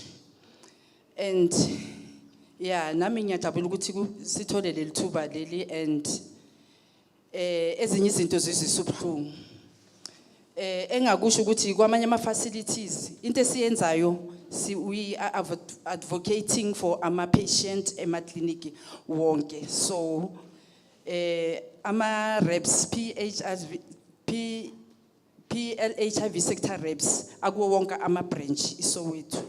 So umsebenzi wami as a PLHIV sector reps ukuthi uku-advocatela for ama client. And sizwile mangabe sikhumbula kahle sibuyele emuva sizwile kunama challenges abantu i-community abakhala ngawo. So tina as a Treatment Action Campaign we do advocate for those community members. An example indaba yama file ngifuna ukuthi si understand kahle nokuthi uku-advocate ukwenza njani. So ngizoyenza example ngama file siyesathi mase Diepkloof clinic and then kwaba nelokuzane ne misunderstanding yama file. I-client beyine file and makane file then kwalahleka i-file and makulahleka i-file kanti lithatho umunye I think it's a Mozambique. So magalithatha lelo file I think last year bengisasebenza under i-ANOVA. I was a retrenching counselor. So now this lady i-client yami njalo mageza then ubona yimi and then ngumreferele ku sister. So indaba yama client yama file it's very very serious. So now what happened about the file by menzela i-duplicate. And then mabemenzela i-duplicate then i-duplicate mayeza basamnikezi i-TLD sebamnikeza i-Aluvia. And this client bekangekho ku Aluvia beka ku TLD. So I have to stay the whole day lapho ukuthi the client ukuthi athole izinto ezi-right. So makutholakala ukuthi somebody usebenzisa i-file la lo muntu lo and azange athathe medication because bebamnikeze i-Aluvia ngoba yena uphuza i-TLD. So I think sihlale the whole day because mina iposition enguyo umuntu ngeke akaphuma eclinic angatholanga ilokuzana i-treatment or either umuntu mhlambe njengoba senzwile ama community amanye mabekhuluma ama challenges wabo uthola ukuthi umuntu uhlala the whole day and akadlanga and manje uyajika ekhaya akatholanga i-medication. So mina ilokuzana sector reps ukuthi ngi-advocatele lo muntu lo ukuthi angaphumi eclinic and so far ama clinic amaningi improvile kakhulu. So I think sizosebenzisana nalaba abangazi mhlambe bebangazi ukuthi i-TAC mhlambe khona eDiepkloof. So sizosebenzisana and then kube nomehluko omkhulu odlula lo esiwenzile. And mangabe umuntu uza eDiepkloof clinic silapho And then lo muntu loyo uthola ukuthi uphuma naledi bayamjikisa. Lo muntu loyo siyam advocate ukuthi athole treatment. And then now, ngoba njengoba ngishilo ukuthi sinama branch, sinama TAC members kwamanye ama branch, then siyam referela lapho simhlanganise like boma brown fish kuphi kuphi. Nakhona we make sure ukuthi lo muntu loyo athole izinto ezi right. So kuwo wonke ama challenges sicela sibambisane sila i-Deep Clinic, and khona lapho e-clinic ama meeting wethu siwabambela khona ngama Fridays. So I thank you. Siyabonga ngokheli, sibonga kuzo zonke ngokheli. I'm a disciplined person. I know good. There is something called table manners, but you can't eat and talk. But I'm compelled to call a person from Anova to come forward and say a few things. And my apologies if I have disturbed you from the table. Anova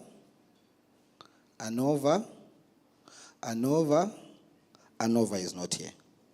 So we're moving. Now, I do not know what is an arrangement of the department, but I will hand over to the department now as to say how is the department going to, I do not know the protocol. So, Tibona wenage mama, you wenage, we have delegated.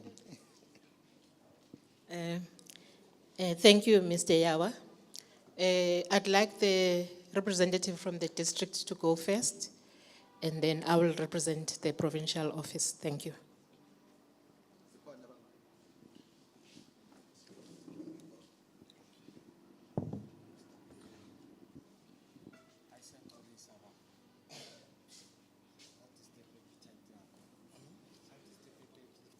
Yeah, okay, I thought as the district we are off the hook since you have given it to the province. Remember the protocol, once the province has said something, then we, observed. So I think maybe firstly just to thank Ritshidze for the invite as the Johannesburg Health District, maybe to also emphasize that you can see a few of us here. And we are in this meeting since this morning, and some of our colleagues, we are also managers, are sitting in another meeting. So that I'm saying this because I want to emphasize that we, as the department, we rely a lot on the partnerships that we have with, firstly, I think the first partner that maybe others might think is not a very important partner that we rely a lot on is the users, because we are not in the facilities right now. And even when you go to the facility, you might not even find the facility manager. So we rely on the partnership that we have with our users to give us feedback. Also start by giving feedback to the people that we are serving you, to say you are not happy, like you have been emphasizing. So we have Ritshidze as one of our partners, and some other supporting partners in this district that are assisting us with that. So I think with what have been said now today, which is very worrying and concerning, and what is very more worrying again is some of the feedback that we're getting today. It has been something that was given to us 4 years ago.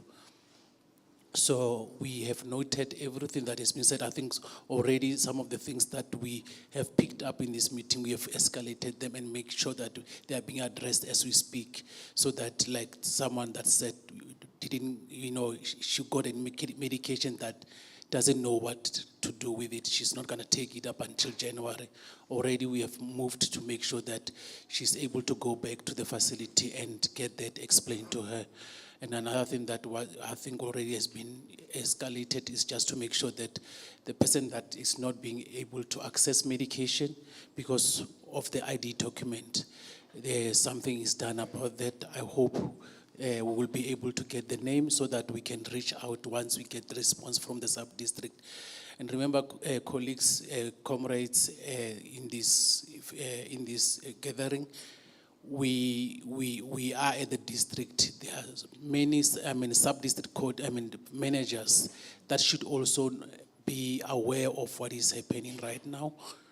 So we are gonna go back and give feedback. I think maybe just before I close, just to mention that the few facilities that are being constantly mentioned, like Sinetemba, I'm not sure is it because maybe there are many people that are coming from that area, but we're not taking it like that, because for us as the department, or maybe me personally, even if it's 1 out of thousands that is not happy about the service, that end up making that person not accessing care, one is too many. Remember that one person could be my cousin, could be your cousin, could be your neighbor, because, I can't just be happy because 999 were happy and one is not happy. So that person is someone's neighbor, someone's wife, husband, that could end up dying because he was not able to access care. So we acknowledge and say thank you for all the reports. Unfortunately, we've got the hard copies. We're going to go back into the district, and as a district, have a meeting and go through the feedback and engage, because remember, as we are from HUST, some of the things are related to the other units, but you guys don't know. You just see health department, you see the clinic, you don't see local authority clinic, you don't see provincial facility, you just see the facility. You want to be able to be helped, because you, as a person who is sick at that time, your role is already being determined by God that you are sick. So then you need to play your role by saying, I'm standing up, I'm going to the facility to access care. So, you expect someone who's got a role of guiding you through your problems and also listening to you to also do his or her role. So we thank you very much, and I hope we'll be able to also come back. I'm not sure if that has happened, just to engage all the sub-district with this report so that they can hear firsthand from you, and then they can commit. We're also going to push and make sure that we can account. And next time when you come here, hopefully things will change. But unfortunately, everyone, this is a partnership that we cannot run away from. I hope the users also understand it's a partnership that you can never run. Don't keep quiet in your corner, and especially if you are pushed to say, you are living without accessing the treatment. You can't leave the facility without treatment.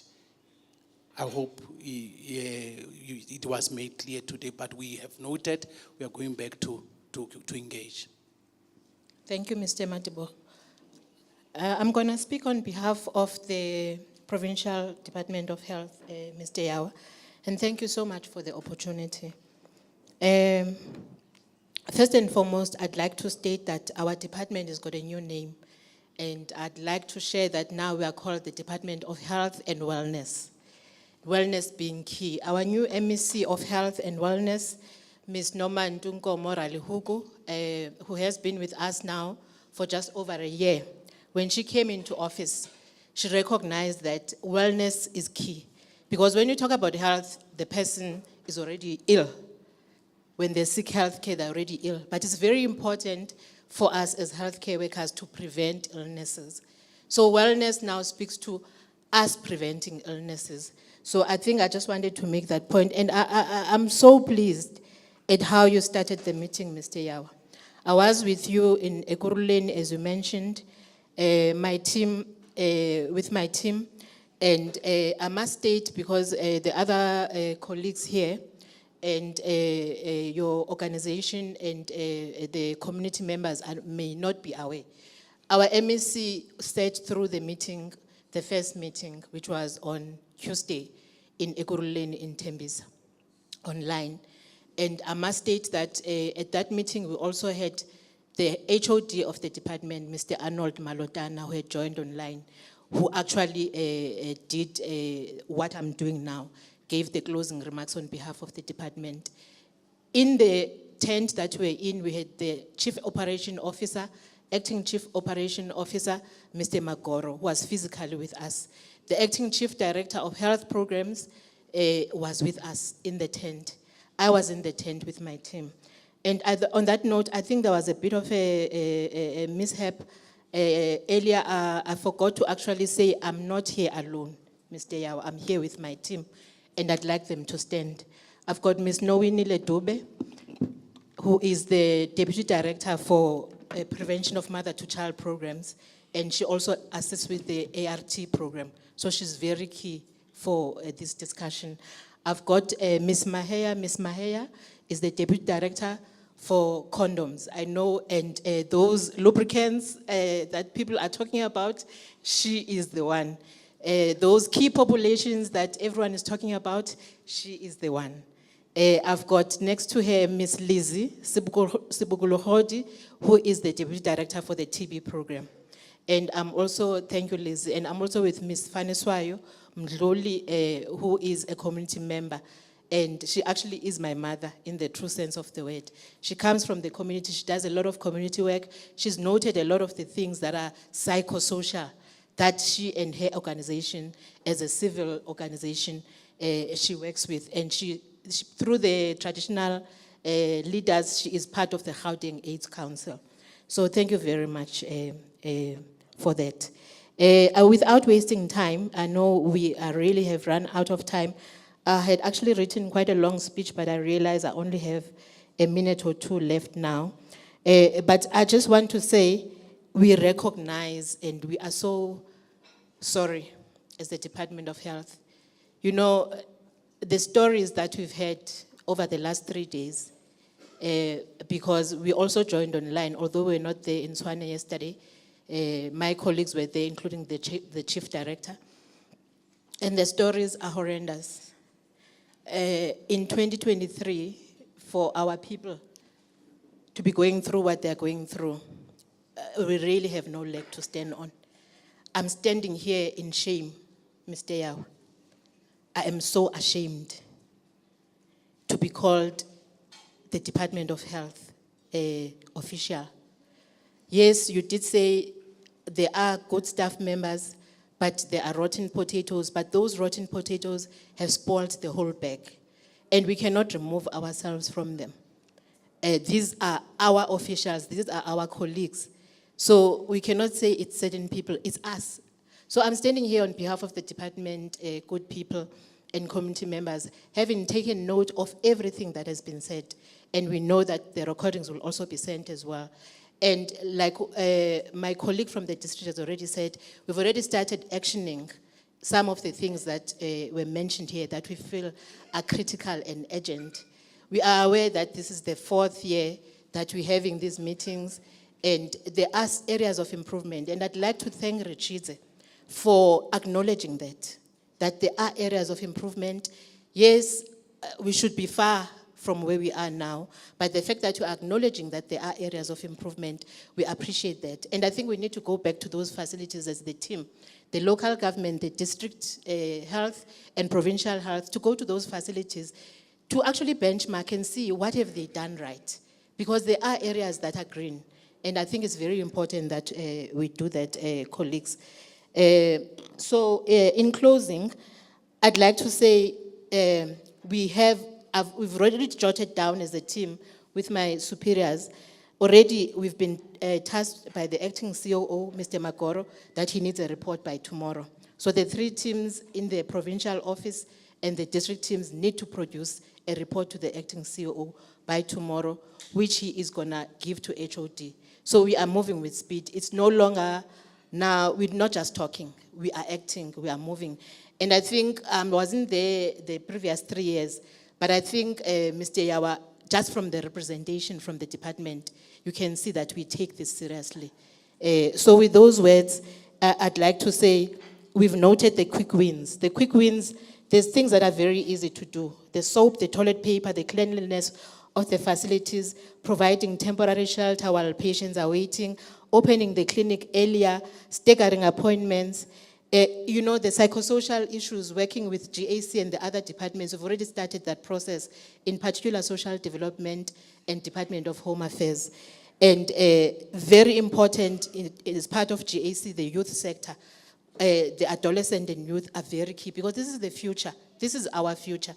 If we ignore these children that were standing here, we really don't have a future. Thank you very much.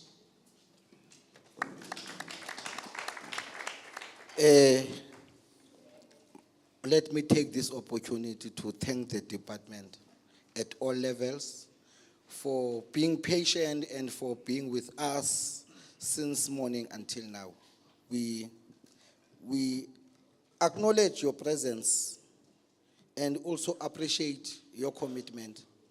As Babes Chilo Mam, silapha thina to work with you, to make sure ukuthi it's not just a rhetoric to say no one is left behind, but we are here to work with you to make sure that no one is left behind and there is access to quality healthcare services for all.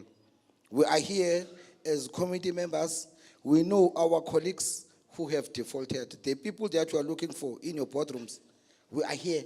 We can assist you to bring them back to care, but we also want a commitment from the department to say the department is committing itself to fix all the problems that made people to disengage, so that when people are getting back to care, they don't experience the same problem. Because if those issues are not addressed, people will start to disengage again.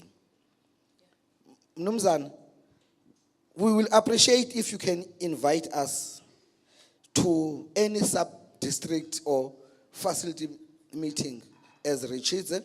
We will go there, present reports, engage so that we can fix the problem. To the colleagues online and in the room, let me take this opportunity and thank you all for being patient and for being good participants. Now I will take this opportunity to say this was not a talk show. There are many people who've got problems here. Starting from a comrade on an ID problem, we call him Manjuyar. But again, please don't leave here. Now Swam and other colleagues who've got problems. Please let's not leave here without meeting Umama, Kunye no Tata, so that they can assist us. When tomorrow you must start a treatment from your clinic, and you do not have to produce ID, you're gonna be assisted. And all other colleagues, no Silona who was given a treatment, Agaisebenzanawe, come forward so that you can be assisted with the counseling and the treatment literacy education in order for you to be able to attend. As we are closing, but I don't want to be rude because people are eating and people cannot eat and sing. Goga, I was still in the struggle. Yayikhona enye ingoma Thabang ethi Isektifune zomthuma thumami iyo wesekta thumami kolezi phedlele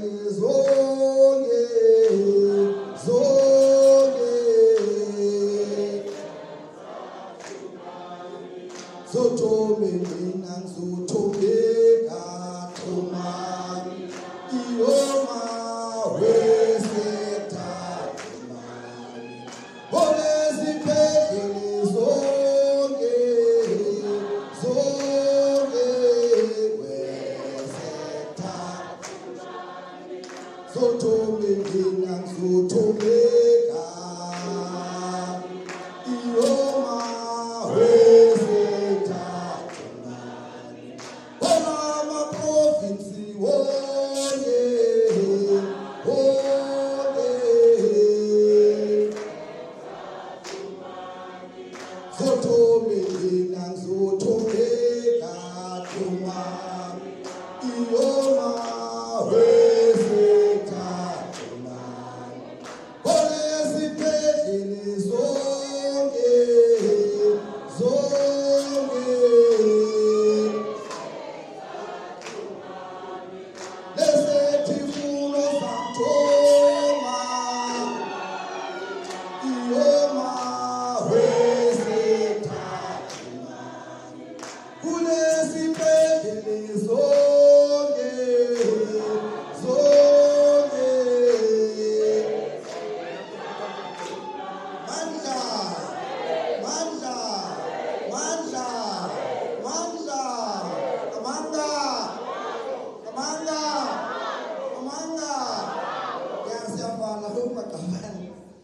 ukuthi ngawo mama. Kancane maqabanga.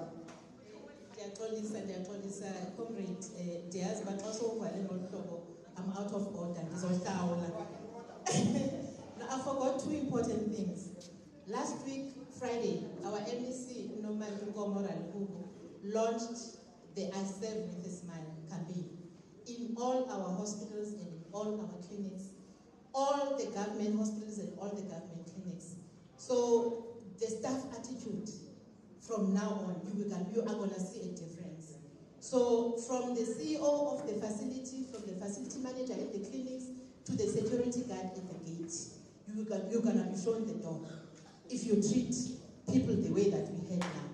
Because the launch was done, and no one can say they don't know. Those general workers, mama, ababe mop, or andabaklinayo, you report to the facility manager. If you don't get joy, I'm even willing to leave my own phone number. I'm gonna leave my own phone number. If you don't get joy from the facilities, you phone me directly. I will then take it up with those facilities and the district managers. Thank you very much. The second point that was very important, the key populations, those that are using drugs, I know at Patoma Clinic, the LGBTQIA, sorry, I always get it wrong, but you understand what I'm saying. All those categories, transgender, all those categories, from February this year, we've been launching key population sites in the whole of Gauteng. We started in Ekurhuleni in February, we launched a J. Dumani clinic. We followed in April, we launched in Krugersdorp at the central clinic there. In June, we launched in Tshwane, and in Itirleng, we launched in September. I was there in the launching. I don't see any of the key populations because you should have been there. But all is not lost. Tomorrow we're launching in Citibank and Market Street Clinic in Citibank. So now that means this year we've covered all the districts. So what we do then, once we launch in one clinic, the other clinics train the others. So that process is continuing, colleagues. We are launching, every month we are launching to make sure that we sensitize our staff about how to treat the key population. So that program is in action already. Thank you. That is leadership. As we are about to leave, as we are walking out, you call Mama Biscuit. Segundo bastule.